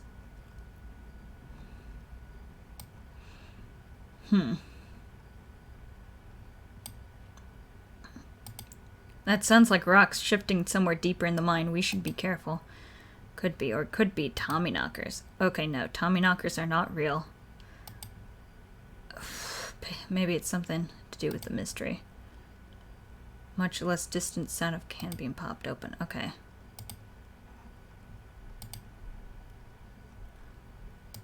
Okay.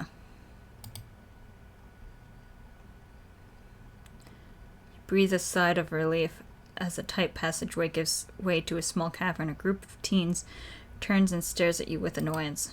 What the hell are you doing here? What the hell are you doing here, you creeps? Are you stalking us? Yeah, creeps. I just said that, Alexis. If you wanted an echo, I'd yell into the Great Canyon. Teenagers.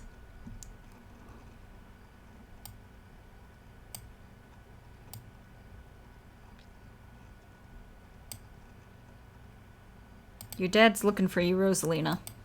And who the hell are you exactly? That's Dandelion, Tabby's cousin. Can't believe your dad sent people to follow you, Rosalina. That's messed up. I think that qualifies as harassment. It doesn't. You're right, Becca. It is messed up. I don't need him telling me where I can be. Could at least check in so he knows you're not dead. He loves you and worries about you. He's not really asking for much. Don't you kids have school tomorrow anyways? Oh, these kids are... There's something bad's about to happen, guys. It's fall break, and we're not kids. Yeah, we're teens. Young pups these days. Absolutely no respect for their elders. Are those canned strawberry margaritas? Where did you even get those? The teens avoid eye contact. Miles tries to melt into the cavern wall. Oh no, I know that isn't you, Miles. It had better not be you. Yeah, whatever, it's me. What are you even doing here? Becca's right. Sounds to me like you're stalking and harassing and all that.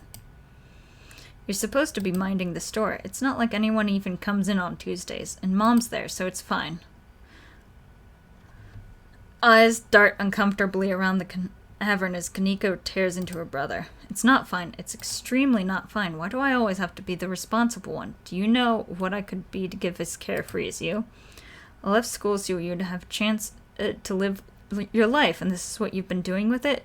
What would Dad think if he could see this? Stealing booze from the family store to dick around in the abandoned mine. Dad's dead, Kanika, but if you were here, he'd be disappointed you wound up being such a bossy jerk. Who cares if we're having a canned margaritas somewhere or nobody's supposed to bother us?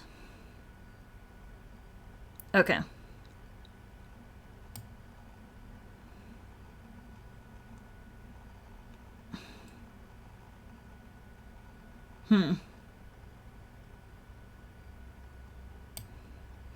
I'd love to help y'all sort this out, but can we maybe not do it in an abandoned coal mine? Well, what are you, an expert on mine safety? They only abandoned this place because there wasn't enough coal left to bother digging it up anymore. My dad told me, and he's an actual foreman at the continuous mining facility, so he knows what he's talking about. No, this place is really dangerous. Oh my god, they're just arguing. No, Alexis, he got promoted last month, and he says this place is totally safe and we can hang out here whenever we want. Correction, your father was a foreman at the continuous mining facility. We'll see if he even has a job tomorrow morning. What? Oh, shit. Oh, hey, Tabby, Kanika sighs. It's probably for the best that she's here.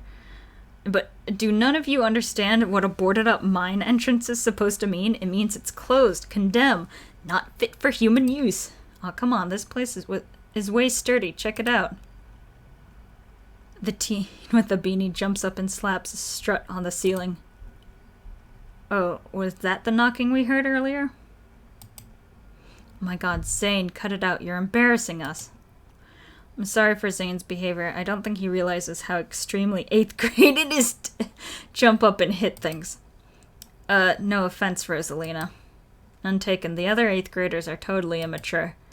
Not like you, Rosalina. You're chill and smart, too.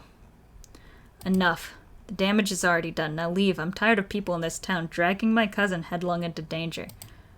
Can't believe I actually agree with Tabitha on anything, but this is the worst place I've ever been in my entire life. I would like to see the sun again before I die. Aw, come on, you guys. Maybe it's not a big deal. We used to do dangerous stuff all the time, and I still do dangerous stuff now. I mean, I don't like this particular situation, what with the whole ditchling thing, but but outside of that, who are we to tell them where they can hang out? I don't know who you think you are in this situation, Stella, but I own this mine. It is entirely within my rights to tell them to leave, much like it is entirely within my rights to tell you to leave. Was your lifetime ban from my mines not a clear enough message for you? Oh yeah, Tabitha, tear that sad 20-something to shreds. Hey, I'm defending you. I'm not sad. Where'd you get that idea? My Stella can't possibly be sad with me around. How absolutely rude. These pups need to learn some manners. Oh, Jesus Christ. Oh, that's Becca. Running a clickbaity YouTube channel where you run around in the woods chasing nothing is extremely sad. So she's sad. So what? Give it a few years and you'll be sad too. The passage of time is inescapable. Tabitha. Can we leave? Can we leave? I'm pretty sure there's gonna be a rock slide somewhere. Look, we just wanted to give Rosalina a good time. Her home life sucks right now. Yeah, tell them about where you have to sleep, Rosalina. We've been living in the library for the past couple weeks. Dad says we can't stay at our house. They've got a hot plate and a couple cots in one of the back rooms. It's actually a pretty sick setup. No, it isn't, Zane. Rosalina deserves better. Oh no, this is about your house being haunted, isn't it? No. What fresh hell is this? Oh my god, did my dad tell you that? Yes. People get... why did you say it like that? Wait, did Oscar tell you his house was haunted and you didn't tell me? I bet he couldn't afford it anymore and it's lying to you to save face. What a coward. Becca, I don't think you can, like, say that about other people's families. Isn't that, like, bullying or something? Shut up, Zane. Back up. He says it's haunted. I can't believe he didn't mention it to me. I could investigate. There's no ghost, Stella. It would be cool if there was, but Becca's right. I just wish he would be honest with me and tell me what's really going on. It's like he doesn't think I can handle it. I'm still a little kid. Oh, this is 100% like what teenagers are like. But can we leave? I think there's gonna be a rock slide. There's nothing wrong with being a kid. Teens aren't kids. That's just like a fact. Oh my god. And she's really mature and smart for her age. She's practically an adult. Look, you're all children and none of you realize how good you have it. Back in the day... Oh my god. Back in the day, each and every one of you would have been pulling 12-hour shifts in this exact mine. If it weren't for child labor laws, the 5 of you might actually have some actual character. Exactly. Rosalina's not that mature anyway. She still sleeps with stuffed animals. Bruh, that doesn't mean she's not mature. I still have pork chop, you know. I rest my case. Wait, what did you say about child labor?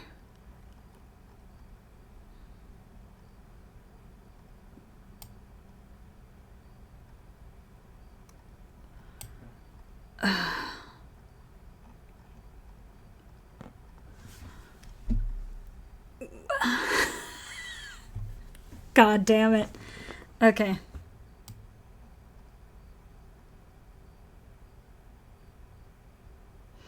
At this rate, I'd be surprised if your house wasn't haunted. From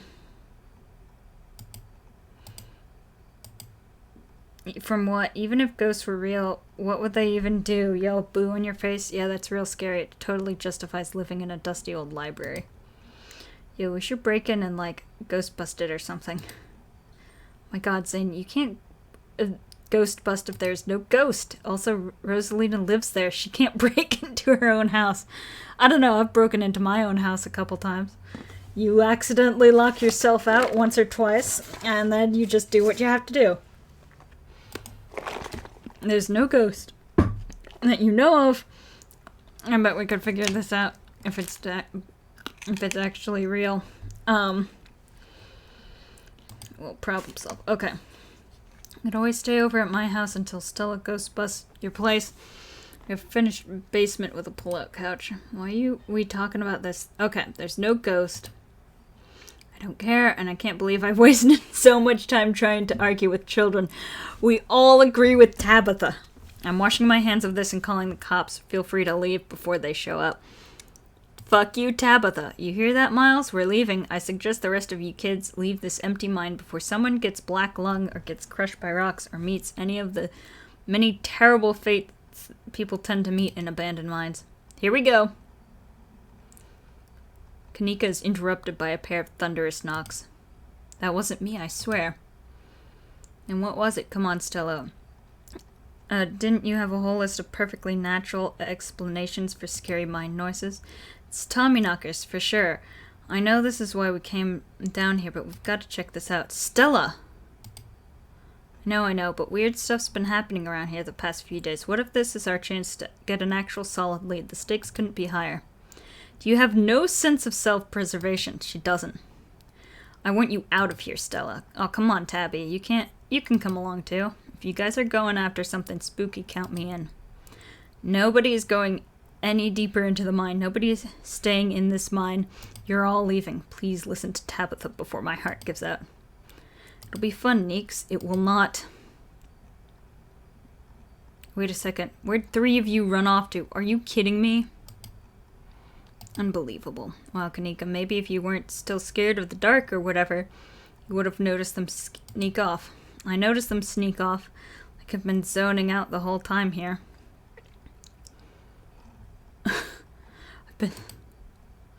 Oh, I must have squeezed through that child-sized tunnel. Dang, I've always wondered what goes there. I've never been able to get these hips through there. It's probably for the best, dear. Stella, stop sneaking into my mines. Please, I'm literally begging you. If only all the tunnels down here were wide enough for adults, we could already be done with this little mess. But no, you just have to there just have to be remnants from a bygone era. Didn't you just talk about how child labor was the good old days a minute ago? I was trying to get you to leave my mind. Tap.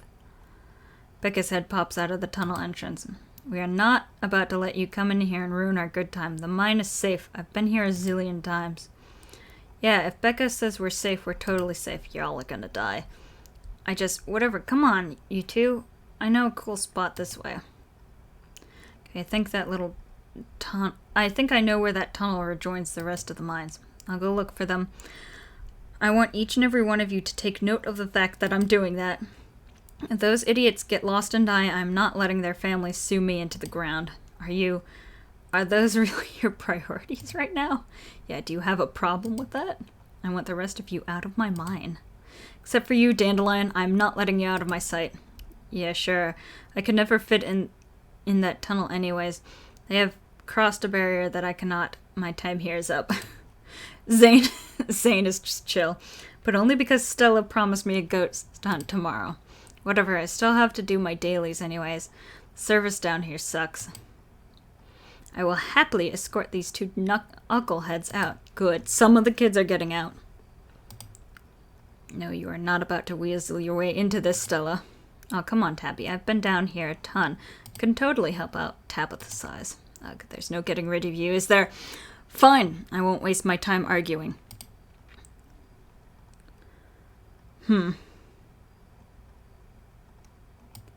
Okay, get some professionals. They don't want to listen to us. No, we're going after the children.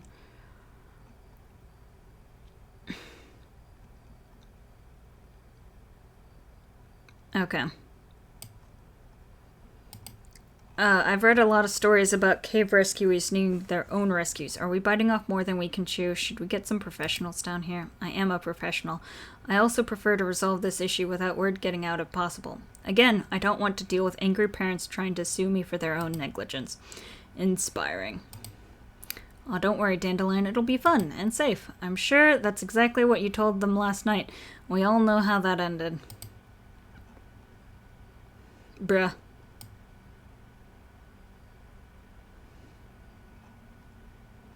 Okay.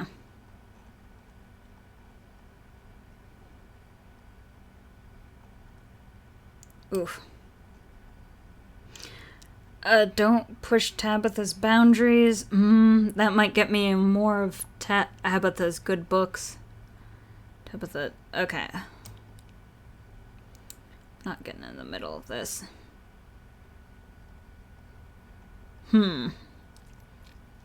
Because I want to, not because you're making me.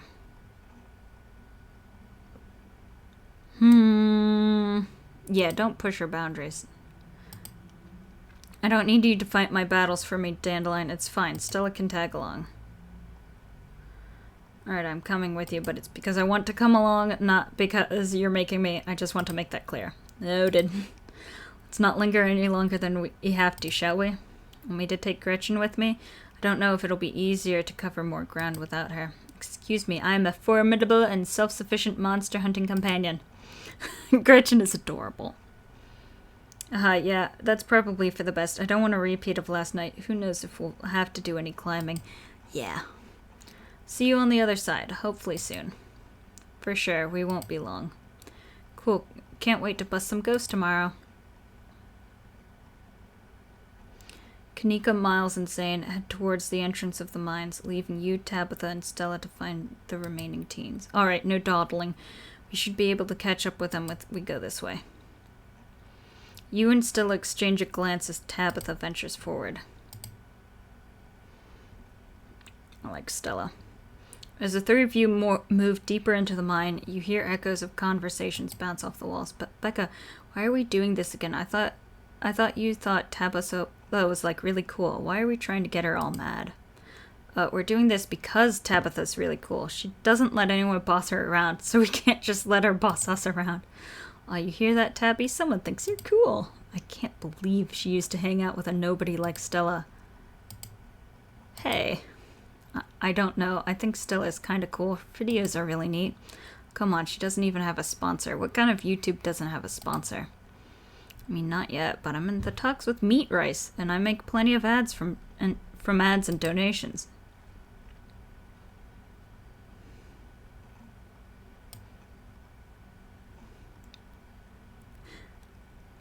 I'm just glad they're not gossiping about me. Yeah. How does it feel to have a teen girl think you're cool, Tabitha? I feel nothing about it. The opinions of children don't interest me. Fair enough. I don't know. You kind of hesitated there. You're reading too into things that aren't there, Stella. Just because your livelihood around or what people think of you doesn't mean that I care what people think of me. Congratulations on your sponsor, though. Okay. I'm just glad they're not gossiping about me. Yeesh, I know they're just teens, but some of that stuff stung. Another knock, closer, interrupts your thoughts, followed by another, followed by another. Is it just me, or is the knocking coming from the same direction as those kids? It's not just you. Okay, that knocking is starting to freak me out. Calm down, Rosalina, it's just mind sounds. Did you guys see that? No, it was just a shadow. There's no reason to get freaked out. I saw it. Shut up, there's nothing down here. Stop trying to scare me.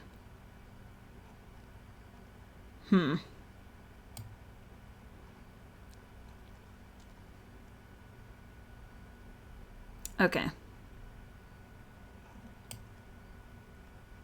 Tommy knockers. Tommy knockers? Oh, calm down, both of you. You said it yourself, Stella. As soon as they got deeper in the mine, their bravado in the face of authority would vanish into a puff of smoke. It's probably just rocks falling deeper in the mine, which is also bad for obvious reasons.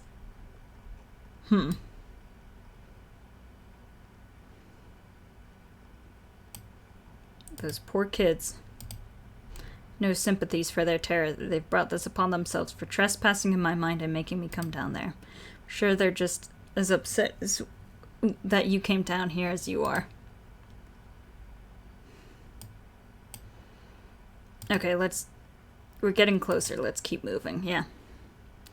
As you progress deeper into the mine, the knocking grows more frequent. It's still distant, but it's much louder than before. We need to leave! The tunnel ends abruptly in front of you. A century-old ladder is the only way forward.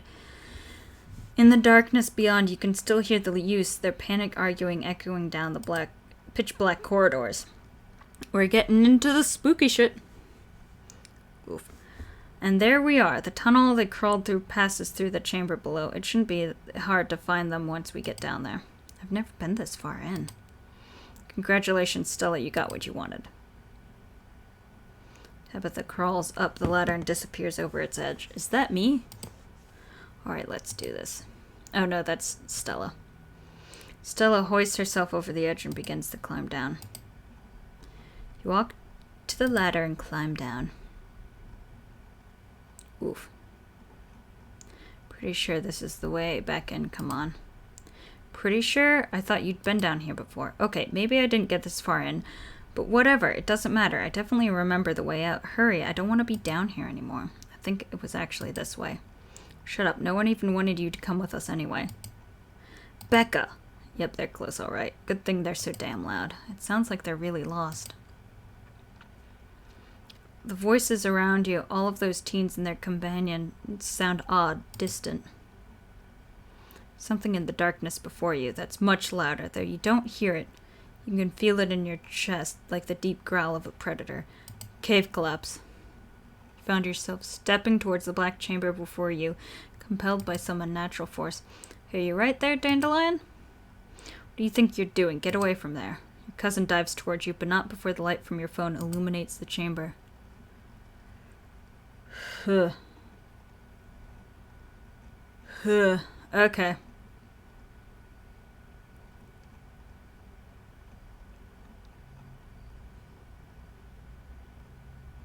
Dandelion, are you alright?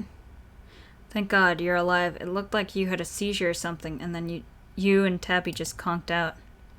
Oh, there's eyes. I'm fine. Ugh, you can barely open your eyes. You're not fine.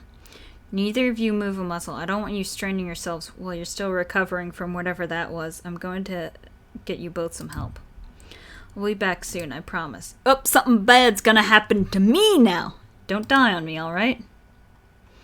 You fade back out of consciousness as your companion clambers out the pit, intent on your rescue. Oh, hello. You raise up on your elbows, head still swimming from the visions, your surroundings coming back into focus. Your head throbs as the knocking continues, now magnitudes more intense than ever. Through it, you once again hear the panicked voices of bickering teenagers echoing down the stone corridors. Becca, you're just getting us more lost this way. If you're so sure, why don't you just leave? I can't believe I let Alexis talk me into inviting you in the first place. Becca, I'm just trying to help. I said go. Okay, I will. Alexis, you don't have to go with her. You know that, right? Pick a side, Alexis. I'm sure Becca knows where we're going. She wouldn't just lie. Sorry, Rosalina. Jesus, she is lying. Increasingly desperate voices of the teens are drowned out by the thunderous knocking. You can practically feel the ground shake beneath you. You can almost see the walls vibrate with the intensity of the hellish sound. God, that knocking is not helping my headache. What the hell just happened? I had some sort of vision. Did you see it too? There's got to be fumes or something down here. It's an old mine. These places are death traps. We probably just hallucinated. Alright, how can you be sure?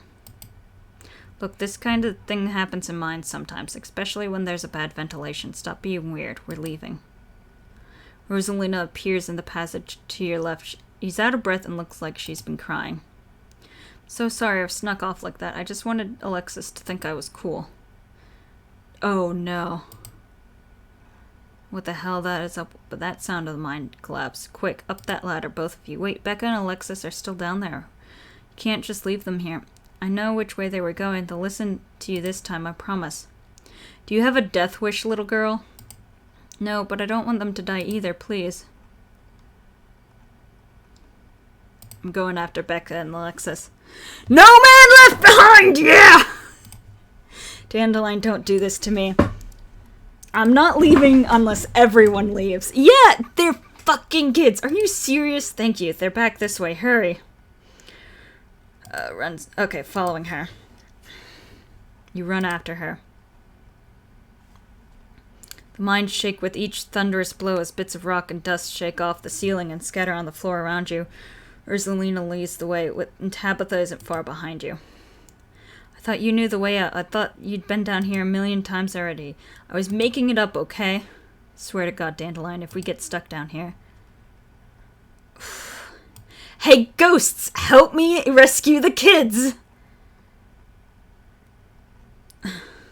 You'll what, kill me? Then you'd be stuck down here and alone. Are you trying to push my buttons? We're coming! Just stay where you are. Rosalina, you came back. I don't want to die down here.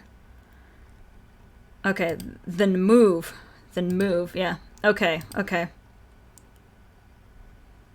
Quickly push your way back the way you came. Pieces of rock, fallen rock littering the path around you. All of you, start climbing. Now! Once the last teen is up, Tabitha grabs onto the ladder and starts climbing.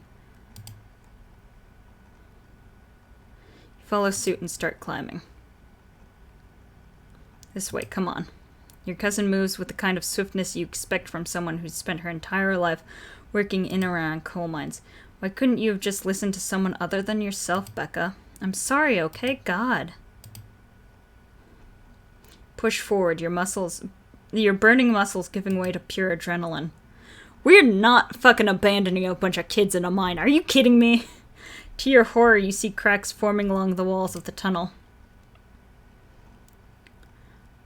Come on, we've got to go faster. We're almost there. I can see the entrance. Your surroundings quake as the mine collapses around you. Oh, that poor kid. Oh no, Rosalina. And then the knocking fades and you feel safe, having arrived back at the entrance in one piece. What the fuck? What the fuck? Rosalina, are you okay? Clearly she's not okay, idiot. Shut up, Becca. It was your idea to go down there in the first place. This is all your fault. Shit, fuck, why? Why did this have to happen? Okay, the knocking stopped at least. All of you stay exactly where you are. I'm gonna make some calls. Cough. This really hurts. Stella and Kanika popped their heads through the mine entrance. Tabitha just stormed out of there. Are you... Oh my god. Rosaline, can you hear me? We're gonna get you out of here, okay? Stella already called an ambulance. But that means the cops are gonna come. They're gonna know I was drinking. They're gonna know we went in there to drink, right? Becca, that doesn't matter. If my dad finds out, he'll kill me. He can't know. In a panic, Becca runs for the entrance and pushes her way through. Don't worry about her, Rosalina. She's being an asshole. One of us should wait by the gate and make sure they can find us up here. I should check in with Tabby, see if she needs help. We're going to get you help. Everything's going to be okay. Alright, I'll go down to the gate. Rosalina, I'm so sorry. We'll be back soon. We're going to get you out of there and you're going to be just fine, okay? Dandelion and Alexis will keep you safe until then. Don't worry, pup. I know you're sick, but I'm here to keep you warm. Am I going to die? You're not going to die. Don't say... Rosalina, don't say things like that. Oof. You're gonna be okay. Just keep breathing. Thanks, Dandelion. Yeah. Rosalina's breath comes in quick, irregular bursts. If I don't make it, tell my dad I'm sorry. I'm the one who has to be sorry about that. This is all me and Becky's fault. We never should have gone down there. It's not your fault. I went down there because I wanted to. Rosalina pauses, catching her breath. Thank you, Dandelion. I'm glad everyone else made it out okay. Couldn't have done it without your help.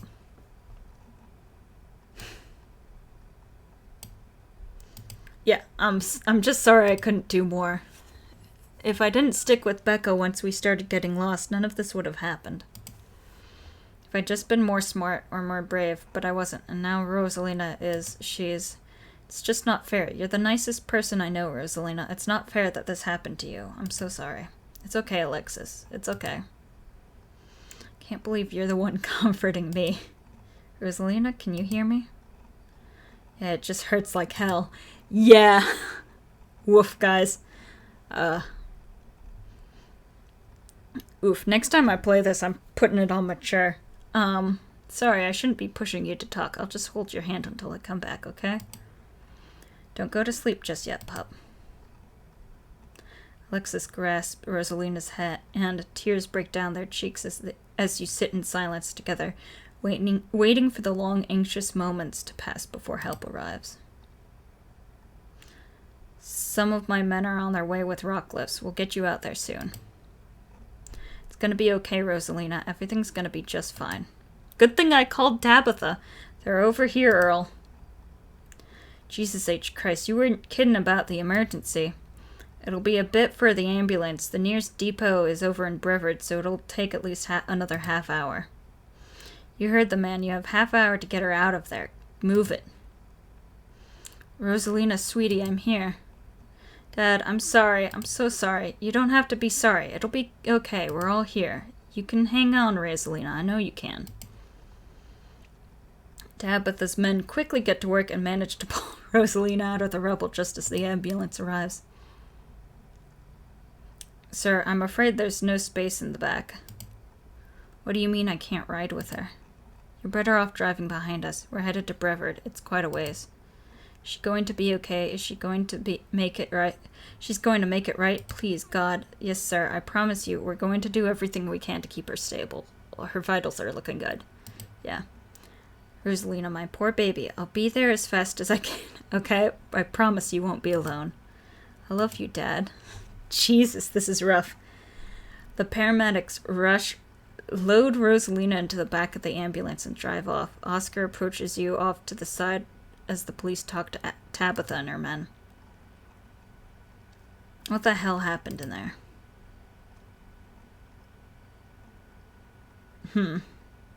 Oscar, I'm so sorry. It's okay, it's okay. At least nobody died. What happened, though?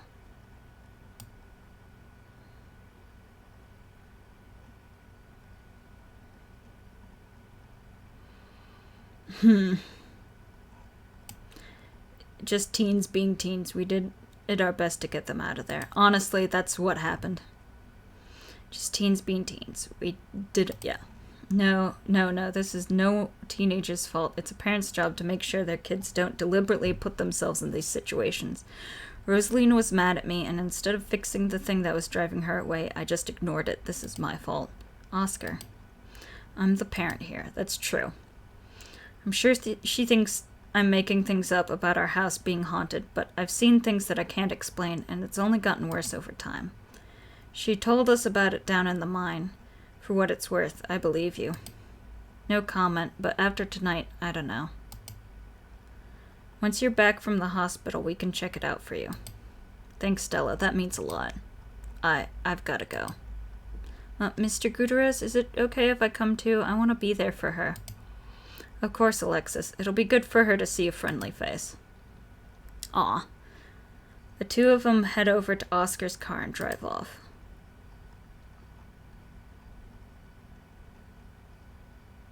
Oof. Your vision.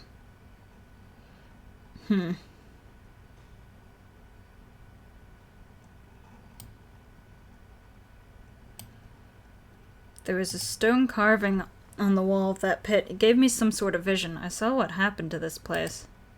You sure it wasn't just auto-suggestion? We talked about that mine a lot today. I don't know, Neeks. You weren't down there. Dandelion and Tabby had, like, simultaneous seizures next to a creepy stone carving. It was like something out of a movie. Just because they passed out or had seizures doesn't mean it wasn't auto-suggestion.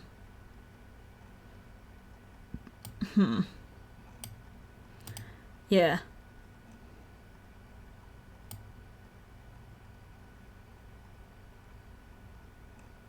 Let's see. I'm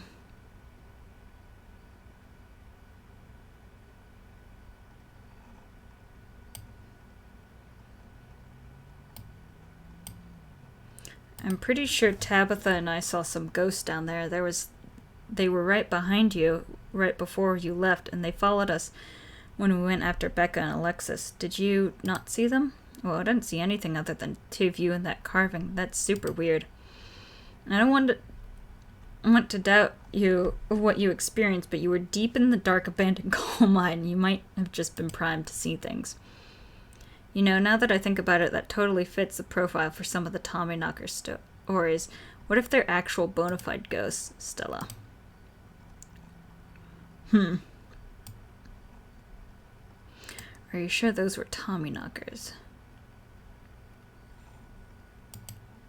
Everything that happened down there centered around that main chamber where I saw that carving. Stella showed me a photo. Weird stuff. Yeah, really weird. Are you sure those were Tommyknockers?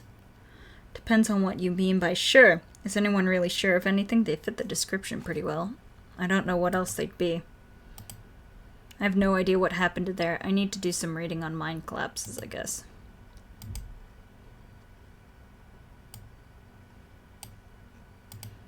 Ditchlings.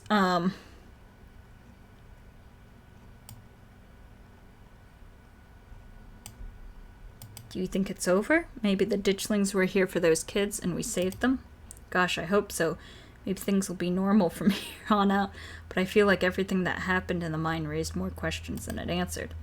Yeah, we still don't know about Wayne, or about what you actually saw down there. It's still a little too magic for me. Just because two bad things have happened doesn't mean there's a pattern, right?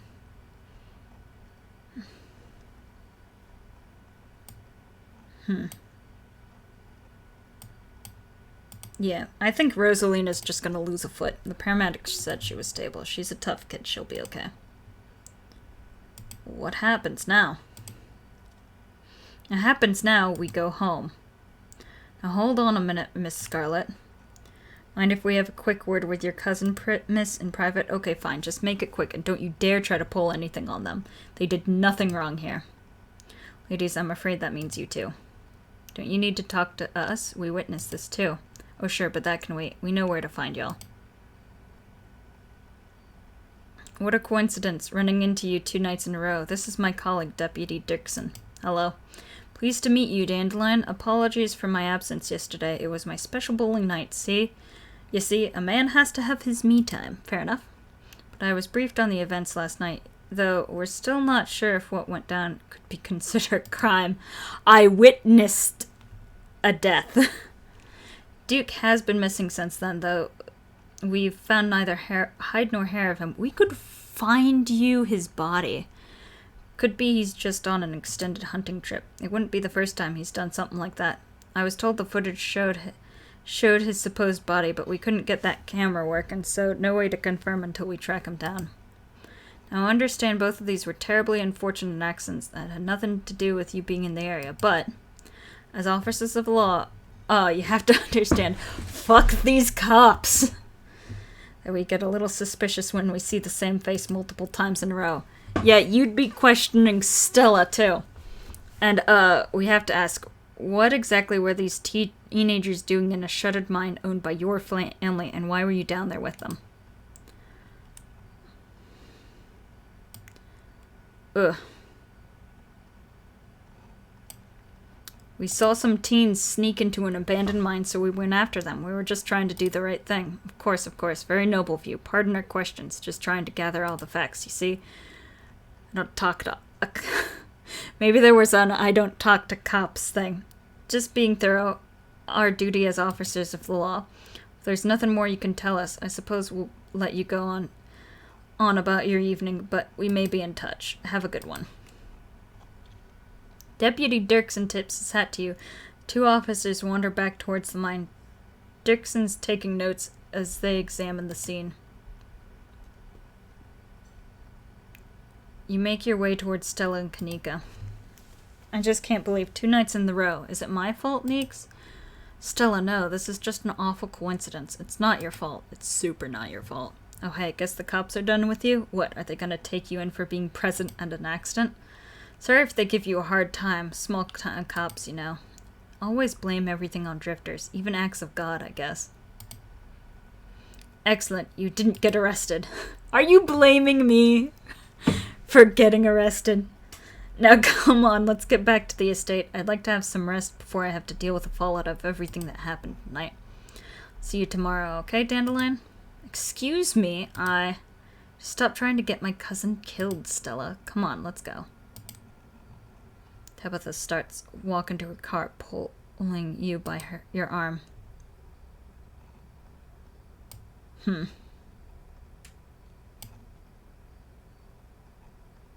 I can text.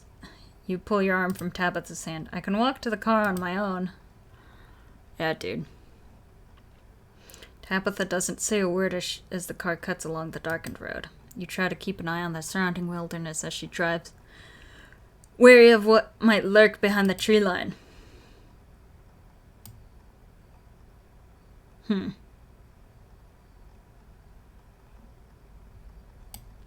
are you holding up? Yeah. I actually care about you, you loser. Poorly, but I'd really rather we didn't get into it. Fair enough?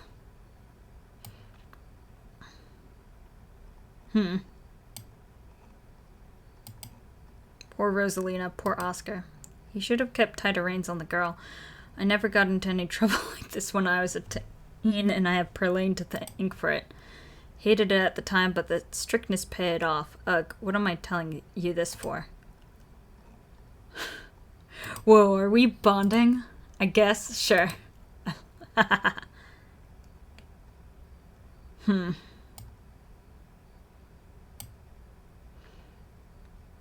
Oof. Like, on one hand, I'm a little torn between these 2 answers because, like, yeah, it is the parents' job to keep kids from getting super hurt, but, like, also, kids are just kind of like that. They're stupid and they take a lot of risks, so. Ugh.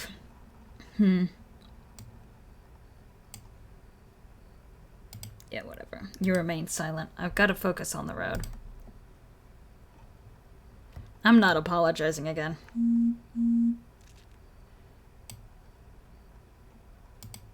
I don't appreciate being dragged off like that. It's been a long day, Dandelion. Are you really gonna make a fuss about me bringing you back to the estate? Don't answer that question. I don't have the energy to get into it. Oof. Didn't you two used to be friends? Yeah. Why do you treat Stella like that? Didn't you two used to be friends? It was a different time in my life. I just wish she'd get that we're not in high school anymore. I'm a different person than whoever she thinks she knows. You and Kanika really don't seem to get along. She pushes my buttons. Fair enough.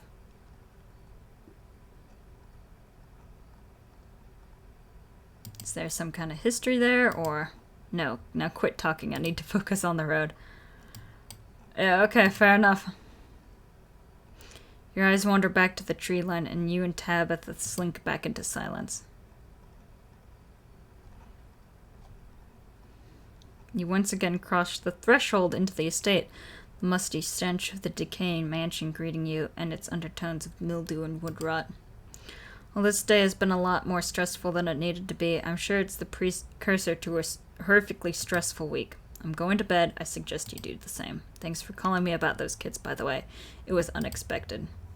You could have... No, you should have waited for me. I'm too tired to argue. I'll see you in the morning. I was not gonna wait on you. Jesus. Tabitha turns and makes her way up the stairs, her posture defeated. Yep. You head up to your room and turn in.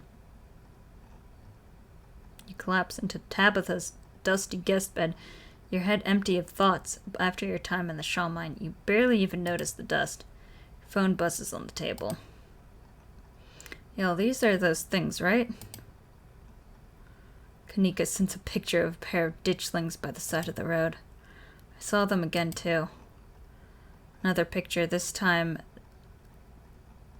of them staring from a tree. What the fuck? Those things are definitely not hairless monkeys or raccoons or whatever. I don't know what the hell they are. I guess there's more to them being here than the mine collapse. No way I'm sleeping tonight. Think about looking out your guest room window, but at this point you're too exhausted to leave your bed. The adrenaline from this evening is finally wearing off, replaced by a creeping exhaustion that threatens to overwhelm you. Your limbs feel heavy, your eyelids slipping down over your eyes, even as you stare down into the ominous pictures of your phone. If it weren't for the pit of dread balling in your stomach, you would almost feel comfortable as you settle in between the covers, your tired bones sinking into the decrepit mattress. When you close your eyes, you see Rosalina's face, twisted with pain, staring up at you with tear-streaked cheeks, trapped by powers beyond her control, terrified of what her now uncertain future would hold. Your eyes shoot back open, your heart pounding at the door, as the door to your room swings open. Hello, kitty. It's just the cat. It's always just the cat. Frou-frou. Don't read into this. The woman kicked me out. Just wanted a warm place to sleep. It's nice to see another living being, even one as unfriendly as Tabitha's cat. The cat's starting to like me. The comfort of her presence sets your mind at ease, and you finally slip into a deep sleep. Oop. What's happening now?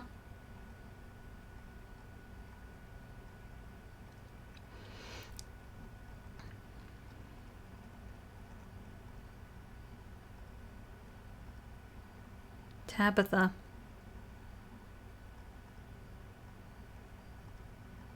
Oh, we got disconnected from chat.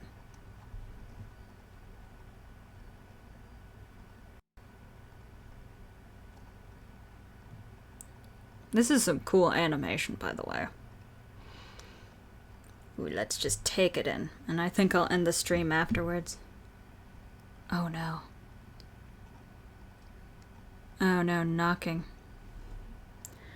This is the end of episode 2. Episode 3 is currently slated for late January, early February. We'll be sure to update you once we have a firmer release date. Oh, cool. Let me save. If you'd like to continue with this world state in episode 3, please save now. Okay. Yeah. Okay. Ooh, okay, yes. uh, Tony Howard Arias. I should look them up. I always want to find me some new writers. Yeah. Okay, so aside from that little stumble in the beginning, it seems like we had a pretty good stream. Not too many skipped frames. Awesome. Yeah. We can try some different paths. And then there's the next more chapters coming out in the future. But yeah, oh, that was a lot of fun. Spooky. Good for Halloween season. Yeah.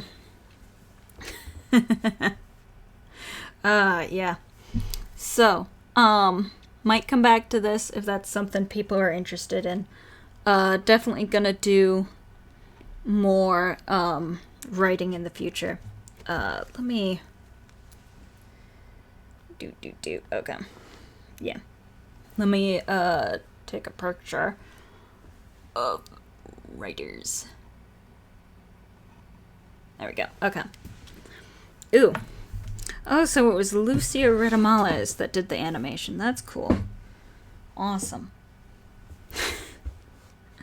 That was a lot of fun. Oh, special thanks to our testers. More testers. And you, the player. Me, the player. Snuffy. Oh. Okay. So that's the end of Scarlet Hollow.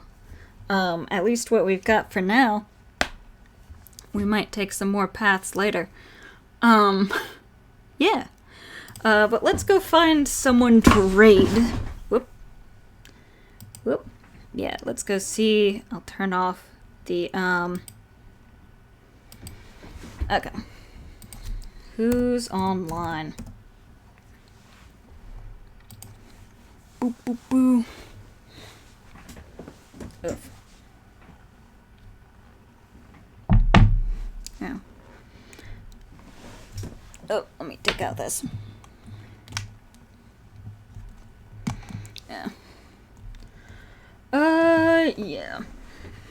Yeah, let's go see Satoru.